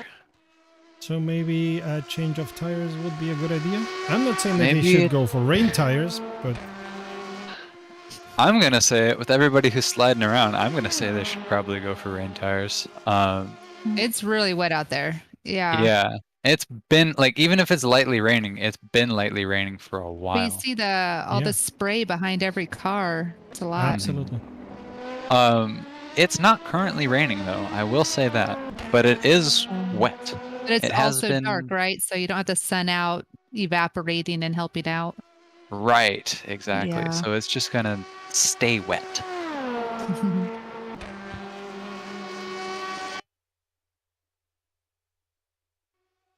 So according to the real-time weather, it's gonna be light rain until tonight.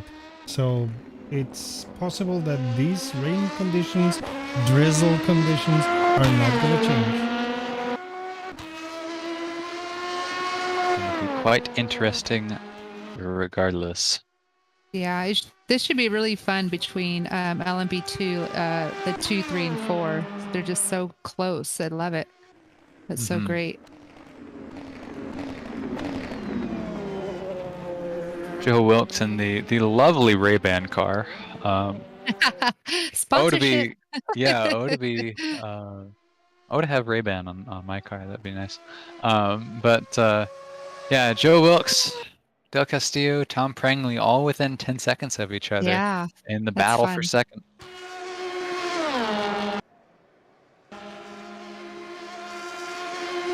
And Ringro's really, I mean, he's not too far. I mean, 30, 4 seconds, that's still really respectful. So anything could happen. So that's pretty fun. Our GTE field has dropped off rapidly, with 3 of the 7 GTE drivers having DNF'd so far. But of our remaining 4, Ahmed Abdallah is about 10 seconds behind Sima Selik. And so it is. Oh yeah, and Sima Selik, we failed to cover this a little bit earlier. I believe with the driver changes and pit stops, Sima Selik in the Corvette has passed Ahmed Abdallah in the Husumveld Porsche for the lead in GTE. I keep wanting to say GTE Pro, but we're not subdividing between GTE Pro and AM.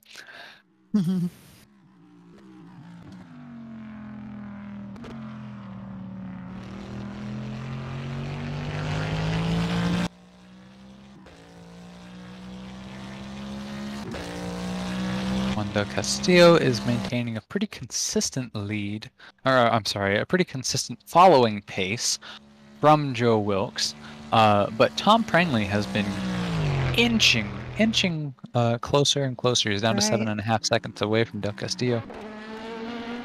It'd be fun to watch those two. And you say it and he spins. Oh no! Yeah, Commentator curse. Absolutely. Apologies, sir. Yeah, Ed Bailey had mentioned the difficulties that 07 Orica had been facing. Of course, we saw on stream when Ed spun earlier, and then he also came to inform us in part that they had a bit of a glitch following behind another car and had run into the back of them, and they had to pit and wait for repairs on that. And then we saw this spin here, and so one thing or another has kept them from a lasting spot in the top 3, but boy, they're chasing it.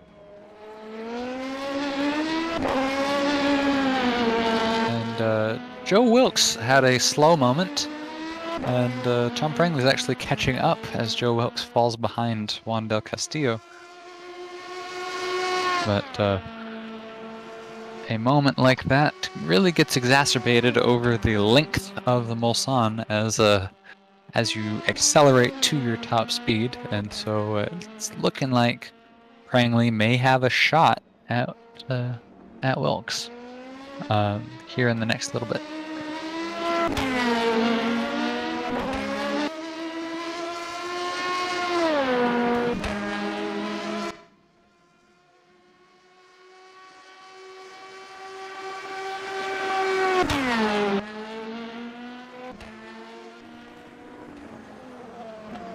I'm asking myself why is Wilkes so much slower, and if so, why? Tires maybe. Yeah, he spun already twice, so maybe he's been very careful until he gets into pits. Yeah. Quite possibly, yeah. Yeah, I feel like multiple times that car, the Ray-Ban, has been really fast on the straightaways too, but it's very difficult if you don't have the tires to slow down correctly. For sure, for sure.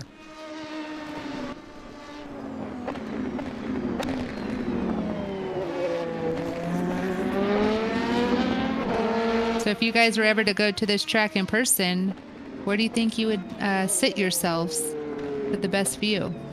Ooh, that's in front of the TV. Oh, they do have the best views.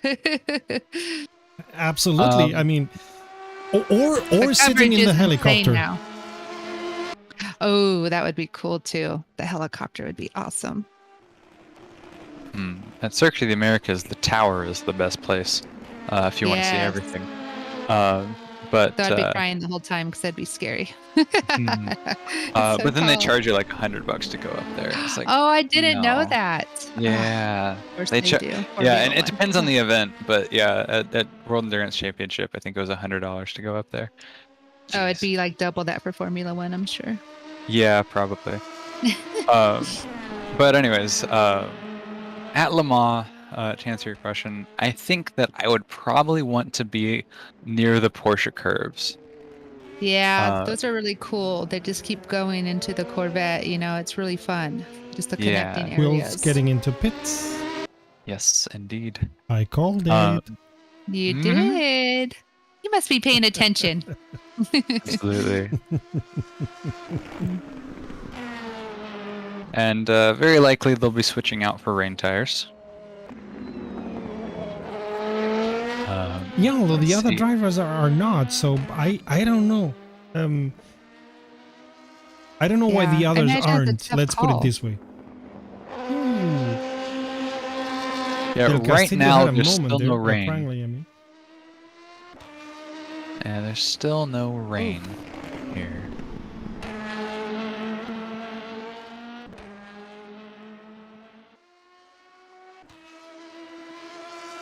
Yeah, rain has stopped completely. So if Will's goes into wet, Oh he no, will that'd be be doing horrible. it at the absolutely wrong moment. Yeah, I think that probably the best time to do wets was about 30 minutes ago. That would be. Oh yeah, but Prangley Oh, is boy. going off quite. Oh wild. boy! Uh, Expertly avoids the wall, thankfully, but gets But a still. little too close for comfort. yeah, that was For pretty sure. smooth recovery though. Good job. No kidding. That's one of those moments where you're an absolute passenger because no matter Oh, what Jordan you Ringrose do, hits. Jordan Ringrose hits the wall really, really hard. so Oh, goodness. maybe it is a good moment to change into wets. Yeah, perhaps. Yeah, that was a rough hit, straight on into the wall. Through, I believe, yeah, through the S's. So right at the beginning of the track, so to speak. Yay! And that was just before the Mulsanne, so that's gonna slow him down for that too. Yeah, which is not good. Oof. Yeah, I can guarantee you, 'cause that was probably 100-mile-an-hour impact. That's gonna be some serious damage. So you'd assume that when they come back around, they'll pit? Maybe. Yeah. It would be the best idea, seeing as there's 2 hours and 45 minutes left to go, and Right. doing that much with that much damage. Yeah, probably. R Factor 2 has one of the less forgiving damage models. Still more forgiving than real life, nowhere near as forgiving as most other sims. And so I would imagine a hit like that is going to screw your car up pretty bad.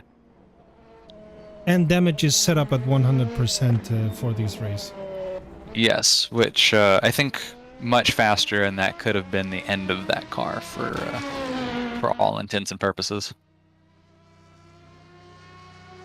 But So yeah, if you we'll have watch to the take a look. tarmac in front of the cars and behind the cars, you see how the lights reflect, so it's wet enough, and you see how there's a slight difference between where the tires are and the other, so it's wet enough also to leave a difference. So yeah, I think, Cody, you are right that it's still a good moment to go into wets. Yep. Wayne Newton pitted in and out. It looked to be a pretty quick pit stop. So splash and dash. Yeah. Splash and dash, maybe tires? Maybe. I'm not sure. But By the way, Semiselic it started also raining P2 and again, GTE. drizzling with 3%. Yes, absolutely. Yeah, Semiselic pitted in. That's your second place in GTE. Oh, spin And off. so, where? Where and who? Was it Ringrose again? Oh, Can't see- yes, yeah. it was Yep. Ringrose again. It was Ringrose around Mulsanne. Corner two. It's been long enough. I feel like. Did he stay out? Oh wait, no. This did. is Porsche. I think No, he No. This is the same no, lap. he This didn't. is the same lap. Exactly. Yeah. Oh, Remember, okay. we're talking Le Mans. The laps are here not 1.5 seconds.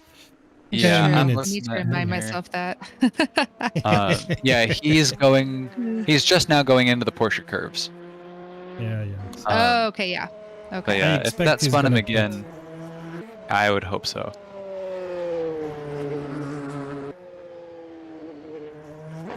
But yeah, he's lost so much time to Tom Prengley at this point.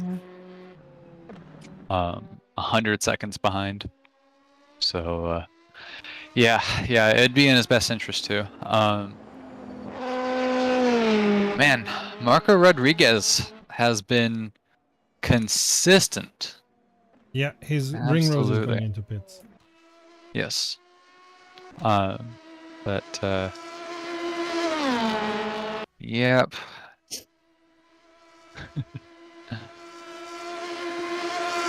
In the GTE world, not much has transpired. Ahmed Abdallah is still your leader, followed by Yeah. Selleck and Nygaard.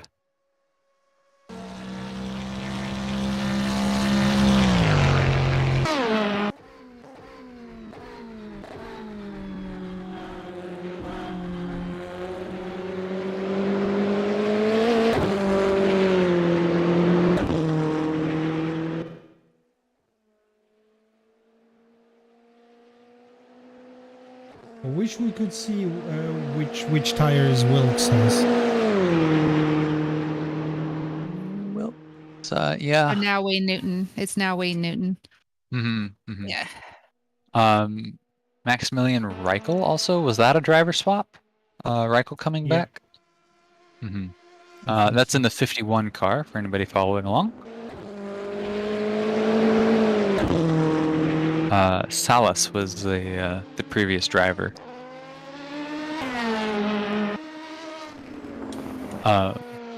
Jordan Ringrose has been in the pits now for over a minute. I suppose repairs and maybe also driver swap. Yeah, it's gonna be long repairs with how hard a hit that was.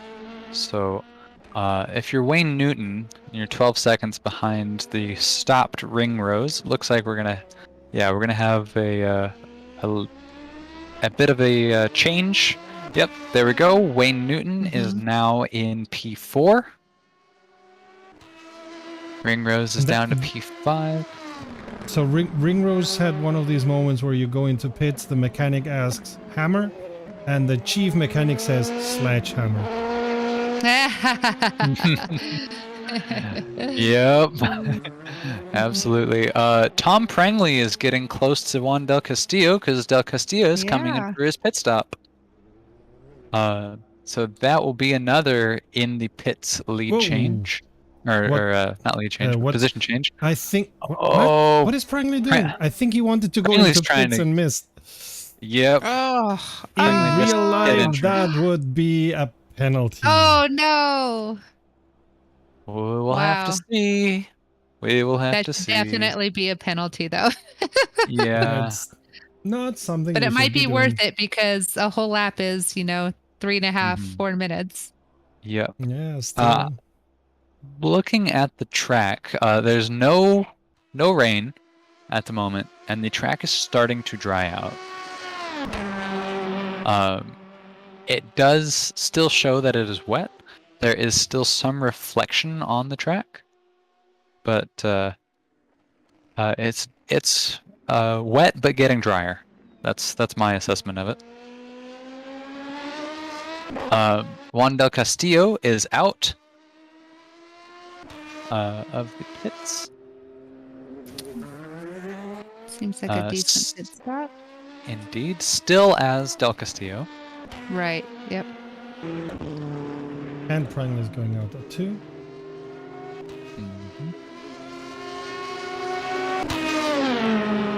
So Del Castillo spent 43 seconds. Prengley spent 45.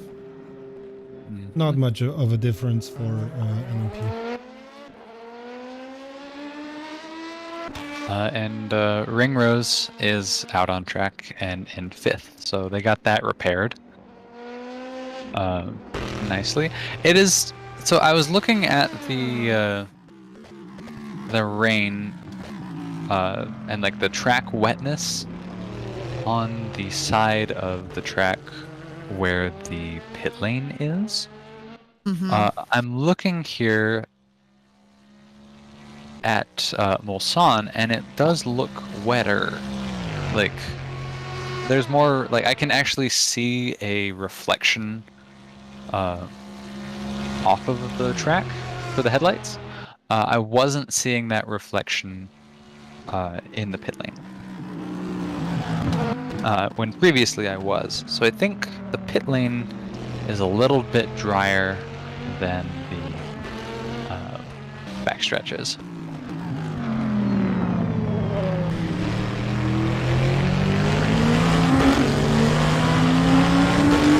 We're on board. Well, not on board, but we are following Jordan Ringrose. Now we're on board with Jordan Ringrose. As he passes the Corvette, has now passed the Corvette, and is flying by. So it looks like Ringrose has got a good handle on things again. Looks like they repaired that car nicely and is in full control. Yeah, he's not too far behind Wayne Newton, you know, under 30 seconds, which is, I feel, pretty good considering the situation.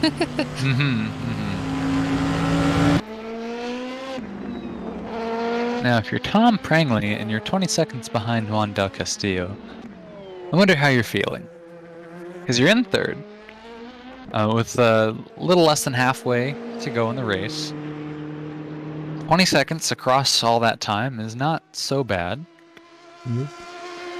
But on the other hand, Juan Del Castillo's been on fire lately. So I think it's one of those moments where you don't drive on the edge, you try to be fast but don't exaggerate, and just keep a good pace and try not to do anything stupid.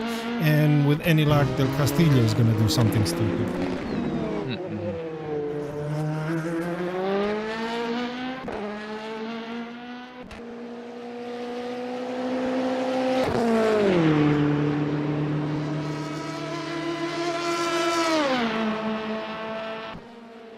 So I get the information that Del Castillo is on slicks.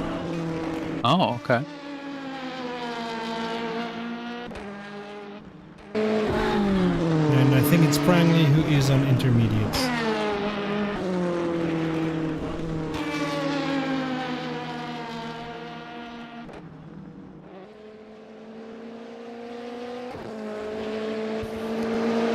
Cody, if you were driving, what would you do? Would you be on I'd be on slicks, wet. intermediate, or wet? Yeah. Wet? Wet intermediates. At this point in the race, like if it had just started to rain, I'd be on wets, and then on my next pit stop, which would have been around now or a little bit earlier, I would have switched to intermediates. I would not be on slicks. If I was on slicks, I'd be in the wall. I can guarantee you. 'Cause I cannot do slicks in the wet. Some people can do slicks in the wet. I gotta come in. I gotta come in. I'm not so stubborn that I found out how we can find how we can know which tires they're using. Oh, do tell. Yes, Yeah. please. So Marco is on parts. Wow. Okay. Del Castillo is on softs. Okay. Prangley soft, okay, is on yeah. inters.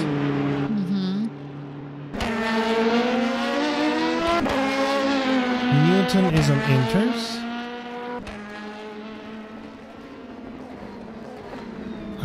Ringrose is on inters. Little consensus there for most of them. And you have to wait a minute. Oh, bother.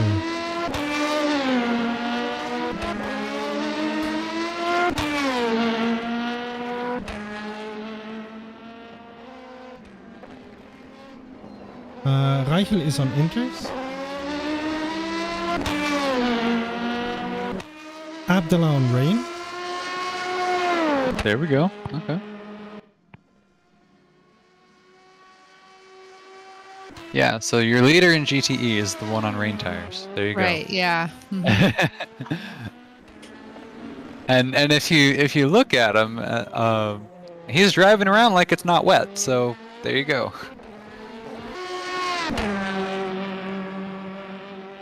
I feel justified in my opinion of going on intermediates or wets. Yeah, I think it's very justifiable. The percentage of rain, the maximum percentage of the of rain, when it was raining at 5%, it was a 17% max chance of rain. That chance of rain, remember, it's currently not raining at the moment, but that max chance of rain has moved up to 57%. So at any moment, the skies could open up and it could start pouring. I'd feel pretty good on those intermediates right about now. Yeah, exactly.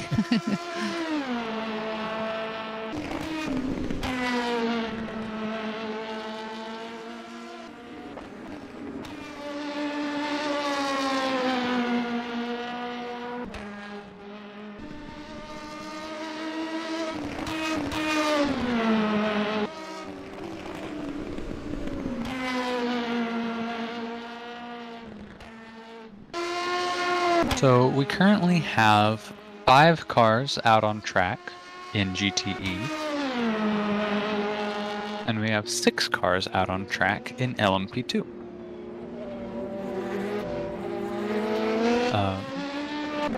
Two LMP2 cars have DNF'd. That was Perseus Miram with the engine failure, and that was Casper Jarvi with the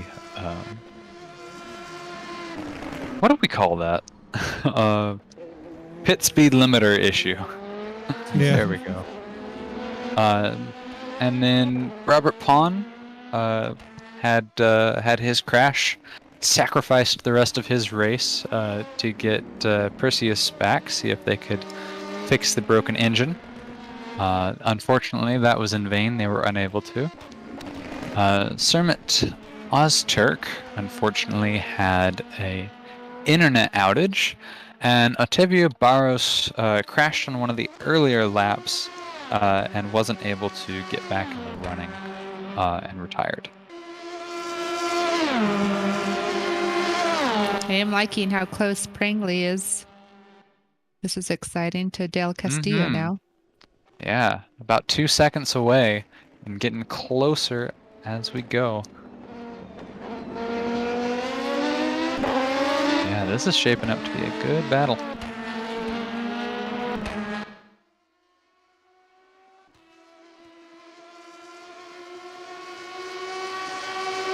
You know, and I know Abdallah has had a really comfortable lead, but Selleck hasn't let it go too far though. It's been really consistent. You had to say something. Abdallah just spins really hard into the Porsche curves. Did not collide with anything, but did a full 360. Okay, let's see how this helps Selleck now. I'm pretty sure every time I say something, something happens now. I know how that goes. Commentator's curse.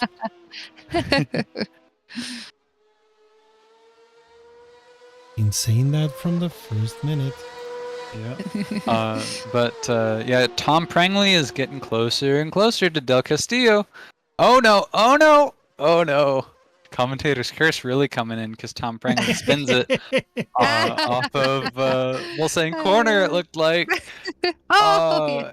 The Corvette. And Tom Prangley is stopped on the track. Corvette is drifting. Selleck's Corvette. Oh my God, the Works Corvette. Grant Jones, everybody, everything's going on right now. We didn't say anything about you, Jones. It's not our fault. Yes, Grant Jones spins on the entrance to Mulsanne straight. Ahmed Abdallah has managed to get back into the pits. I could imagine that those tires were flat spotted. I'm curious what tire compound Abdallah will be going on to. So, Serta, if you have that information, that would be interesting to look at too. Selic has now passed Abdallah for the lead in GTE. Oh, okay. Well, that's fun.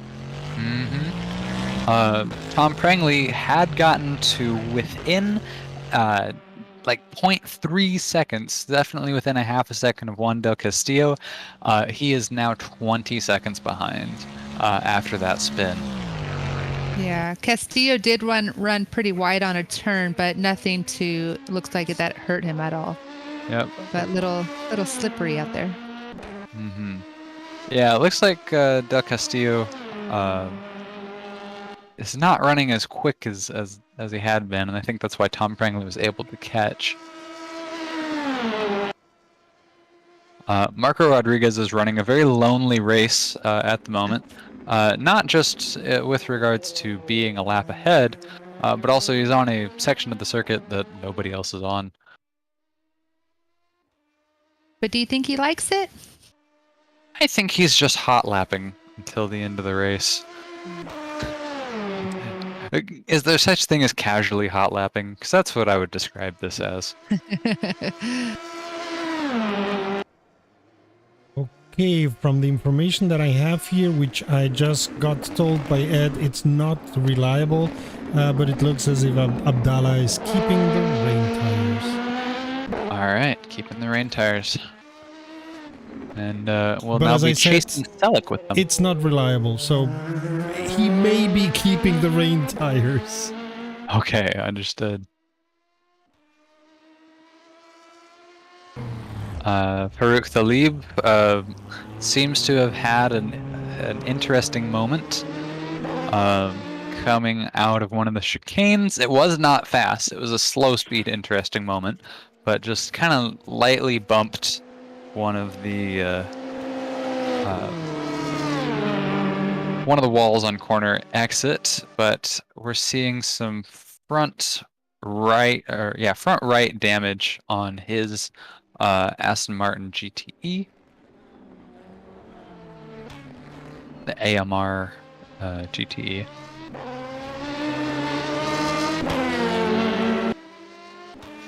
There's still no rain coming down at the moment.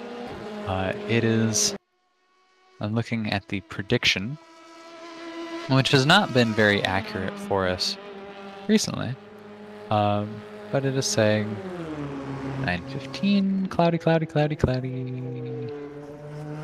Yeah, it is actually the weather report for Circuit de la Sarthe is no longer predicting rain past a 10% chance tonight. So there we go. It looks like we're probably through the rain that we're going to get.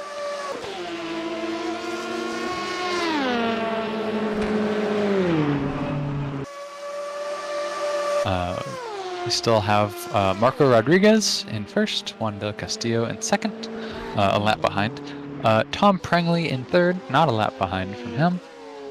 And then in GTE, it is Semi Selic sliding through the chicanes, the four chicanes. Ahmed Abdallah and Andreas Nygaard.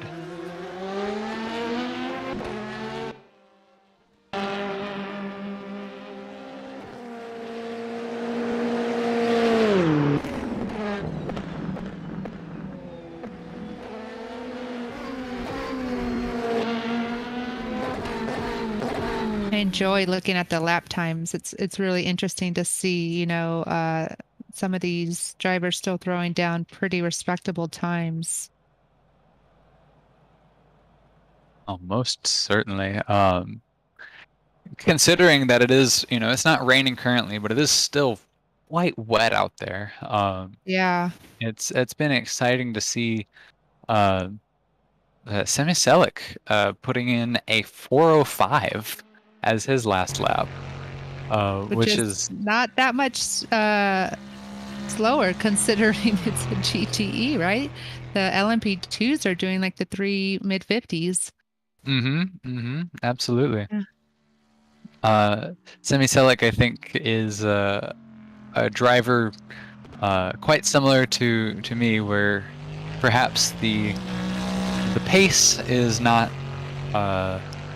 like in the dry, it's just average pace, but does really well in the wet, so that compared to everybody else, you start to drive a lot faster. So you guys are good technical drivers? Yeah, good technical drivers, Yeah. good in the Guy, rain. I'm crap in whatever I'm driving. Me too. Hey, now there's a reason I'm in the commentary box. But I'll tell you what, if I wasn't commentating this, I would absolutely have signed up as a driver, because it's Le Mans. It's my favorite race, so that would be awesome. But I'm much happier being here in the commentary box, where I don't have the risk of spinning and sliding into a wall. Yeah, that's Farouk rain is a Talib. totally different factor. Oh yes, absolutely. Farouk Talib, I had mentioned, had picked up some damage. They are now in the pits. They have been in the pits for a moment now. I believe they're repairing that damage and should be getting back shortly. Are you guys able to know if the cars that they have chosen are ones that they did their own paint jobs or just came as is? Yes, I mean not all of them have their own liveries, but yes, many of the drivers have given liveries to Ed, who then put them on the server, and in many cases, not all, we're using the liveries that the drivers gave. Yeah, a I lot can of the tell cars you look really nice. We know, right? We certainly. know the Ray-Ban car is definitely one they did. Yes, that one is custom. Marco Rodriguez, he's in a custom car. I do not know about Juan del Castillo, but I don't recognize the livery from real life or R Factor 2 normally. And Okay. so that one is a maybe. Tom Prangley is in the default liveried Orica, like the livery that Orica debuted the car in, so that's Okay. not custom. Wayne Newton's is, as we established. Jordan Ringrose is not in a custom car. That's the blue, black, and red one. Yes. That's Okay. Cool Racing's LMP2 car. They raced at Le Mans. Maximilian Reichel is definitely in a custom car. I can tell it doesn't have the official 24 Hours of Le Mans number plate, which I developed actually for one of my GTE cars that I raced with Global Enduro in. I developed the standardized number plate. I need to send it to them just to see if they want to use it. Yeah. Semi Selleck is in an R Factor 2 default car. That's that blue Corvette. It is beautiful. It is not custom made. Ahmed Abdallah is also in an R Factor 2 created Heusinkveld car. Andreas Nygaard is in the Works Aston Martin, so that one's not custom. Dino is in the Works Corvette. That's not custom. Farouk Talib is in the Jimmy Broadbent driven Williams Esports 24 Hours Le Mans virtual Aston Martin, so that one is not custom as well. So most of our custom designs have been in LMP2. Yeah. Okay. Perseus Yeah, I just Naram, think the that's Rebellion. fascinating. I love when they look so different than what I'm used to seeing, and the color schemes and what they choose to do. I enjoy that a lot. Oh, absolutely, me too. And I, I'm a designer myself. I absolutely love car livery design, and I've designed a few of my own. I made a Cadillac DPI as my first one for Assetto Corsa, and absolutely fell in love with the art of making liveries. And so yeah, they're really Makes cool. sense. Yeah. And recently he did something like 20,000 liveries for the police car that Bruce CK gave to us. A mod for Seto For Assetto Corsa. Corsa. And Yes, he was like, I "Oh, here's made. one. Here's another. Oh, yeah, I had an idea. I'm giving you this and this one and that one." I was like, "Man, He opened up a can. Yeah, yeah, I that's wished you would actually be in the as Rob fast channel. doing the graphics that you promised me." Oof, yeah, that's fair. That's fair. Um, yeah, no, I don't have a response to that. That's perfectly fair. Rodriguez going into pits. Aha. I feel like he is pitted like 8 times. He's pitted a lot. I mean, he's running first with a big difference, so let him pit Yeah, because it seems not to matter. Or on the it contrary, doesn't at all. oh, he's no, okay, now the tires at the back, but I think he's not doing any fuel. Or Oh, we'll interesting. see. Here's some time. I think he's doing fuel now. Yeah. I think this is just a pit for fuel. One of the things Well, he may no, be. the car went up and down, so Yeah, I it did think go up they and did down. tires Yeah. too. Yeah, I saw the tires, but he's still waiting now. Does fuel happen before or after the tires After. in R Factor 2? After? Okay. So In yeah, R he's Factor down 2 and in now. real life. Hmm. They are not Yeah, allowed, he's if I down remember now. correctly, they are not allowed to do both works at the same time. Right, right. But yeah, he's out now. I think that was tires and fuel both.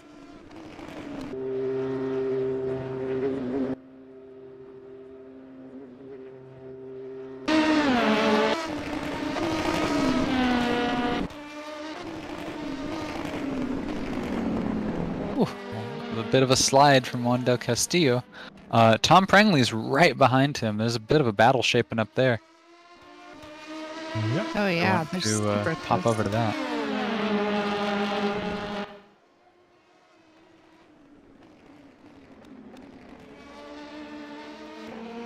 And to the people on the streams watching, you are watching RomRom.net channel.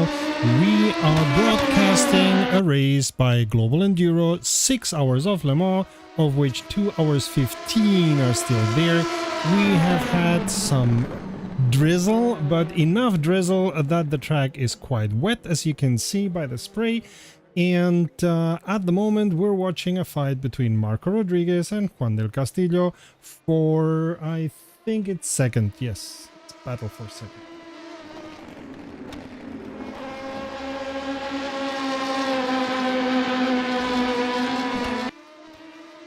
And if it's your first time either on Twitch or on RomRom.net, the YouTube channel, we are very happy about every follower, every like, every subscriber, and anyone that is here. Also very happy to have Jenny commentating and Cody.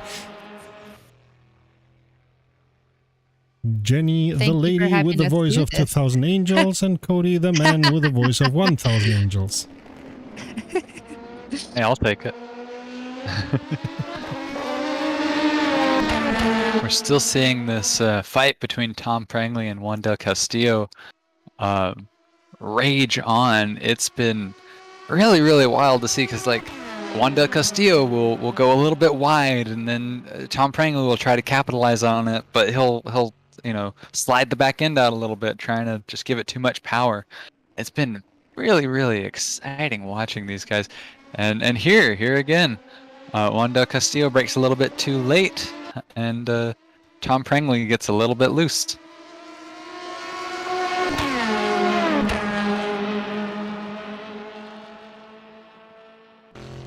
Quite the battle shaping up. They're definitely fighting each other tooth and nail.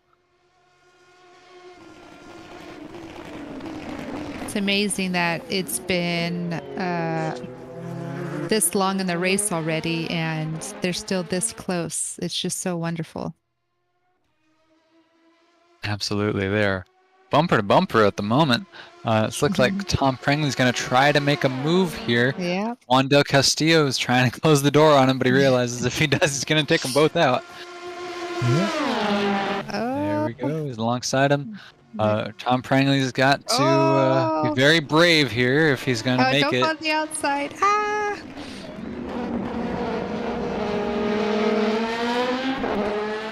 Yeah, we're starting to my see a goodness. little bit of daylight peek through. Yes, you're right. We've gone through the night and we're just starting to see it. Where you can see the definition of the tree line a little bit more. And it's still pryingly right behind Del Castillo. He jolts alongside him. He's on the outside of the Porsche curve first entrance. He's going to dive in. That is a good way to get a faster line into the next one. Yeah. You've got to be able to cut through properly. Nope, it looks like Del Castillo is going to carry it through the first part of the Porsche curves. But Prengley's looking for it. He's doing a good job of not just taking the same line. Ooh! He forces a mistake. Del Castillo alongside. Yep. And Prengley makes it. Prengley makes it. Wow. Through the Corvette curve, I believe. Into the Porsche curves, into Corvette. There we go. And it looks as if he's making it. Oh yeah, taken off with it. Yeah, that is the Orica 07 driven by Tom Prengley and Ed Bailey both. And earlier on in the race, they suffered some... Juan Del Castillo braking way too late, trying to catch up to him. As the sun, there it is! It starts to peek through. Oh, I'm so happy. Now I can see these beautiful cars a little bit more. Instead Absolutely. of just lights. And you could really see the rain now too, even more so. So it'll be interesting to see how the track responds here with the sun coming up. Oh, most certainly. Oh, and now that we have some sunlight, you can see the wet patches and the dry patches and Certainly, it's a mix, but as they go through the Mulsanne, you can definitely see it's more wet than dry. That's for sure. Castillo is struggling a little bit. Yeah, he slid a little bit, and now he's having some issues. He's been dealing with a little bit of damage to the rear quarter panel, but it hasn't affected him so much through most of the race. He's had it for a little bit.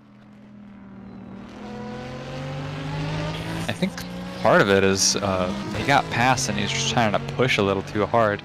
I see he's going late into the braking zones a little too often. He's, not turning in as much as he should for some corners, and that's leaving him in a bad position on the corner exit.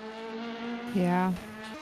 And those are fatigue mistakes that happen a lot when you're trying to push really hard.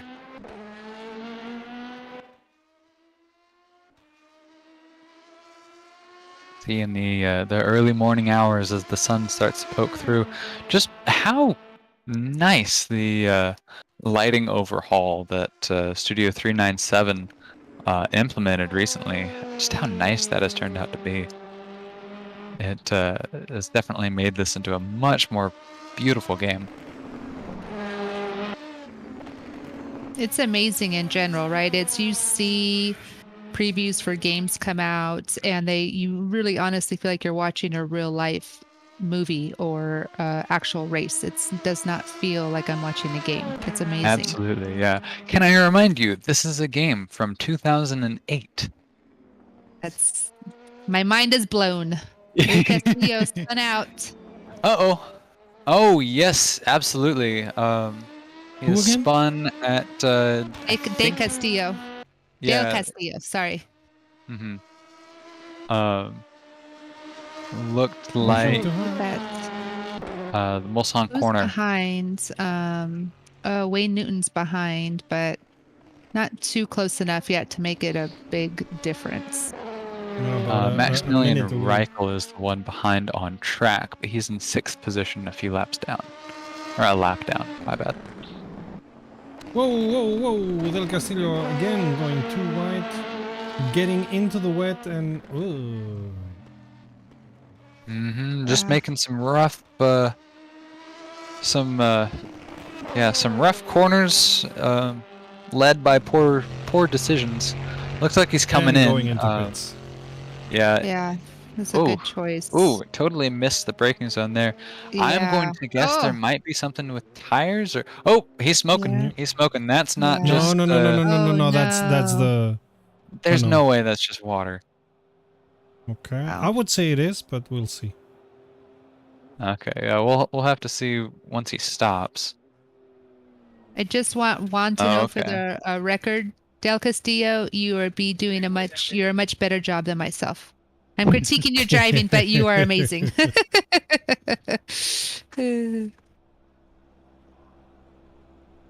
Yes, you look at the athlete make a mistake and go, "What a loser!" as you sit on the couch, like eating Yeah. junk food. Yeah, I know that feeling. I know that feeling. In Germany, we talk about the syndrome of the 80 million soccer trainers.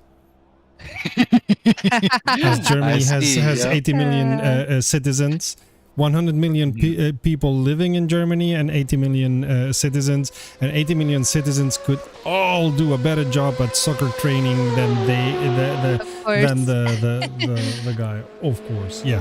Yeah, we're seeing a massive influx of LMP2 cars. Yes. Del Castillo is That's in, fun. Wayne Newton is in, and Maximilian Reichel is in.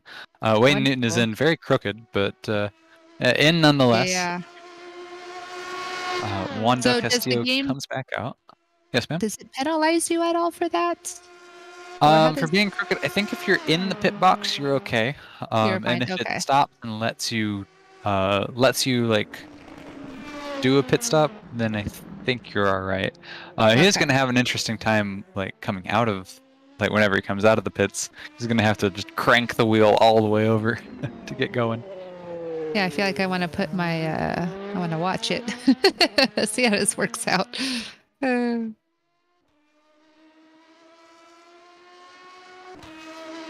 Yep, there he goes. Oh, that would seemed like a no problem. Okay. And he stayed in the vehicle. Okay. Reichel is still in. That's taking them a little bit longer. Yeah. I'm gonna guess it's fuel. He's been in for over a minute now. Let's see. Miguel Salas and Maximilian Reichel. Shane White is also on the driver panel of that 51 car.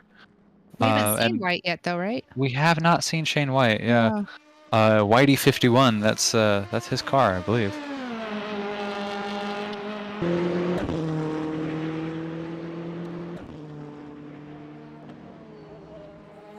Just as he's always been partial to the 51, I'm partial to the 45. That's the car number I typically go with. No reason. I just like it. You just like the number in general? Yeah, I just like the number in general. It Yeah. fits in nicely. I'm a 34 kind of person, and I don't know why. It just Hey, sticks there you out. go. Yeah. Michael McDowell in NASCAR runs the 34 car these days. So that's the one form of racing that I don't get into, and I don't know why. Is So I started NASCAR. out as a NASCAR fan, and I was a Oh, okay. diehard Jeff Gordon fan for the longest time, and I stopped watching it when he retired from racing. So Oh, okay. that's been Yeah. my journey through NASCAR. Is I'm just wherever Jeff Gordon goes. We watch all other racing but NASCAR, and we even do our dirt bikes and MotoGP. We do it all. Nice.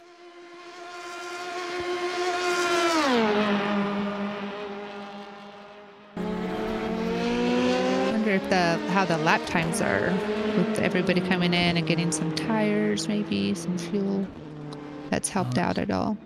Yeah, Oh, it'll be a yeah. few more minutes before those who just came in, but with the weather warming things up some, the Right. track getting mildly drier than it was, lap times are starting to come down. We're also seeing And R Factor 2 is really cool because it does show this. As you drive through the track when it's wet, the part that the racing line that you drive through, it dries out. You get a dry line on the track, and so that's what we are seeing here. A lot of drivers are sticking to that dry line, and it's doing their lap times good.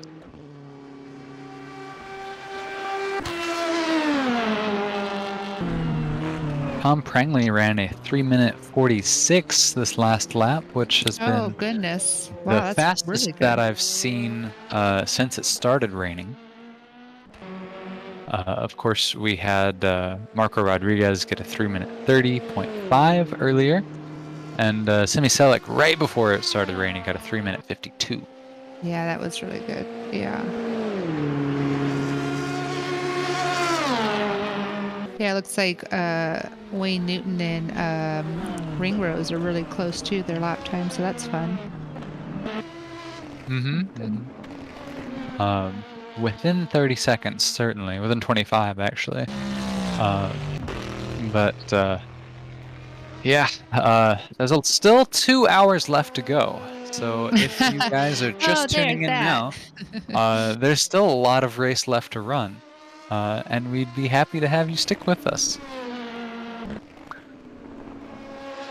But yeah, all these drivers, it just it drives home. Earlier in the race, everybody was, not everybody, but a certain few drivers were really pushing and I know, fighting they were amongst so aggressive. themselves. Yeah, absolutely. Yeah. And that hasn't gotten them very many places. But Very those who have true. been able to be consistent, wait it out, stay out of trouble, they have been able to get to the front and stay in front. Jordan Ringrose is now coming in. We're seeing him pit in. He ran a 3-minute 52 for the last Oh, lap. okay. Yep, that's good.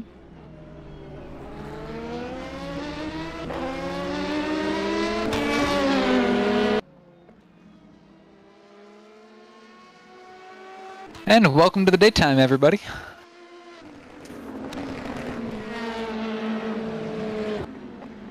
Oh, we can see the fans now. Yay! Absolutely. They're so loyal, just standing out there. Good for them. And all the rain and everything. I know. Wow. Not even umbrellas. How do they do it?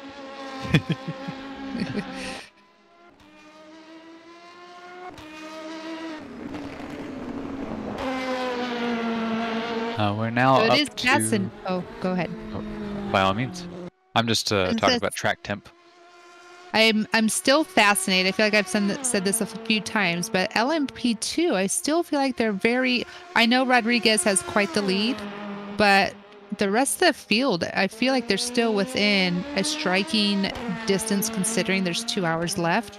And GTE just feels very spread out right now. There's 5 different races within their class.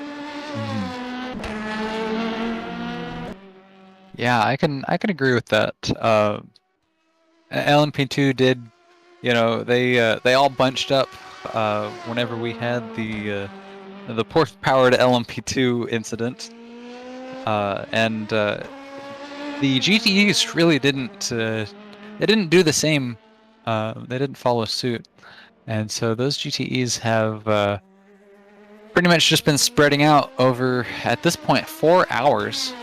And the LMP2s have been, bunched up midway through that, and so they're at about the stretched distance that the GTEs were midway through the race.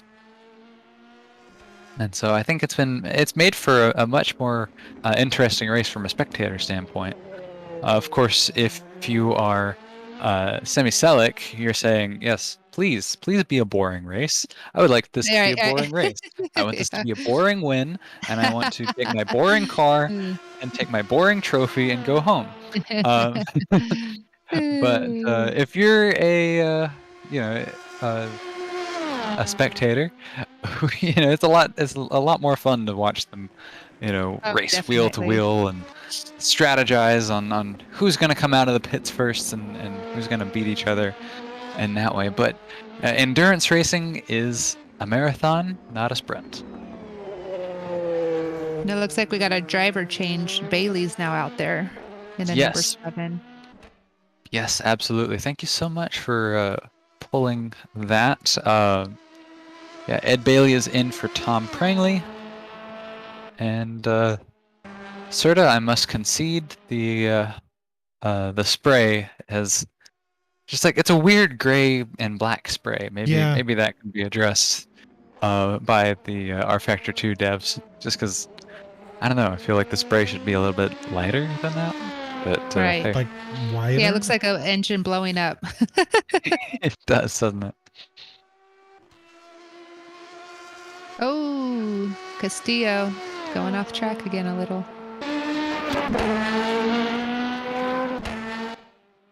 Yeah, that's that first chicane on the Mulsanne Straight.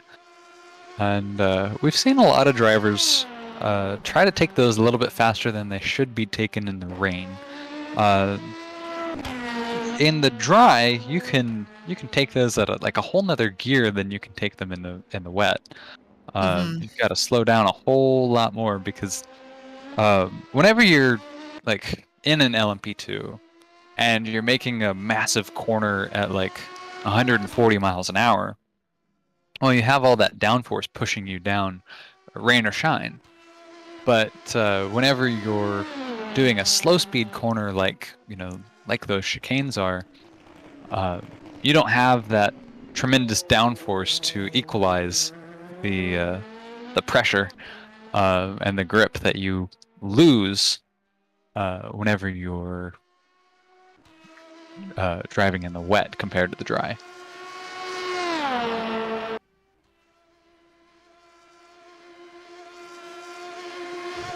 But yeah, Del Castillo has done very well to work that LMP2 up into 3rd position, as has Ed Bailey and Tom Prangley before him.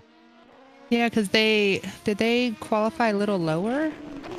Yes, yeah, and that's typical of if you're a global enduro fan, as we are. Ed Bailey is an excellent driver in race pace. Qualifying, and he'll admit this himself, qualifying has never been his strongest suit, but man, he is consistent for a race, and that is in endurance racing much more important. Yeah, yeah, absolutely where it counts.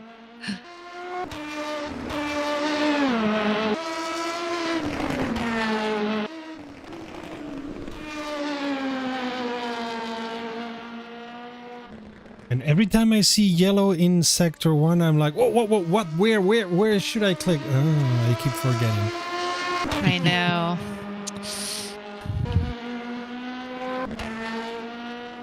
Is that bad? We're just like, oh, what happened? We're excited. Who messed up? Oh, nobody. Okay. Well, I'm more saying, oh, should I put the camera somewhere else? Oh, okay.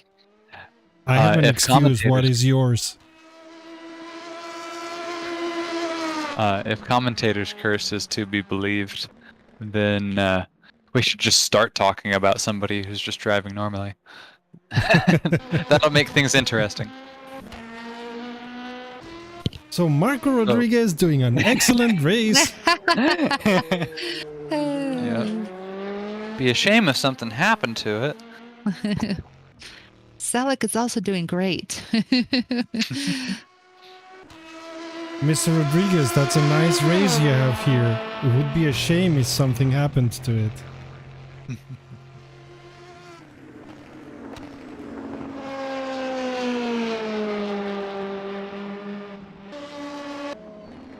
And Marco is still the only driver, right? He has been driving the whole time? Yes. Yeah. Marco is a team of 1 for this 6-hour endurance race. And thus far, it hasn't gotten to him yet. Yeah, it's doing wonderful.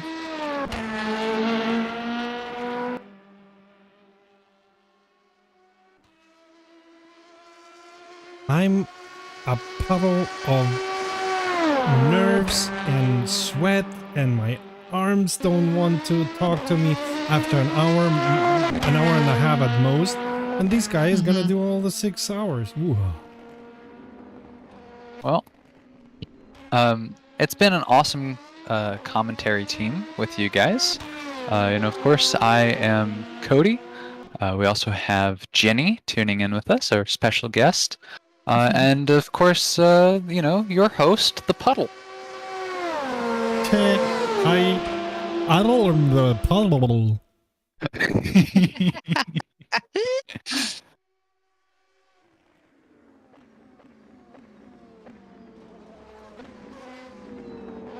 And we've had also Tom Kearns here, who went to do another race. So talk about endurance. Yes, absolutely.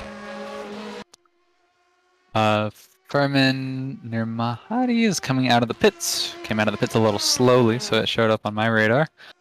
But looks like he's back on. If anybody is curious, we are stratified across 5 laps, but the vast majority of the racers are within, in their class, 1 lap. And we actually have, in GTE, we have 3 drivers on the lead lap. And, well, Marco's in a class all by himself at the moment, being the only one on the lead lap. But down a lap, Ed Bailey, Juan Del Castillo, and Wayne Newton have been very... Whoa! Juan Del Castillo, as soon as I mention it, yeah, big I spin. know. Big spin for Juan Del Castillo. That is... Where is he? Okay, yeah, no, that's in the Porsche curves, yeah. Oh gosh, gotta be careful. Because I think Wayne Newton was only about 20 to 30 seconds behind, but it might be fine. Yep.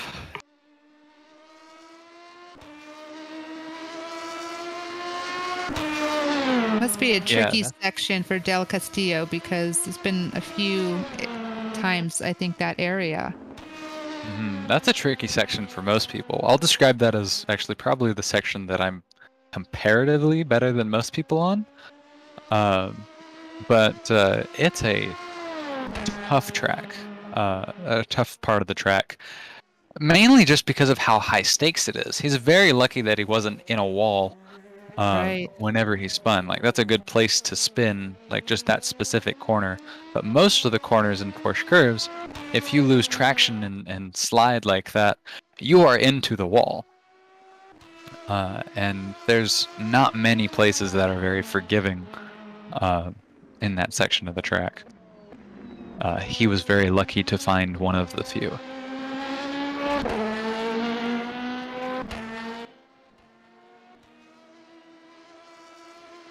This might be one of my favorite cars right here. I like the color scheme going on. Oh, absolutely. Ray-Ban always representing.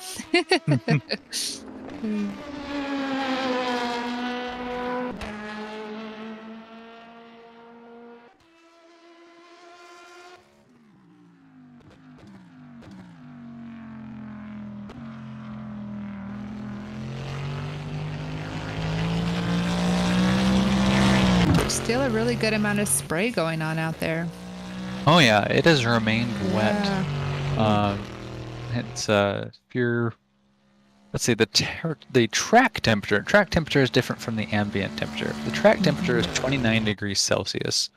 It's 17 degrees Celsius air temperature still. Yeah.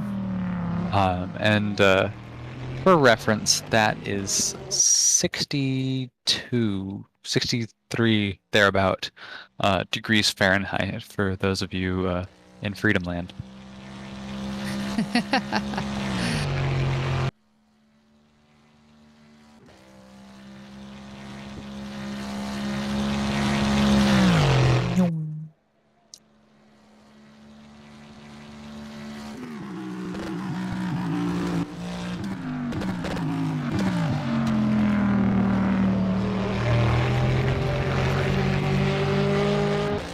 So we are on board now with Simi Salik, who has been your GTE leader. He wasn't the driver, but that was the car that had our first crash earlier in the race, on about the third, I think, or second lap. Yeah. Was involved with the Aston Martin at one of the chicanes, one of the Mulsanne chicanes, the first one, and it has been very, very interesting watching that car go from having lost out on that pass attempt and end up in almost last place, and work their way up, all the way up to first in class. So A that is very comfortable lead.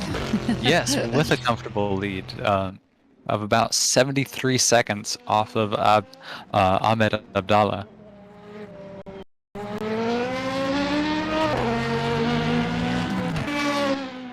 Yeah, this has been quite the race for that car, and they had, all that damage they had to repair. They spent a good bit of time in the pits. I mentioned the pits; they're now coming into the pits again.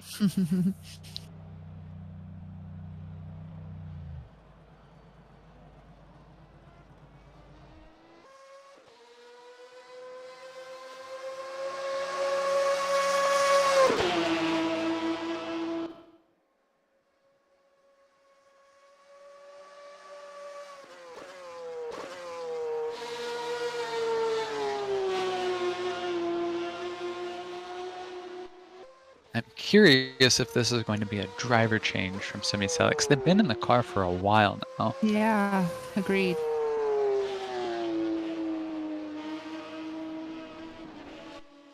Yes, that is a driver change.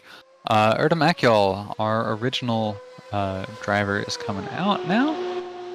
And yeah, there we go. Up to the pit speed limiter. Speed, and out they come. Still your leader, but now only 12 seconds ahead of Ahmed Abdallah, who's just crossed the start-finish straight in that Heusinkveld car that we're on board, or that we're watching right now. We're not quite on board with them, but we're watching them certainly.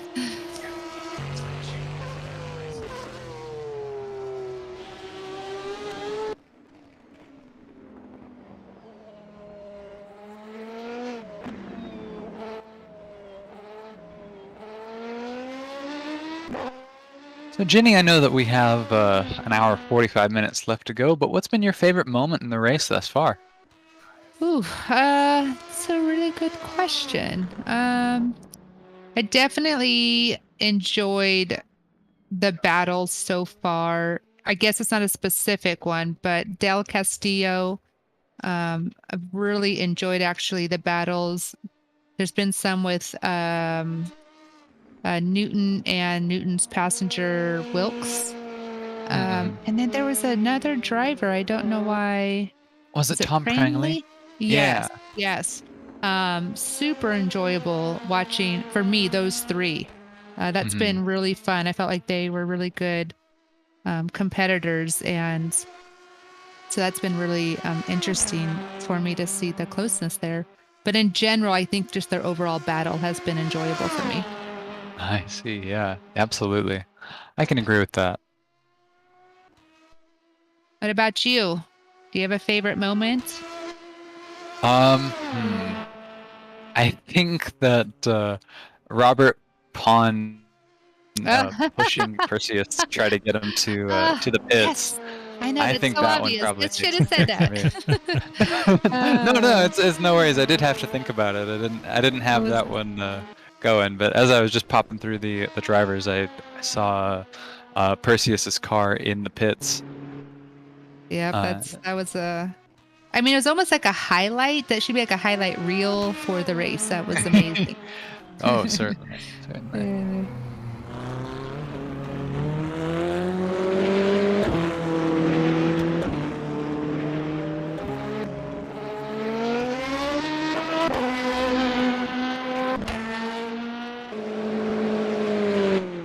All the drivers still out on track have settled into their grooves and are just carving out. Anybody who has tuned in before knows my saying: entrances and exits, and they're nailing them.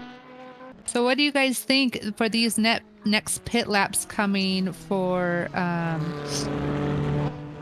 the LMP2s? Do you think they should, if they are going to change tires, should they stick with intermediates, or do you think it's okay to go to softs? I would think that it'd be okay to go to Very good soft. question. I wouldn't say if I'm a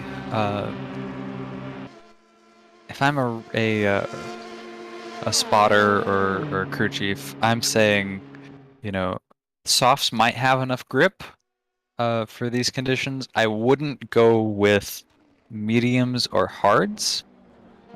Softs may have enough grip even through the rain to last, but softs are softs and they don't last nearly as long. Right. And so I would say that if we're planning to, there's an hour 42 left, right? If we're gonna do like 3 stops versus 4 stops, right? If we're doing 3 stops, I say we go with intermediates still. And then if we're going with 4 stops, then I would say that we go with softs for this first one, see how we feel afterwards. And if things get worse, then we come in and replace them with the intermediates or not. Right. Because if it's 4 stops, you're making 4 stops anyways, right? So. Right, exactly. Yes. Yeah. It's the Yeah, part of so- the strategy that I am not very educated in yet. I do enjoy kind of guessing with some of the racing we watch, but it's a part of it that I find fascinating as far as, your fuel strategy, your tire strategy, how to kind of make it all work. And it's amazing when it works out perfectly. Say you're second or third place.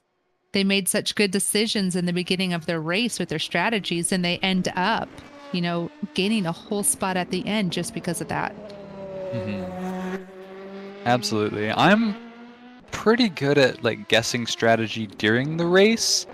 As things have shaped up, I'm terrible at planning before the race. So I sound a lot more educated than I probably am on the matter, just because we've been at it for at this point over 4 hours. I know the track conditions and I know how drivers on different tires have performed. So from my bird's eye view with hindsight, that's my prediction. But I will also say that I'm not the best at picking strategy. I would imagine too, right, during a race like this, that it would happen that you change a strategy also, like, oh, it's been raining longer, or this is what's going on, we're going to make a change. Right, and that's the part I'm good at. Yeah. Changing strategies. Picking them in the first place, a lot less so.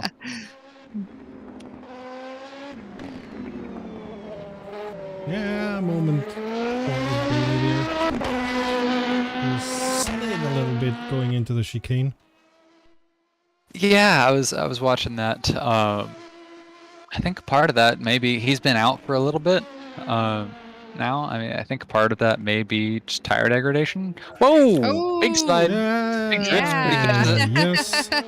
Saves it. Get the LMP2 heart rate drifting. going. RMP Dorifto. LMP drift. It's Yeah. kind of a smooth drift. Yeah, absolutely. It's definitely one of those moments that once you do it, you save it. You're like, oh my goodness, oh my goodness, oh my goodness, oh boy, and then it kind of shakes you up a moment. Like the most dangerous Yeah. corner after you save it is the next corner, because you've got to like kick right back into, all right, time to focus even harder now, Yeah, but not for me. I normally, after such a situation, I take the next corner at 30 km/h. Well, that's what I'm saying. Is like it's But- easy but- to but- like compound mistakes. Yeah, absolutely. especially if you're trying to catch somebody else, and you're like, oh, I messed this corner. Now I have to be double as fast in the next corner. And of course, we all know what happens. Right, you push too hard, and that's slower than it would have been. Do you guys know? I apologize.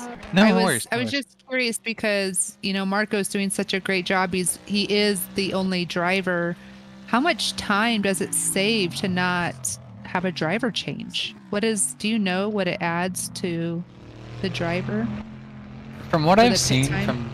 from what I've seen from the pit stops that there have been driver changes versus the pit stops that there haven't been, I think it adds about an extra 10 seconds per. Okay.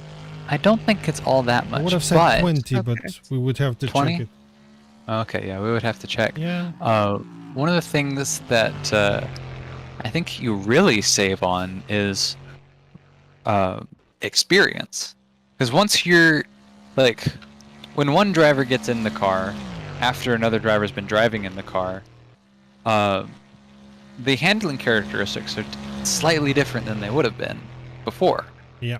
Right. And so you have to, you take a lap or so to get used to it if it's changed. Like if the previous driver maybe like flat spotted it just a little bit on one of the entries, new driver has to get used to a car that's been slightly flat spotted. If it started raining, then the old driver got to have a nice slow change, where it gets a little bit drizzly and then now it starts raining. But then the new driver is just, when they were in the car it wasn't raining, when they're in the car now it Right. is, and so it Yeah. takes you a moment to get used to it. Right. Definitely. Marco has the benefit of, he's been in this car for as long as the car's been on the track. Yeah. He's been tuned in the whole time. Exactly. Yeah. And so that's really helped him. The other thing that has also helped Marco stay in the lead is that the Rebellion Orca that he was racing against, last piloted by Perseus Miram, I think is how that's pronounced. But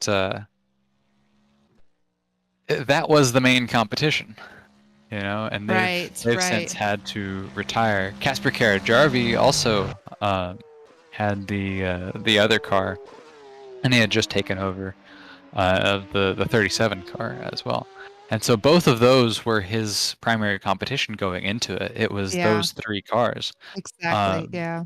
Marco has been the only one of those who hasn't had a driver change, and both Perseus and Casper were the relief drivers for the other drivers that switched out. And so that was where their issues ended up costing them the race, was during the driver change.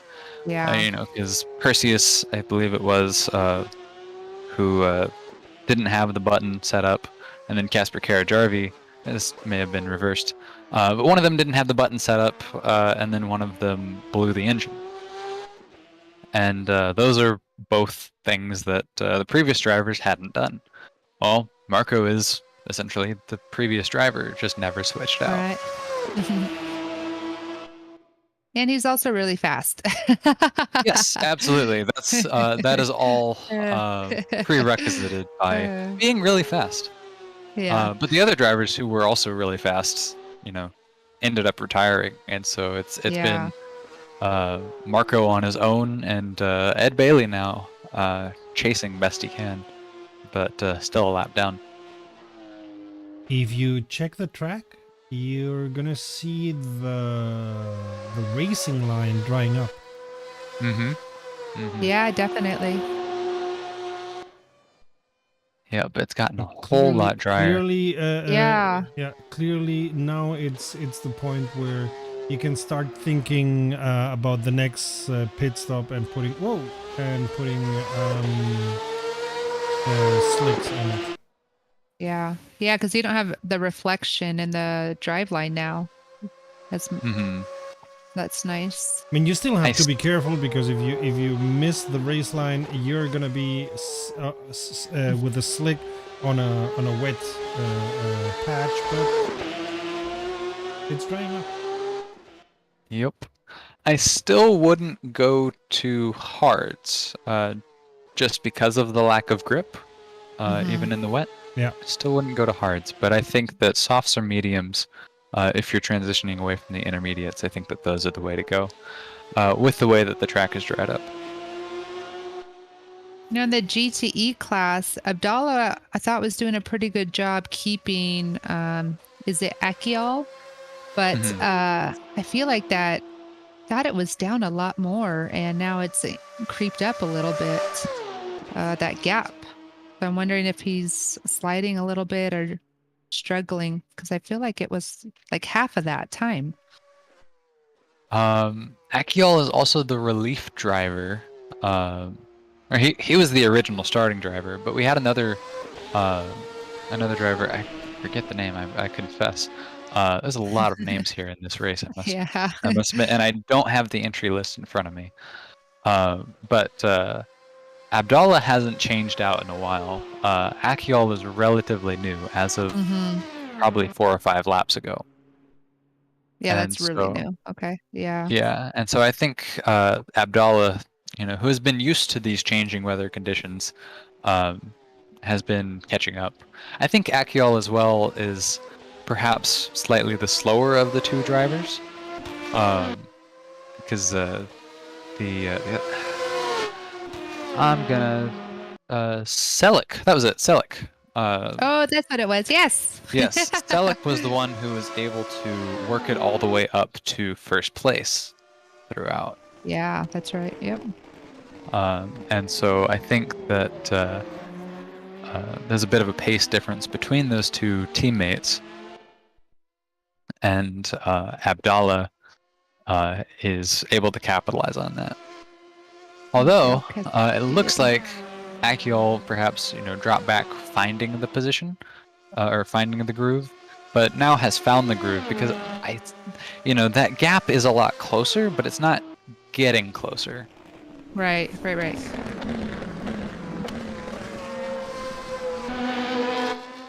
Juan del Castillo is now coming out of the pits. Still as Juan del Castillo, but it looks like probably tires and fuel, my guess.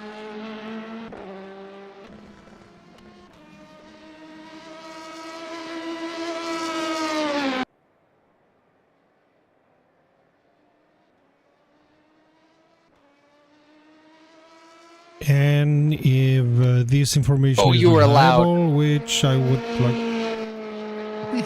Really?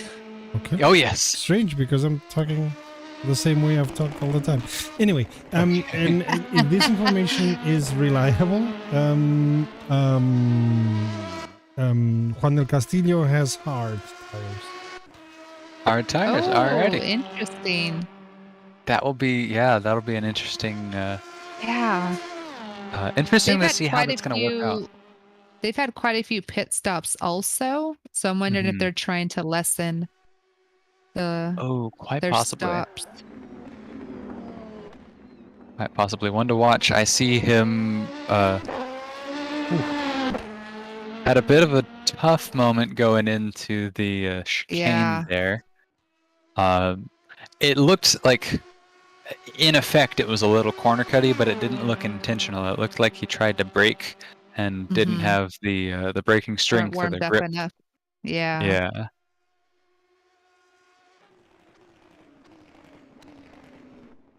.300 kilometers an hour down the Mulsanne. Hard braking into the corner. And then coming right back out again. Yeah, that is normal for me. Oh boy.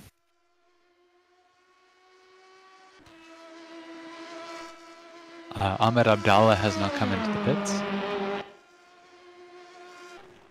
In the Husinkveld Porsche.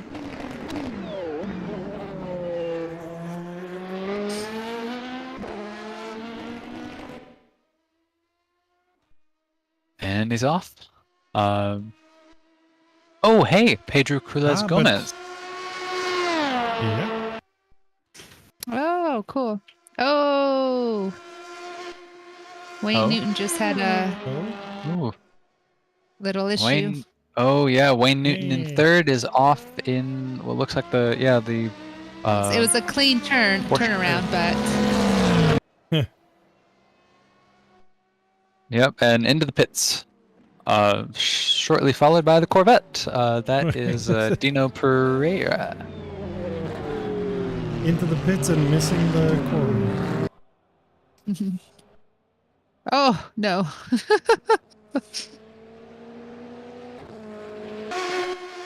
Sure, if you're able to let us know, I'd love to know all the cars that when they come out, what tires they're choosing. Right. I'll try not to pull out. Yeah, you're good. I will say in the mix, you whispering is as loud as Jenny talking normally. So I will mention that. Do I need to be louder? Because I was whispering. No, you're good. No, I was whispering quite loud. Remember that I Okay. have some experience in working with sound. Understood. Mhm.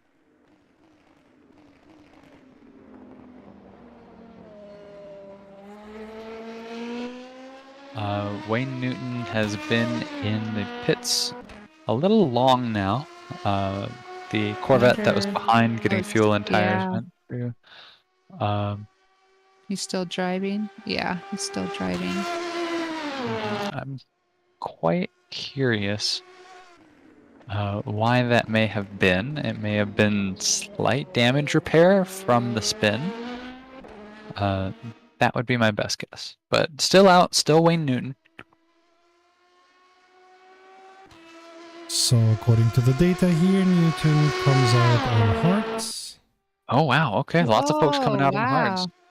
hards. So I'm gonna and guess Grant that Jones the... on softs. Alrighty, Okay. there we go. So a bunch of different bets. I'm hearing more hard than soft, which makes Yeah. sense.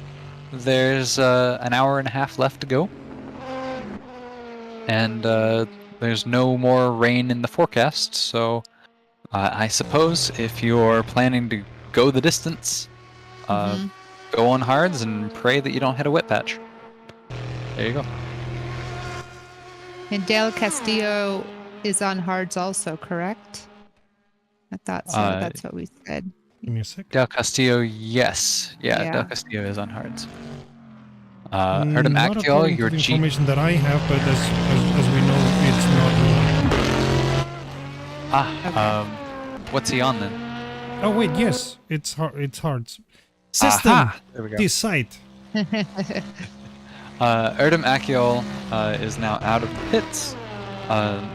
The GTE leader, your Corvette.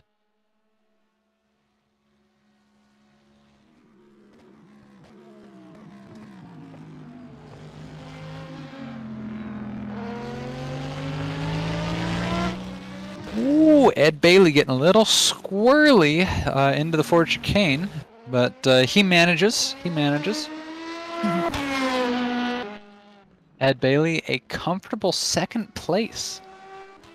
A podium waiting for Ed Bailey if he can manage even further through to the end of the race. You Hey, jinxed you it. just did the curse. Hey, here's the thing. Here's the thing. If I can curse everybody, then I have cursed nobody. Oh, this is very true.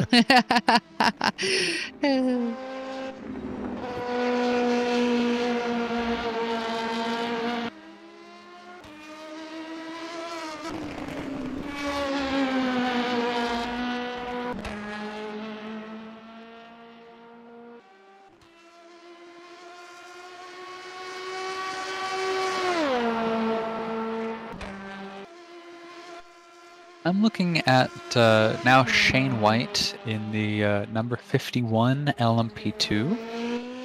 And, this is a car that Salas had driven, and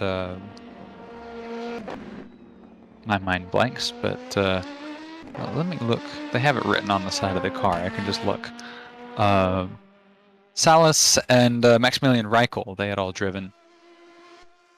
And I've noticed they've picked up a bit of damage. I'm wondering how long they've had that because I didn't recognize it. I think it's some sort of an issue that clearly must have been caught off camera. But I see front right and rear right body panel damage. So my guess is they scraped up against a wall somewhere. If I'm doing forensics on it, the Porsche curves, there's that one curve with the blue wall. It's kind of a double apex left-hander. And it's really, really easy to get a little too close to the wall and just bump it a little too hard. My guess is that they probably did something similar to that. If not there, then somewhere else, because it's just pretty consistent damage on just like that front right and rear right. But nothing past that. They seem to be doing a similar pace that they've been doing. So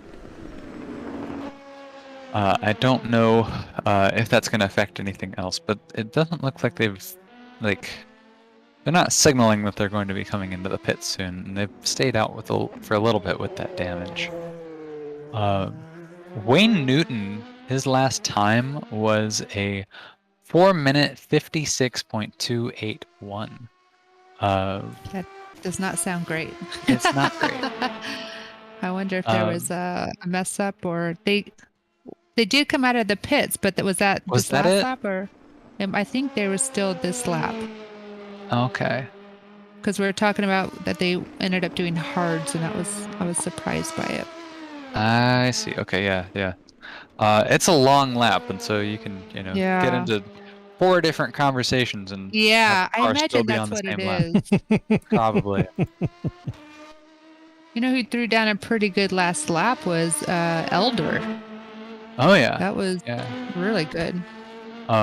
And Greg Elder has just come into the pits as well, or is just coming out of the pits, to be honest with you. And Bailey coming into the pits. Yeah, if Okay. Greg Elder is still going to be pursuing, and is going to be pursuing with the with refreshed vigor that a pit stop can provide, we may see some faster laps from Greg Elder. I'd be interested According to see. to the info here, Elder is on soft. Elder is on soft, so yeah, Ooh, definitely look out okay. for some quick laps from Elder then. And getting into the wets. Not a good idea, mate. Nope. Yes, softs, but cold softs.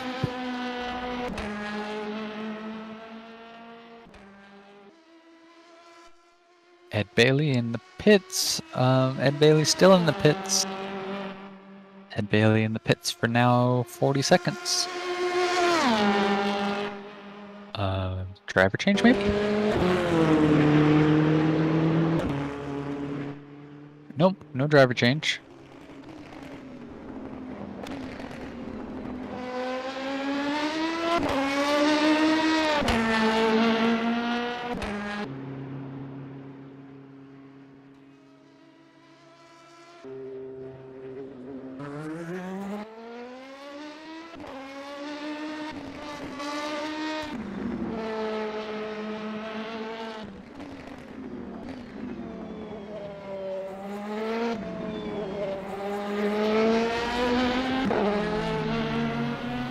Okay, again, according to this maybe unreliable information, Ed is on softs too. Okay. I'm so interested to see how this will play out between the teams that pick the soft versus the hard. Yep. Marco, if I recall, is on hards and is still on hards.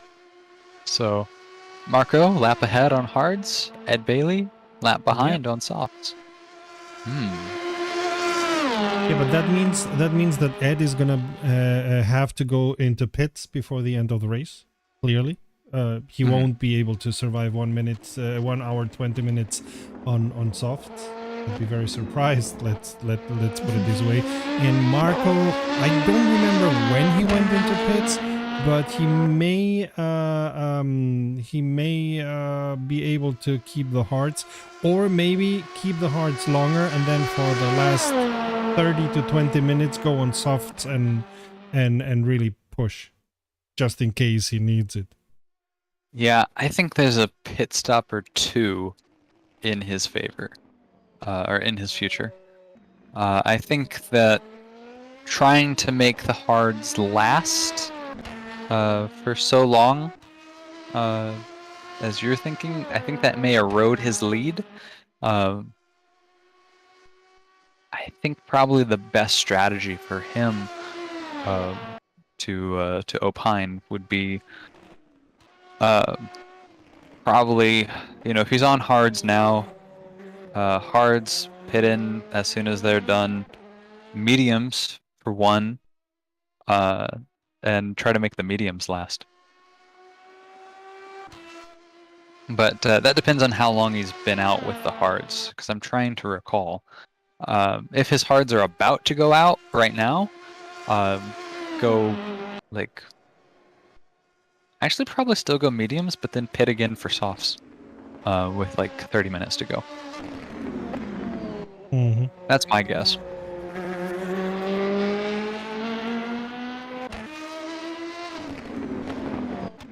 Because, I mean, Marco Rodriguez, if he can make hards last, but he can't make his fuel last that long, you know? Yeah. Yeah. So it's going to be at least 1 or 2 pit stops more. I think probably 2.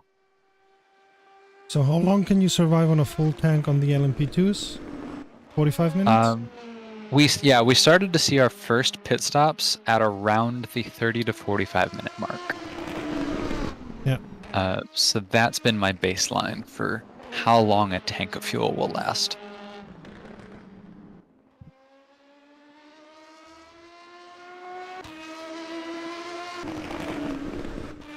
Part of that also changes in the wet, and this is a thing that a lot of people don't think of or factor in, but in the wet, you're also a bit less efficient as well. Because you have less grip, but you're still putting down power, you know? Yeah. True. Mm-hmm.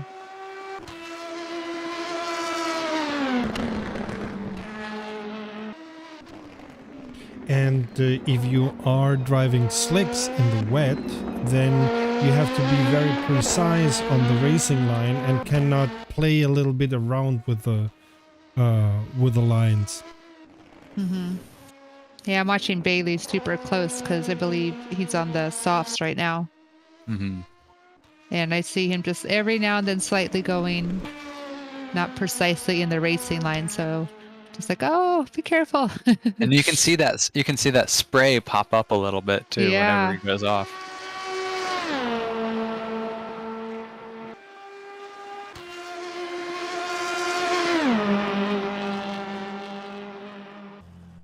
Steer This was pits.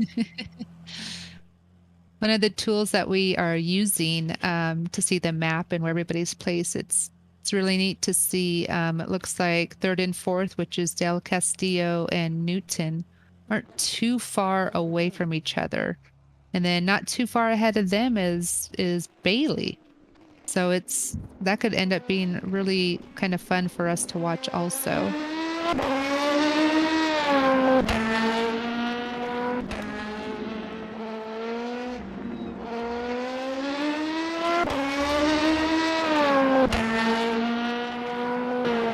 Nygaard back at the wheel.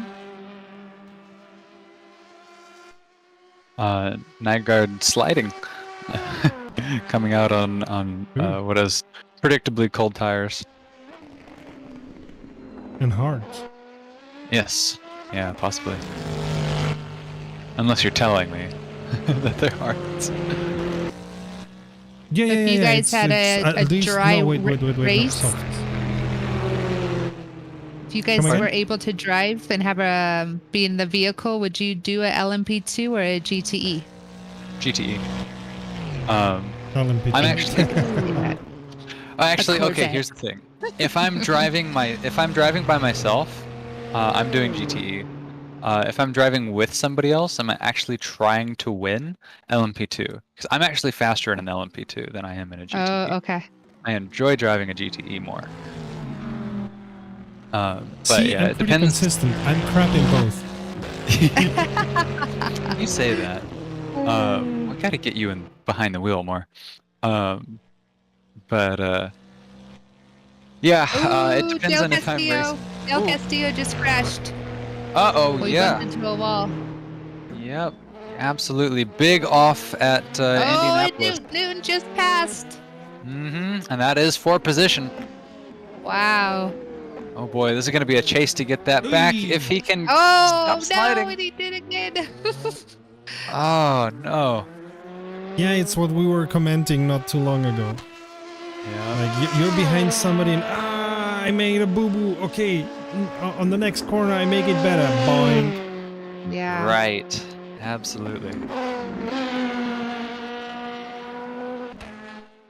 Wow. Yep. That was yeah, textbook example of that, unfortunately, for Castillo.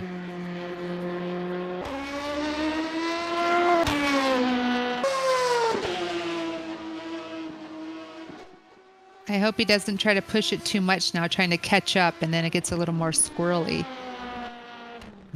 Just kind of calm down, relax. Yeah, you've got to Just run knock your out the race. laps. Yeah. Absolutely. He's on the hards, right? He's just, I feel like He he's is, just picking his yeah. own lines right Who, Del now. Castillo? Del Yeah. Castillo, yeah. Oh, he's coming into the pits. Oh, okay. He's- That's why.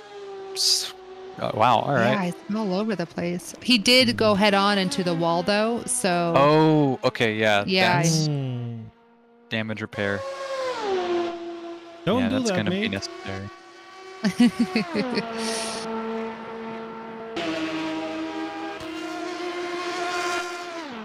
Man, I'm moving and my racing sim is in 3 pieces at the moment. And this is encouraging me to put it together and do some laps.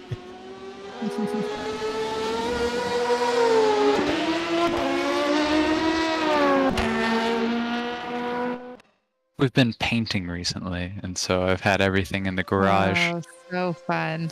Oh, yeah. So right now I'm sitting in a like completely white interior. Like everything is just primer white. Are you doing it yourself? Yeah, thus far. Good for you.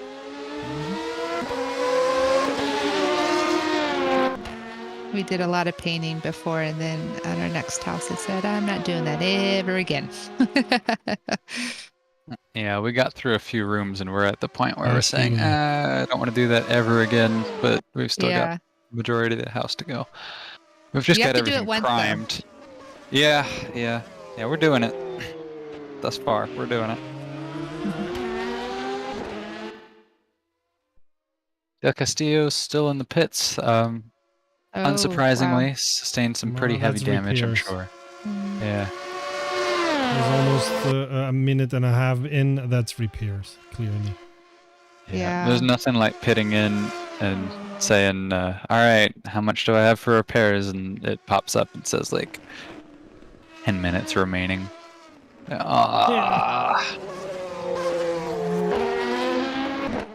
Okay, don't know guys, that he has going to 10 the minutes loo. remaining. When I come back, I'm gonna. This thing is gonna still be repairing. Yeah.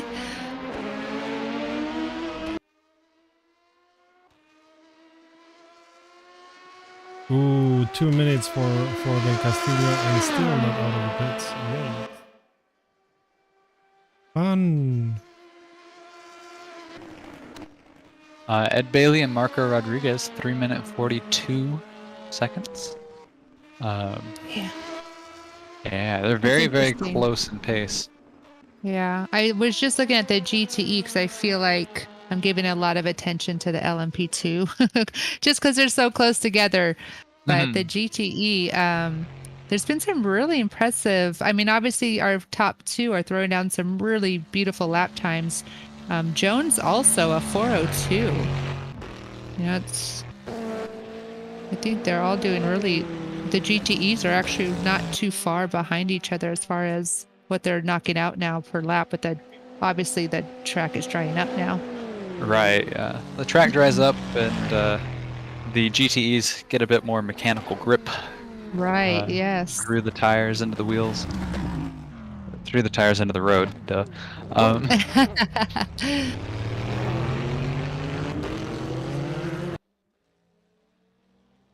So, because of a spin-off on LMP2, now...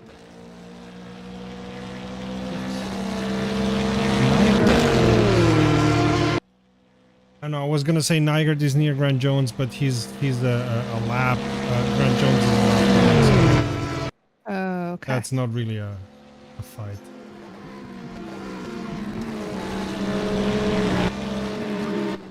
But Yeah, who was Nygaard that's went on into the wet LMP2? Was that and- Shane White? Yes.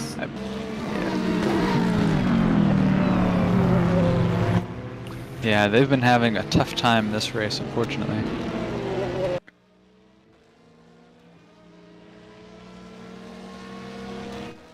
Passing them too wide on the outside, but that's a fun feeling. Oh, it's like almost 3 wide. Oof. But especially when you're on the wet side and these guys are on the dry side and you're trying to pass them and yeah, ha ha ha. Right.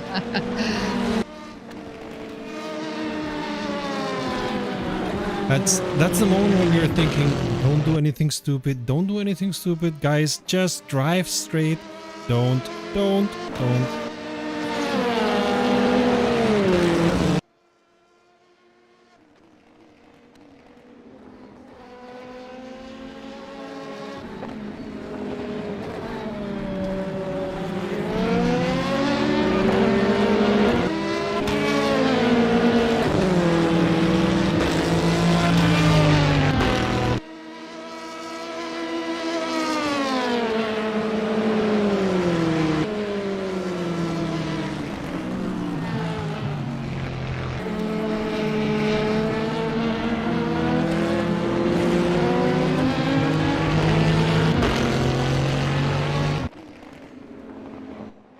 Yeah, these lap times are definitely getting faster. It's really good. Wayne Newton a 3:39.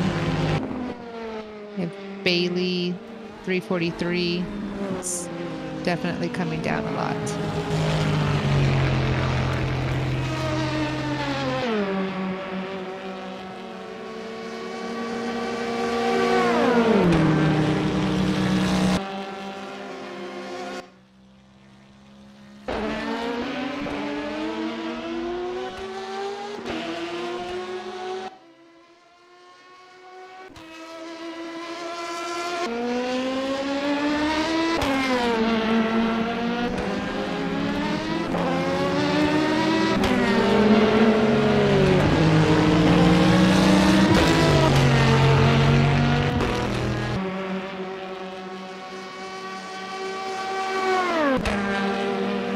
And now also other parts of the track are drying up, so clearly we're gonna be seeing an ending of this race on the on dry.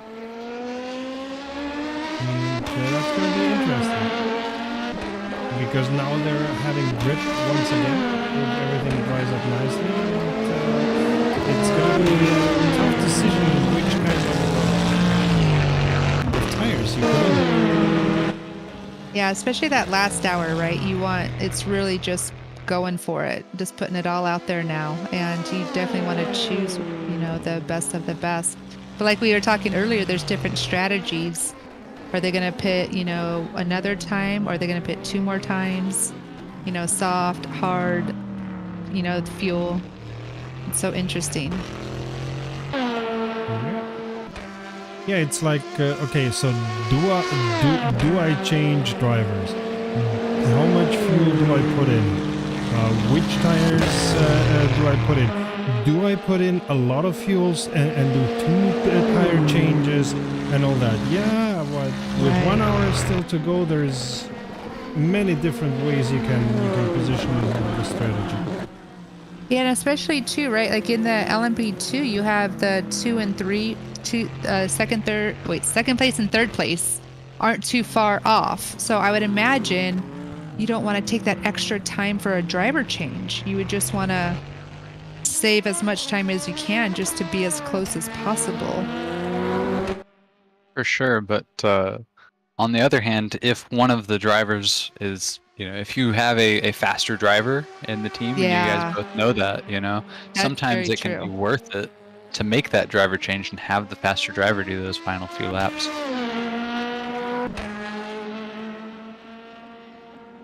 And of course, if the driver that is in is tired, then he'll be slower, and there is the risk of because he's tired, because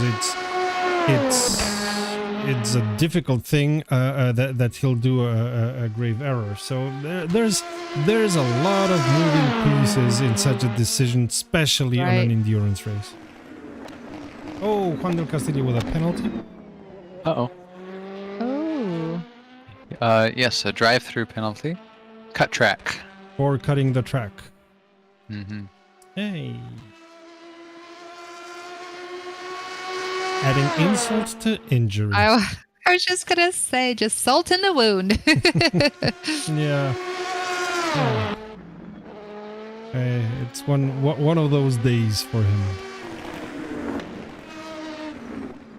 It's still great experience, though. It's, you learn a lot from these races, and that's all you can do is take away and just know, you'll have another race, and hopefully, it goes better.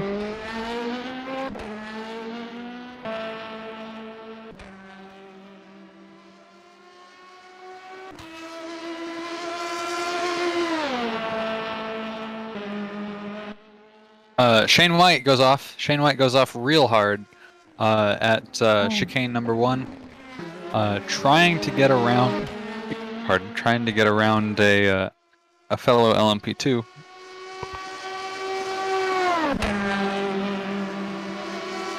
And it seems as if his car got dinged really bad. He's swerving from left to right.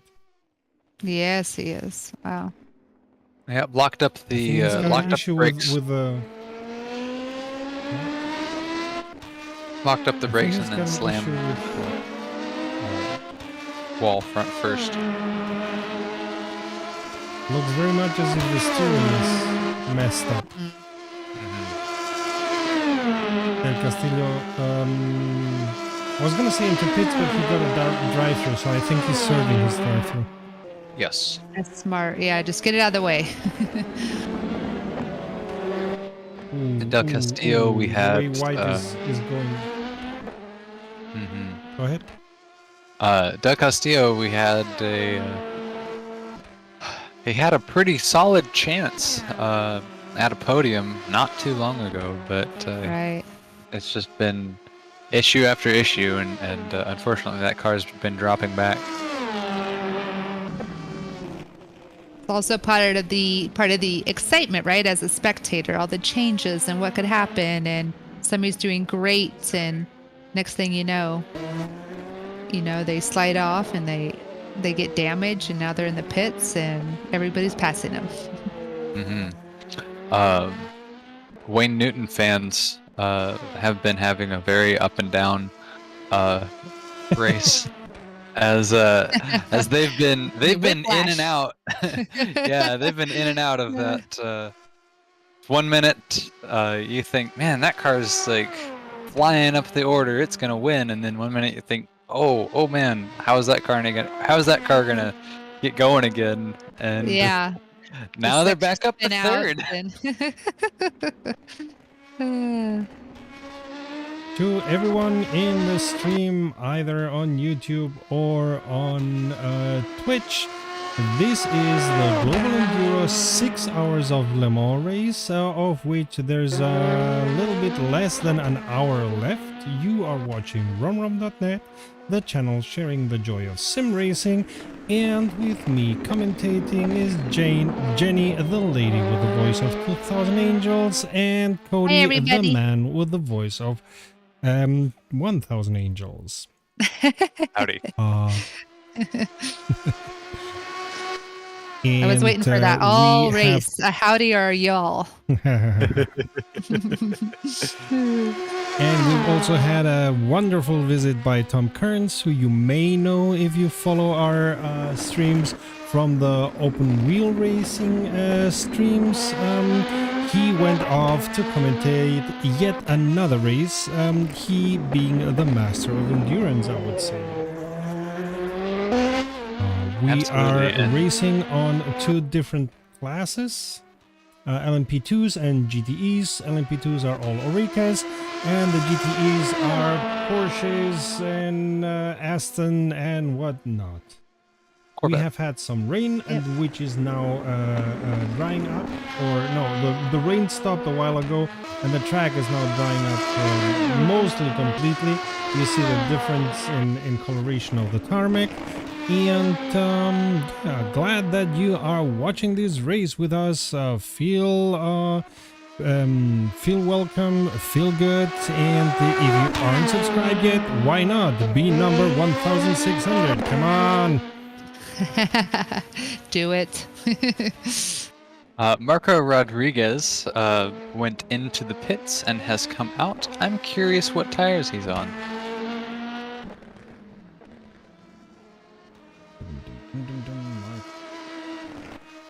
Every time I Your think wish it is stops, my somebody does command. the hard.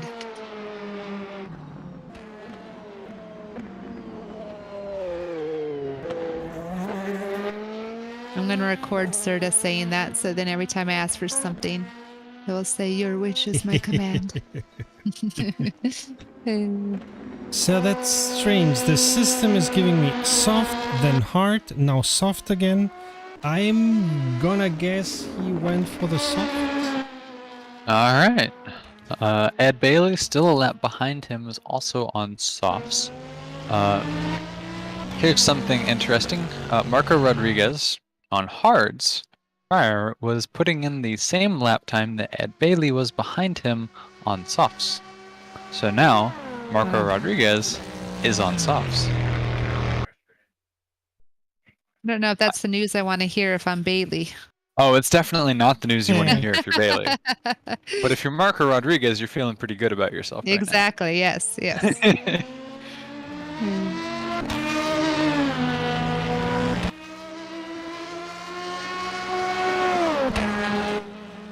Wayne Newton's last lap was a 3-minute 36.207. Oh, That's the wow. best we've had since the start of the rain.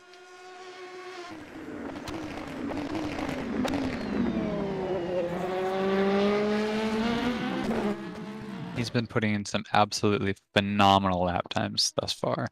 I think that car is one of the ones that performs. They perform really, really well in the dry, and then just okay in the wet. Opposite of me. Got it. And so I think now that the track is drying out some, Wayne Newton is like, yes, it is now my time to shine. I'm going to Right, shine. exactly. Shine on.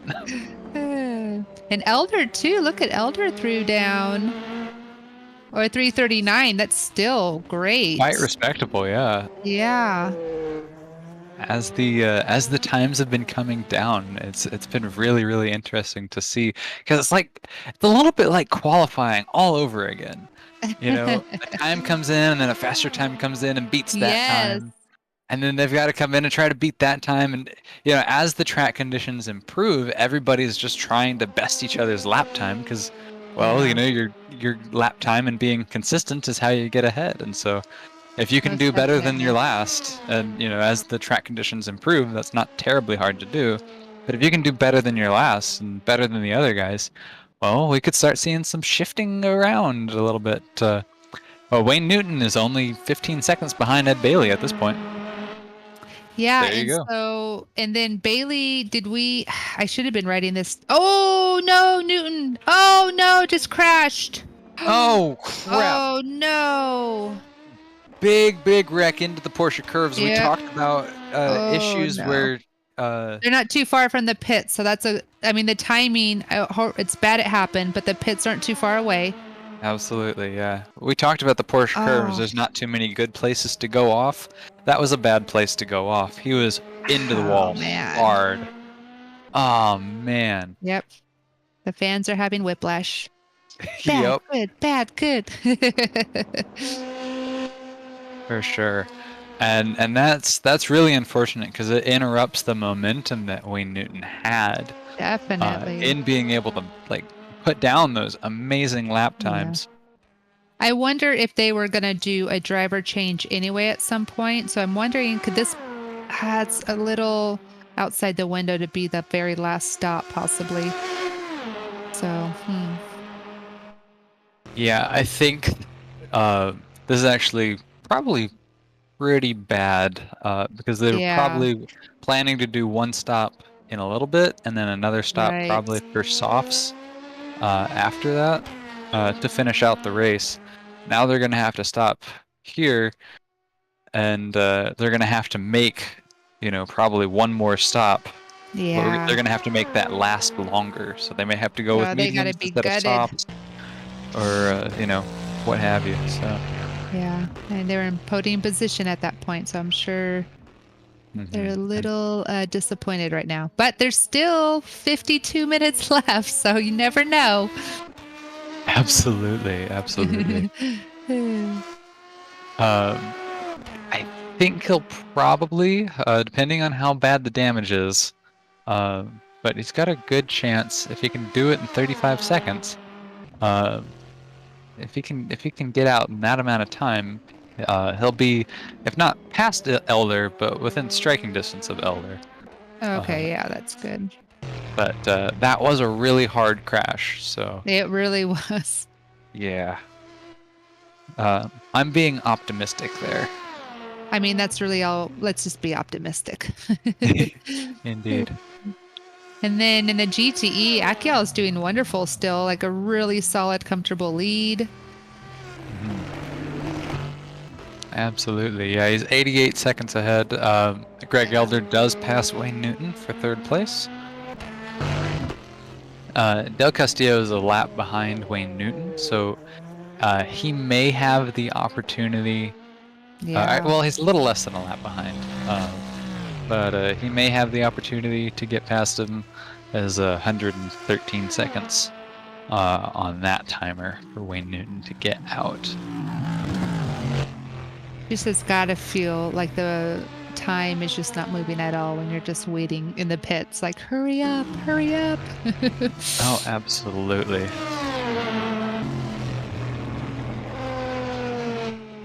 Yeah, this is a very long stop. But that does give the other drivers, it's just like the rest of the race. You have a driver who, has an unfortunate accident or misshape, and Del definitely Castillo opens goes it up. off, not into the wall, Oh, but but did go really wide. Yep. yeah. And Newton's coming out the pits now. Okay, there we go. Joe Wilkes, they did a driver change. Joe Wilkes is Oh, now they the did new do a driver. driver. Okay. I was wondering if they would do that.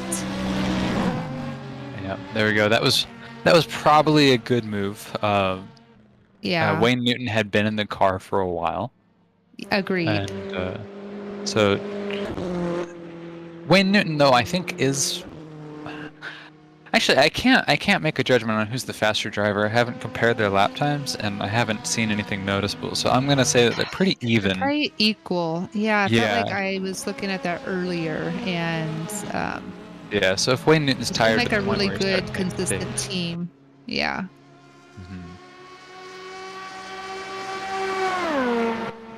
Artem Akyal's still in that pit. Oh.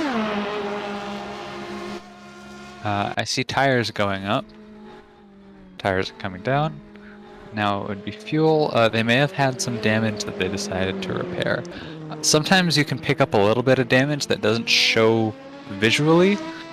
My guess is that they had been carrying some damage that they had opted not to fix.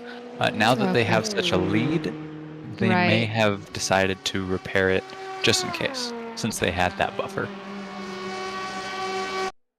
But yeah, they were in the pits for a little bit before the tires went up, so that's my guess. I don't think they've done a driver change. Akyol is still behind the wheel. Yes. So yeah, Akel's still behind the wheel, is out of the pits now. Still your leader in GTE. Pedro Cruz Gomez is behind him 25 seconds in the Heusinkfeld portion.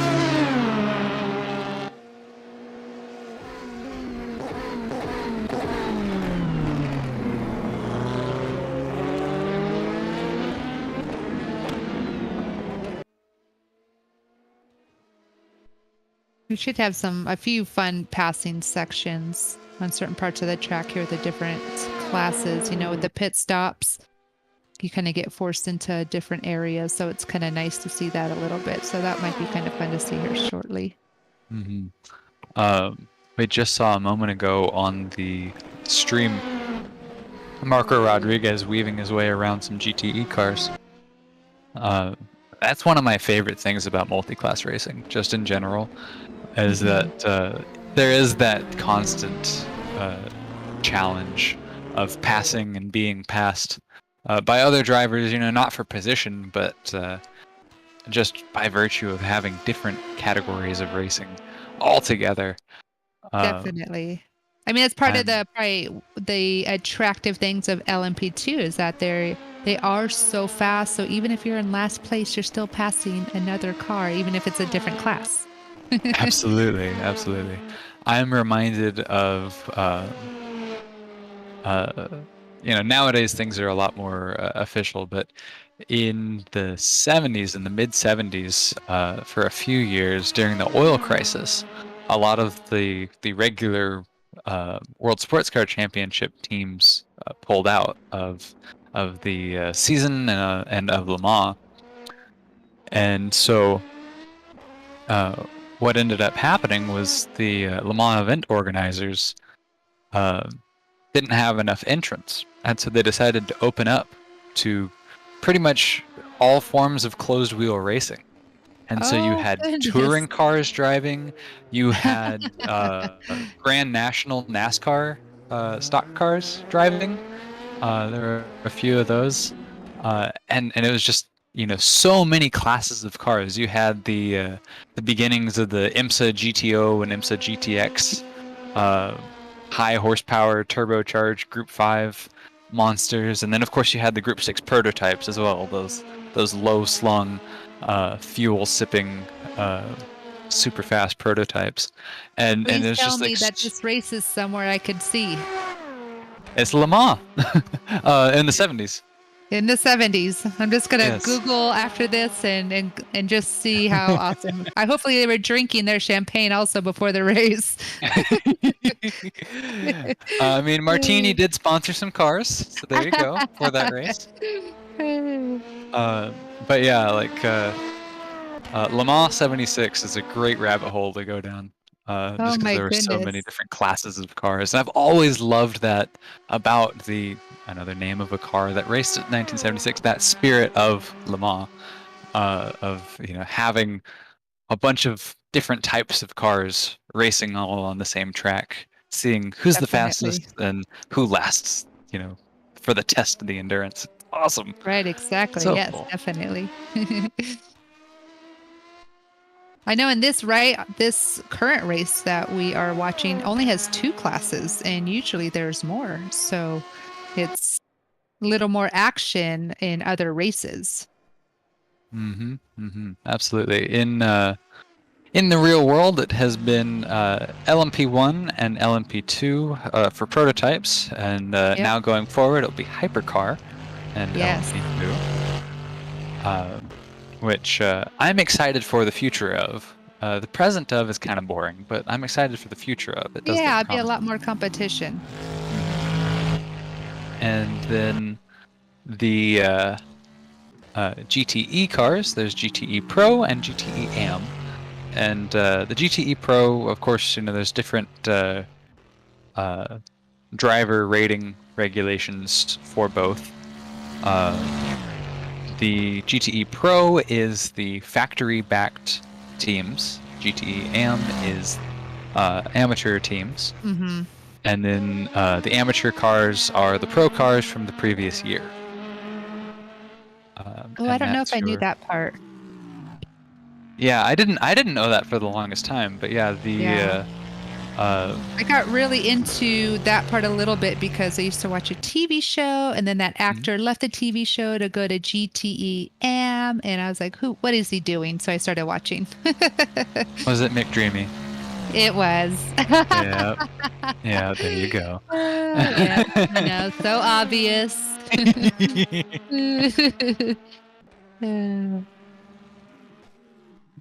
For sure, but yeah, I didn't know that for the longest time either. I was like, where are they getting these cars from? But yeah, so they're and they'll build them special customer cars. They're not like the same chassis in most cases, but uh, yeah, so it's like if in 2021, the factory Porsche team, right? They run 2021 Porsches, but the Mhm. amateur teams they run 2020 spec factory Porsches. Right.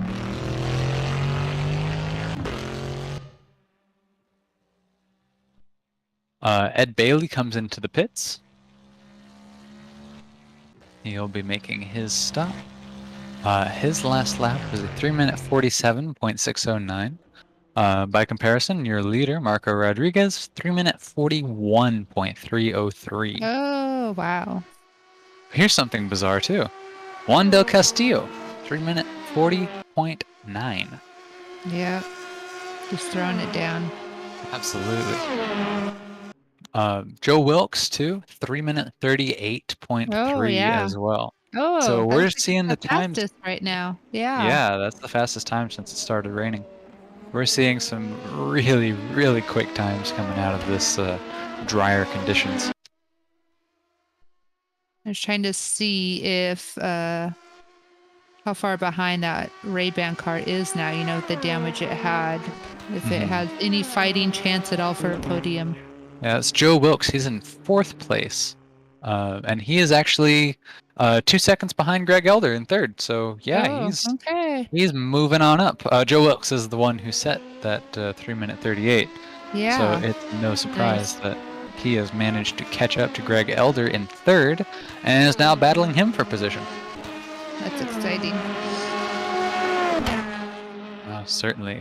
Joe Wilkes, if you're following along, took over for Wayne Newton recently.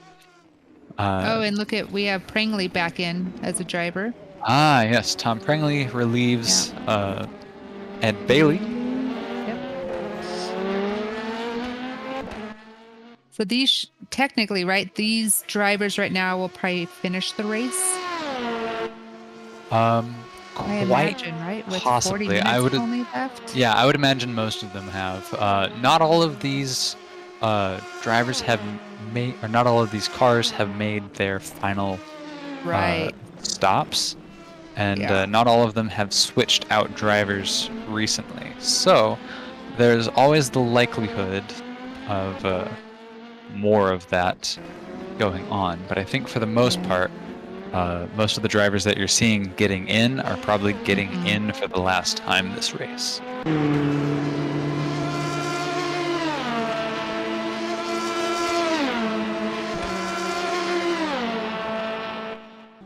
Pedro Cruz Gomez, your 2nd place car in GTE, has pit in.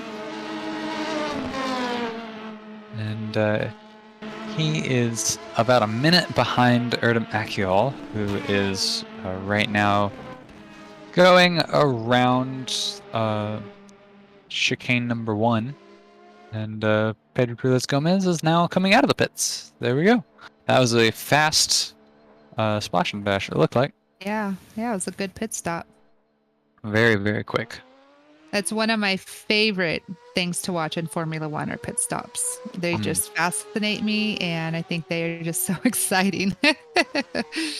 They absolutely are. They absolutely are. And then, there's, just the craziness of all of the hands on the car at once, fixing everything. And then there's also, what we're experiencing here, the strategy of like, when do I take my pit stop? What do I change my tires to? There's all that baked into just those few seconds. It's very, very important few seconds. Yeah, and it's something that I was unaware of that I didn't realize that different types of racing have different rules as far as, Formula One, do all the tires, you got your fuel, and other types of racing. There has to be, maybe you don't have 4 crew members doing tires, or maybe you only have 2, or things just are so different, which obviously alters the time so much. Mm-hmm, mm-hmm.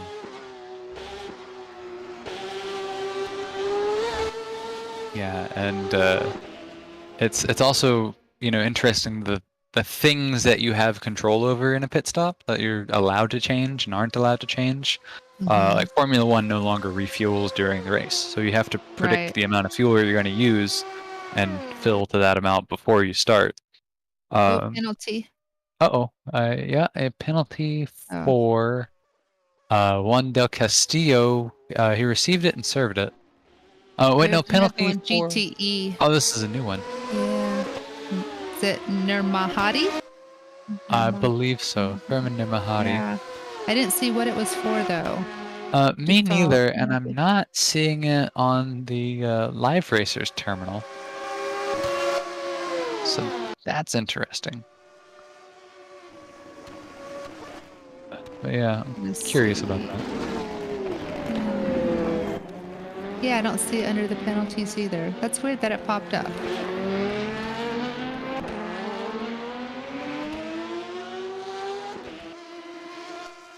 Ooh. Oh boy, big spin. Yeah. That was from your second place driver. They are fairly stratified though, and so Akiol is about a minute and a half ahead, and Nygaard is about 45 seconds behind Pedro Cruz Gomez. So, although it certainly doesn't help his chances, it's also not going to hurt him terribly. Right. It's a little wash, we'll call that. Indeed.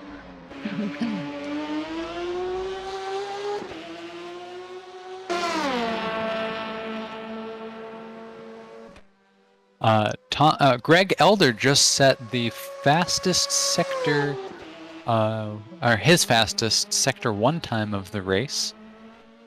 Oh, wonderful.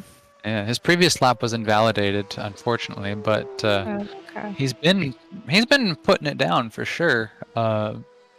He's in 3rd place behind Tom Prangley, about a lap behind. Or I'm sorry, about half a lap behind Tom Prangley. And he's being chased by Joe Wilkes, and they're within Yes, he is. 3 seconds of each other. Yeah. And Wilkes threw down a 337. Absolutely, yeah.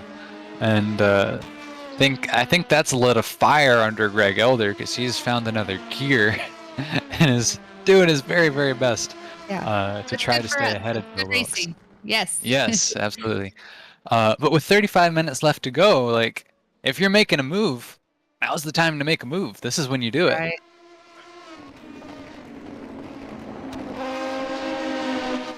So this is a really, really interesting matchup here. Greg Elder and Joe Wilkes. Oh, another way. Oh, go ahead. I was going to say, and they all have to pit at one more time. So that's to make it to the end, right? With their fuel. If they've pit recently, like within the past lap or 2, they could probably make it on fuel saving. I don't remember when Elder pitted. Yeah, I think Elder's been out for a moment now. Okay. I know Wilkes has. Obviously, Del Castillo.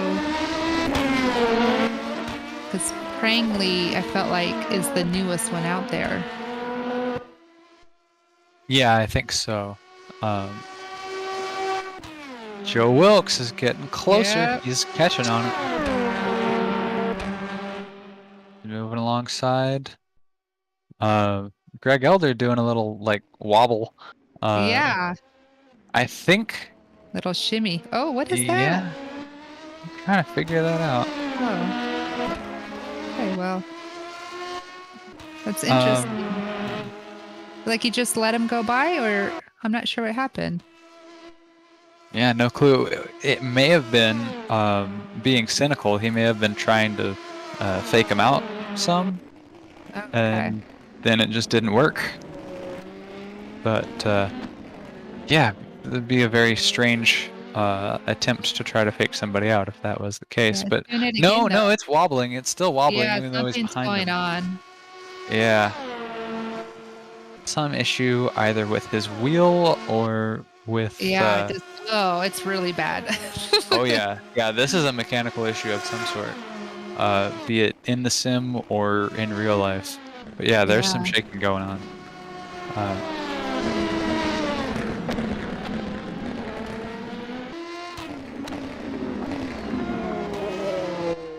But once Yeah, again, you it have has Wilkes back up at third, and so they're causing their fans little heart attacks here.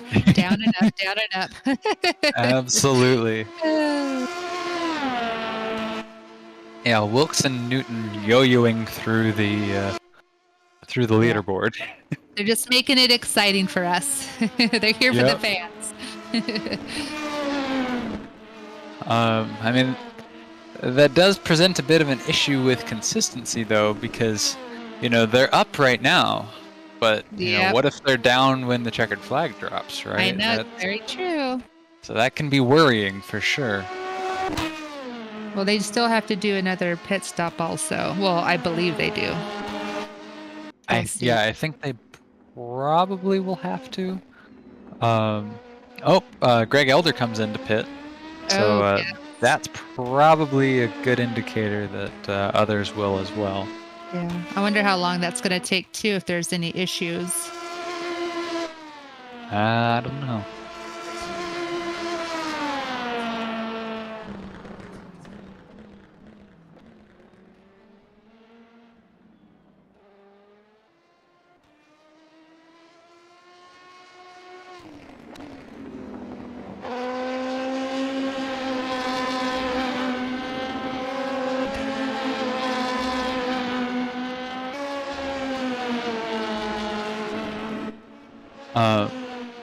Marcus Stair picked up for the longest time in the first part of the race.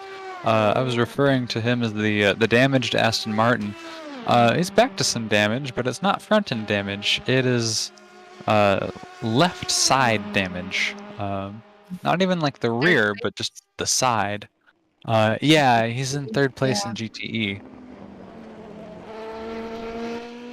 So there's some issue there that he's run into.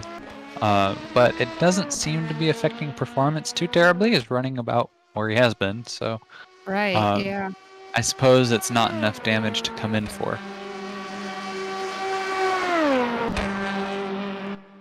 Juan Del Castillo has come into the pits.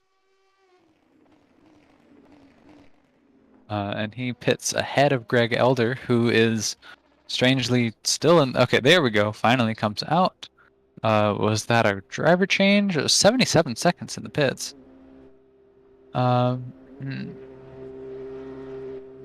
Let's see, what was that? It was not a driver change. It's still Greg Elder in the car. Yeah. Just kind of a longer pit stop. But if you're might have Joe found- Wilkes, you're maybe. feeling good about that. Yeah. And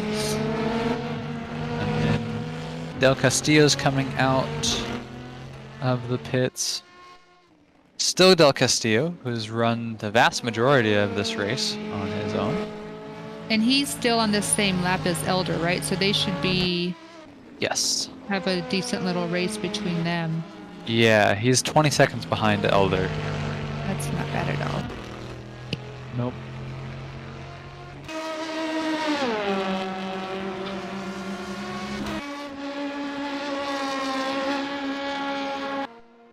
I go back to the lap. Uh-oh, Marcus Stair. Big crash from Marcus Stair. No. Heavy front end damage. That's a bad spot to have it too. At the beginning of the S's. Oh no. Yes, right after the worst pit. spots. Oh no. Yep. And there is, there's that same side panel damage that we had, but there's also some pretty heavy, like, direct front end damage. It's not the front fenders, but just the very front of the car is damaged from my point of view here. So because I am not a sim racer just yet, I don't know how this works. So when you have damage and you go into the pit, are you forced to take care of all the damage? Can you pick to choose to fix one thing? How does that work? So in rFactor 2, 'cause this is a complex question depending on the sim, but in rFactor 2, you have the opportunity. You have a little pit menu that you can push a button on your keyboard and pull up, and you can choose what you want to fix, and it'll be like, suspension repair or replace, and like one will take longer than the Oh, other, etc. right. And it's the same across all sims in the ISI worlds. So ISI is I think it's ISI Gmotor anyways, there was a company called ISI that originally made rFactor, and they also made a bunch of different sims as well. And so it's the game engine that rFactor and several other sims exist in. And in ISI sims, this is how it works essentially. So you have the opportunity to repair or replace damaged components. Okay. You can That's repair good it, to and it doesn't know. take as long. Yeah. Or you can Right. replace it, and it takes longer. And then in some sims, I can't remember. I actually haven't had a car that's damaged so badly in rFactor 'Cause you're 2. so good. Well, typically, if I damage it that badly, it's not getting back to the pits. Um, um, DNF. but yes. Anyways, oftentimes, in some sims, it will make you like there's some damage that you have to come in for, just because it's unsafe to be out there without repairing it, and it Yeah, will that makes make sense. you Yeah. repair it before you can get which out. is like in real life. Which is like in real Right. life, yes. Yeah. Yeah, you don't want to cause, right? The code 80 out here. That I don't want to be that Indeed, person. precisely. Yeah, if you get the black orange, then you're in. Yep, it's called a meatball, unofficially. Oh. But yeah, so you know how you get black flags sometimes, and you have to come into the pits. A black flag with an orange circle on it is you have to come in for the pits for damage. And so it operates just like a black flag, but it means that you've got issues. No, that need black repairing. flag is disqualification. You're not allowed to Oh, continue racing, and the black and orange flag is get into pits, and if you're able to repair it and want to go back, you can go back. okay. I think I'm going off my knowledge of Oh, the SCCA GTs are rules. now coming in masses into pits. Oh yes, all but the top two have come into the pits. Marcus Stair is pitting in, Dino Pereira, and Furman as well. Furman Nurmahadi.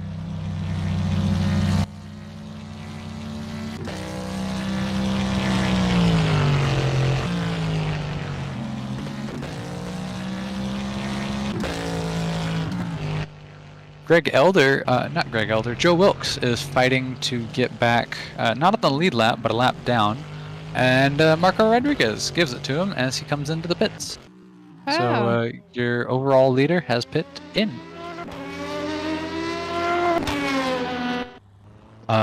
Penalty for Joe Wilkes, I see on the board. I don't see a penalty on live racers. Oh wait, connection lost. There we go. Cut the track. Off. Yeah, cut the track. There we go. Is it a drive-through? Soda. Yes. Drive through for cut track. Yep. That's unfortunate. Yeah.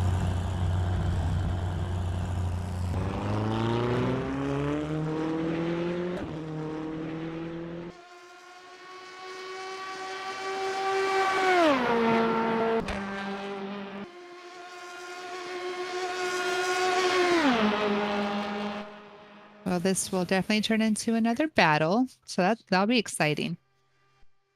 with that penalty. Mm-hmm. Yeah, Greg Elder is 123 seconds behind Joe Wilkes. And Juan Del Castillo is 30 seconds behind him. Oh, wow. Okay. And so Joe Wilkes will have to come in to serve his penalty. And that will give Greg Elder an opportunity to catch up some. Retaliation. So if they have to get some fuel anyway, they could still get fuel and then spend some extra whatever the time is in the pit lane, and then they could just knock it all out that way. With a drive-through, they don't stop. So they will have to go all the way through without stopping, and then they could come around again and pit and do all those things. Whoa! Oh no! Joe Wilkes spins it. Boink, It's okay, boink, boink. Okay. It's gonna take out those pylons And real quick. litters the track. Yeah.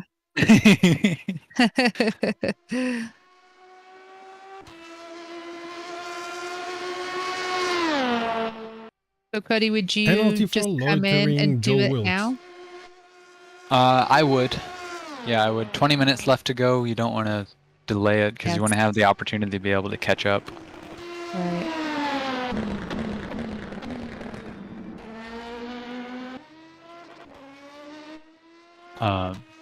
On the other hand, I do have clean air right now if I'm Joe Wilkes. There's nobody else around him. If I pit in, or if I go through to serve my drive-through penalty immediately, he does have to serve it within, I think it's 3 laps. Okay. And so if I stay out for 2 laps versus if I come in immediately, right, then there's benefit versus cost there. And the main benefit of coming in now is that you would have time then to just kind of shake things off and then focus on the rest, like nailing the rest of the laps. But you run the risk of coming out around where Greg Elder is. He is going to pit in now. But it shouldn't take more. If it was a stop and go, you'd be in worse shape. But as it's just a drive-through, it shouldn't take over a minute to do. It should just take maybe 30 seconds or so. We're looking at Erdem Ekal there, who went very uncontrolled around a corner in the Porsche curves, and managed to save it. But boy, that was some snap oversteer for sure. But yeah, see, here you go. So Joe Wilkes comes out. Greg Elder is now a minute and a half behind, but he's still in green air, or he's still in clean air. Sorry. That worked out well. Yeah, so it worked out well. If he was further behind, I would suggest pushing and staying on. But that's really what it depends on, for me at least.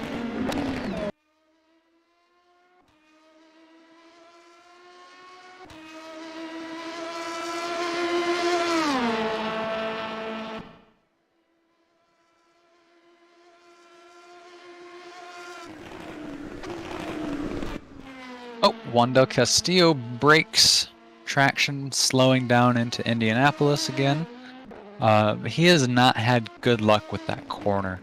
I think in part because he's on hards. He's got less grip there, but he's been trying to slow down as if he were still on softs or mediums.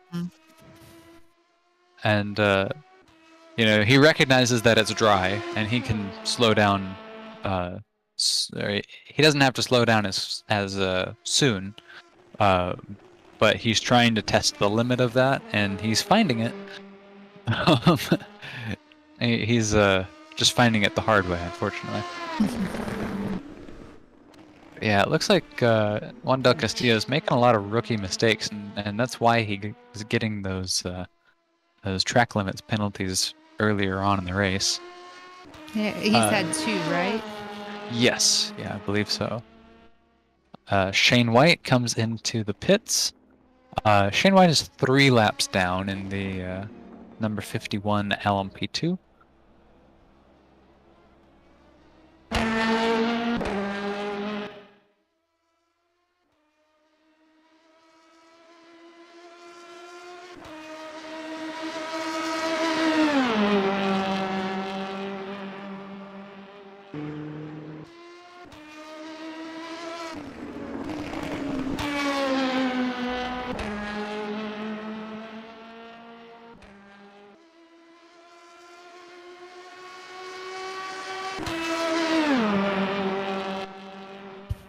I'm excited for when Wilkes and Elder might end up having a possible run in here with possible pitting and coming back out. Greg Elder just put in his best time of the race, a Ooh. 3-minute 34.922. Wow, that's fast. That is his best lap of the race. They must be and telling him too, you know, that Wilkes is going to be pitting soon. You got to go, go, go. Absolutely. For reference, that is as good as Wilkes's, or at least that car's best lap of the race as well. That's even better news, though. Good competition. Oh yeah, yeah. We're back. We're back. It's daytime. It's dry. This is full pace, as quick as it gets. It's just such a great way to end a race too. I'm so happy that it got a little dry here. So that's wonderful. Oh, certainly. We had our night racing in the rain. We had it. Yeah. We're done with it. Night rain racing. It's so crazy. Yeah. An excellent observation. It's going to be interesting to see what Wilkes decides to go with on tires. Serta, if you do soft? Oh, sorry. I would do soft. I would do soft, but I'm curious what Wilkes is going to go with.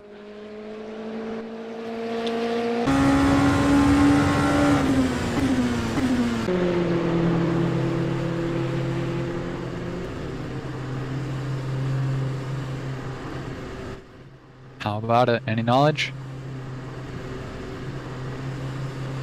For now, I have no information. Just give it a couple of seconds. Okay. Whoa! I just watched Marco Rodriguez just fly by Elder, fly by Wilkes, pardon, coming out of the pits. Yeah. Elder is now 30 seconds behind. It seems he's on softs, yes. They are both on softs. Yeah, that makes more sense. I'd be really, really surprised and maybe a little confused with only 15 minutes left on a dry track.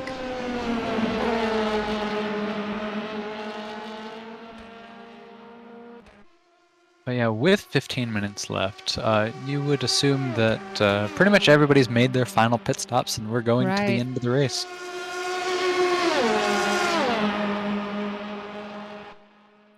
We just saw, you know, those all those GTEs coming in a couple laps ago, and they are all now out. We're seeing, yeah, Marcus Stair in the GTE Aston Martin. He just put in his fastest lap of the race, 3-minute 52.225. Oh wow! Yes, showing off. I like it. For really good. For reference, the fastest lap overall set by the 73 Corvette was a 3-minute 52.067. So those times are within 200ths of each other.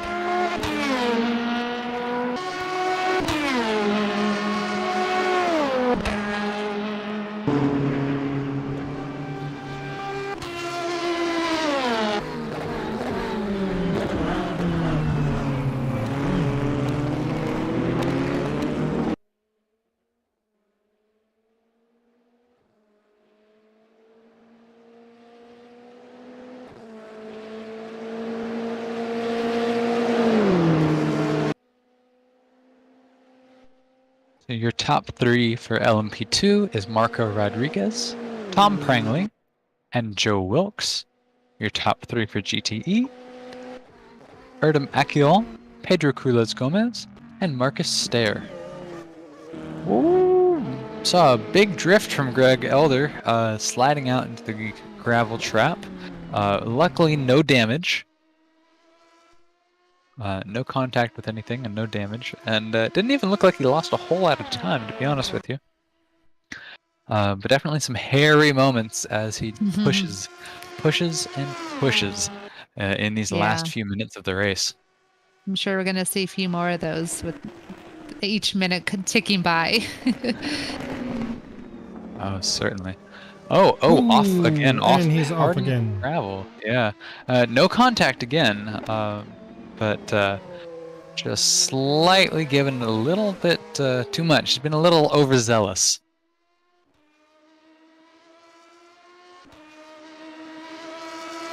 By the way, one thing that we could be seeing in the last minutes is that people have miscalculated the fuel and have to go very fast into pits, or don't reach pits at all. Absolutely. I think our top two drivers in GTE, Erdem Akiol and Pedro Cruz Gomez, that's going to be a war of the fuel saving, because neither of them have pitted in well, probably since about 45 minutes left in the race. And so they're going to have to go about 45 minutes on that fuel. So that's going to put them right at the very end. At this point, rFactor 2 for the driver does give them the knowledge of like how long their fuel is lasting, like how many laps. And so the last time they went through, they would be able to fuel right up to what is going to let them make it to the end. But it's going to be really interesting to see if that actually translates into actually being able to use that fuel to make it to the end. Because if there's, say, a spin real quick, as we saw a few laps ago with Pedro Cruz Gomez, well, that's inefficiency in fuel usage that isn't going towards, putting down lap times. And so, although Akiol is 106 seconds in front of Cruz Gomez, so he could go into pits and come out again without losing. He could, yes, absolutely. Oh, Prangley's in the pits. Oh, there we go. There's a pit stop with 11 minutes left to go. That was a really, really quick pit stop. I'm going to guess that was for fuel. Yeah. Maybe a miscalculation. That was a, mate, I'm not sure I'm going to make it. I'd rather put a couple of, penalty for steer. Penalty for, yes, for steer. Is that track limits? I don't know. System is not telling me that.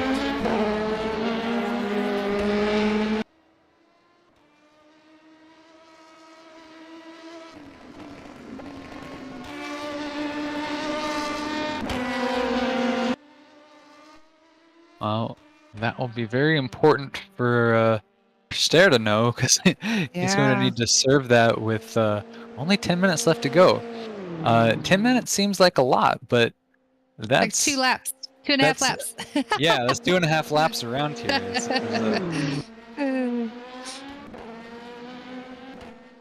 So yeah, we're coming around for not the final time, but probably the second to last time. And then the 6 hours of Le Mans, put on by Global Enduro, will be history. I'm looking at Greg Elder. Greg Elder is still having the issue of the wheel going back and forth and back and forth. That's and so having scary. that wiggling. Yeah. Especially down the straights. Ugh. Yeah, absolutely. It's not...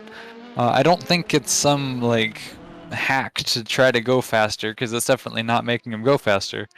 I feel like... See, sometimes when you have a force feedback wheel, and you're driving, in a straight line, and you just let your hand off the wheel, it'll just, start to shake, and it'll be like a positive feedback loop, and it'll just, wiggle, wiggle, wiggle. It looks like that. I don't think he's going down the straights, with his hands off the wheel, because typically that ends in a crash. But it looks like that, just from here. So it feels like he's probably fighting some sort of and it wasn't happening when his teammate was on board. It's just been with Greg Elder. And so my guess is it may be a force feedback setup issue in rFactor 2. That's my best guess. Marcus Stair comes in, serving that looks like a drive-through penalty. And looks like he's got enough cushion between him and Dino Perea to where it looks like he'll be able to hold on to 4th place.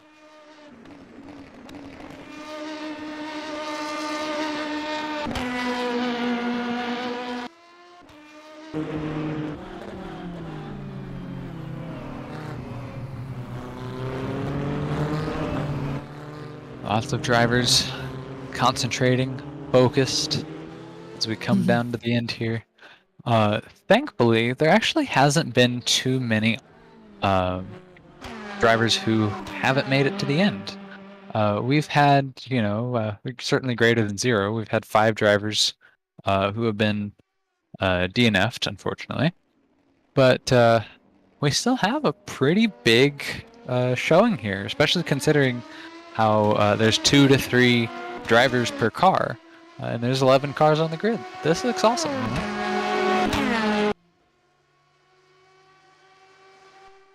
So I think this race has been a wonderful success. And if you're Marco Rodriguez and you're Erdem Akerol, you're saying, "Shut up, Cody, don't give me that commentator's curse."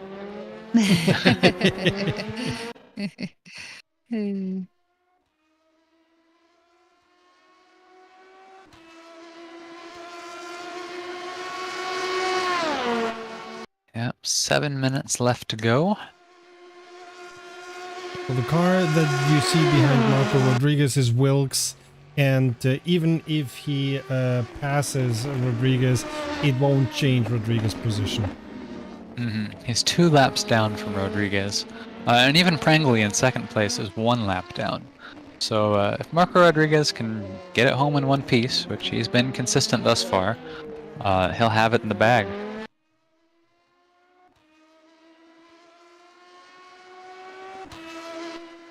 It definitely kind of opens your eyes a little bit more when you realize a lap is over 3.5 minutes too. So that's a very, very nice lead. Yes, most certainly. But of course, across 6 hours, 1 lap down is still relatively close. But if there's 5 minutes left to go, that's you're feeling pretty good. You're feeling pretty good. I mean, there's been Le Mans races where... Go ahead. No, Sergey, please, you go. There's been Le Mans races where between the first and the second there was only less than a second space. So. Oh yeah. And we're talking 24 hours and not 6. Jenny, what did you want to say? I was just going to say that I'm pleasantly surprised how fast this went by. I can't believe that this was a 6-hour race. Well, you were in the company of a man with the voice of 1,000 angels. Oh, yes, this is so true. I'm so flattered.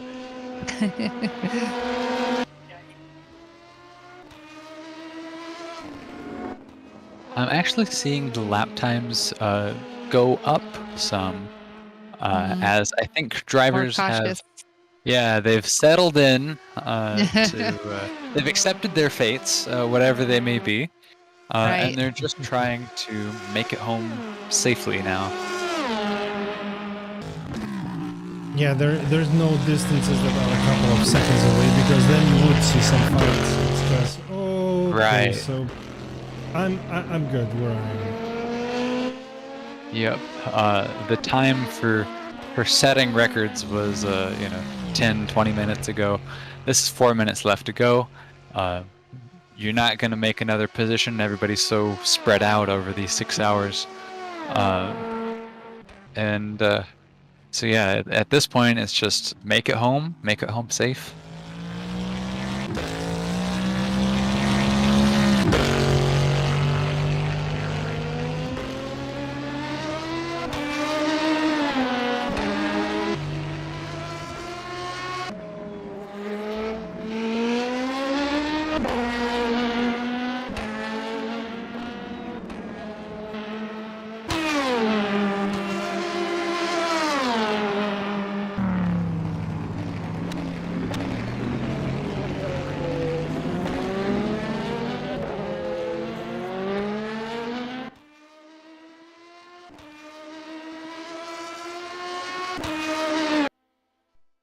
Everybody is focused. Oh, Juan del Castillo, it looks like he has started pushing. He just put in his fastest Sector 1 time. Oh, that's good. Yeah. It's interesting that he's putting in his fastest time. I think, you know, if we've seen 6 hours of Del Castillo racing, I think it's actually because he's stopped pushing so hard that he's making those lap times. Because I think what's been hindering him throughout much of the race has been he's been pushing too hard. Right. You know, Exactly. Yeah. going too hard into corners and trying to accelerate out of corners a little too hard and spinning the tires. And now, you know, as everybody's settled in, they're just trying to make it home. Del Castillo's found his pace. He's found the pace that perhaps he was looking for earlier on in the race and couldn't find. Well, he just could by... also be an opposite driver like you, right? In Oh, the yeah. sense that he's great on the dry and maybe the wet is just uncomfortable and just hasn't found that correct braking and turning. Possibly, yeah, possibly.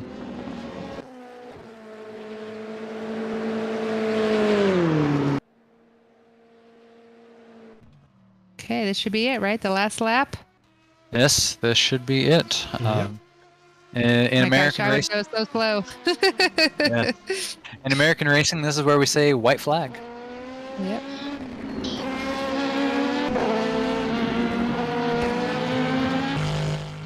Yep. We are watching Marco Rodriguez, who is your leader, will be your winner today, barring anything crazy happening within this last Yeah, lap. go ahead and jinx it. I know. Yeah, go that's ahead the and jinx it, curse. Cody. Indeed. But you know, he is slated to be your winner today. It's been one hell of a drive for sure. But Whoops, his- Marco his- has disconnected. I Nah, don't believe just messing with you. Oh my believe gosh. Oh my gosh, that would make me so sad.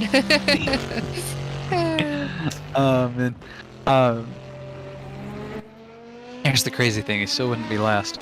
Perseus Miram and Robert Pond. I'm sorry, not Robert Pond. Kasper Kujarvi. They were the last drivers of the 01 and the 37 LMP2 cars. That were his primary competition throughout most of the race, and unfortunately, they did not survive the 6 hours of Le Mans. But Yeah. Marco has, and he has dominated as a result. Done very, very well.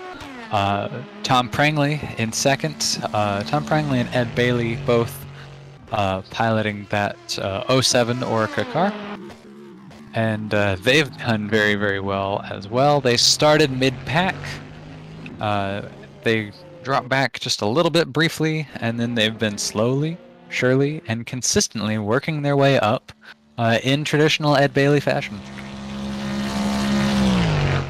You want to know And, one funny thing? So this is Akiol, and right behind him is Marco Rodriguez. Oh yes. So the first indeed. in GTE Oh, okay. is a little Yeah, bit they are far running. away Yeah. from the first. Yeah. So they're Yeah, that's- gonna be both at the same time. If they wanted to, they could do a photo That'd finish. be- Yeah. They have enough time. as you can see, but yeah.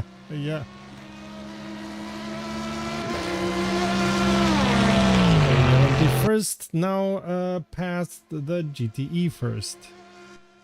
Artem Akyol puts in the best Sector 2 time. So that's exciting.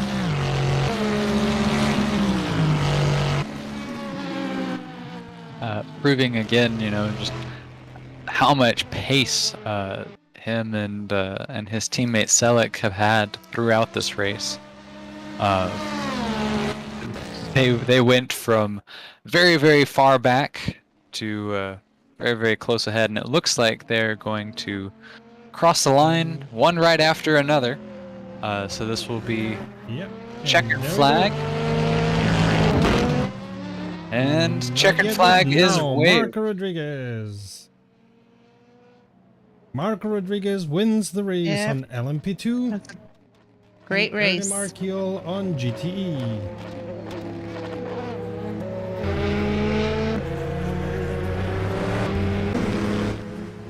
Tom Prangley and Pedro Crules Gomez in LMP2 and GTE respectively will be coming soon. And doesn't look like there's any last second battles, although Greg Elder is about 10 seconds off of Joe Wilkes, but it looks like, yes, they have now passed the line. Actually, no, they're a lap down, so they still have their lap to finish. So that might be an interesting battle. No, the moment, you're wrong. The moment the first one passes the line, all the others have finished the race too. Okay. So they don't have to finish all the laps. It's just when the first one passes the finish line, everyone that passes the finish line behind has finished the race. But they have to reach the start and end line.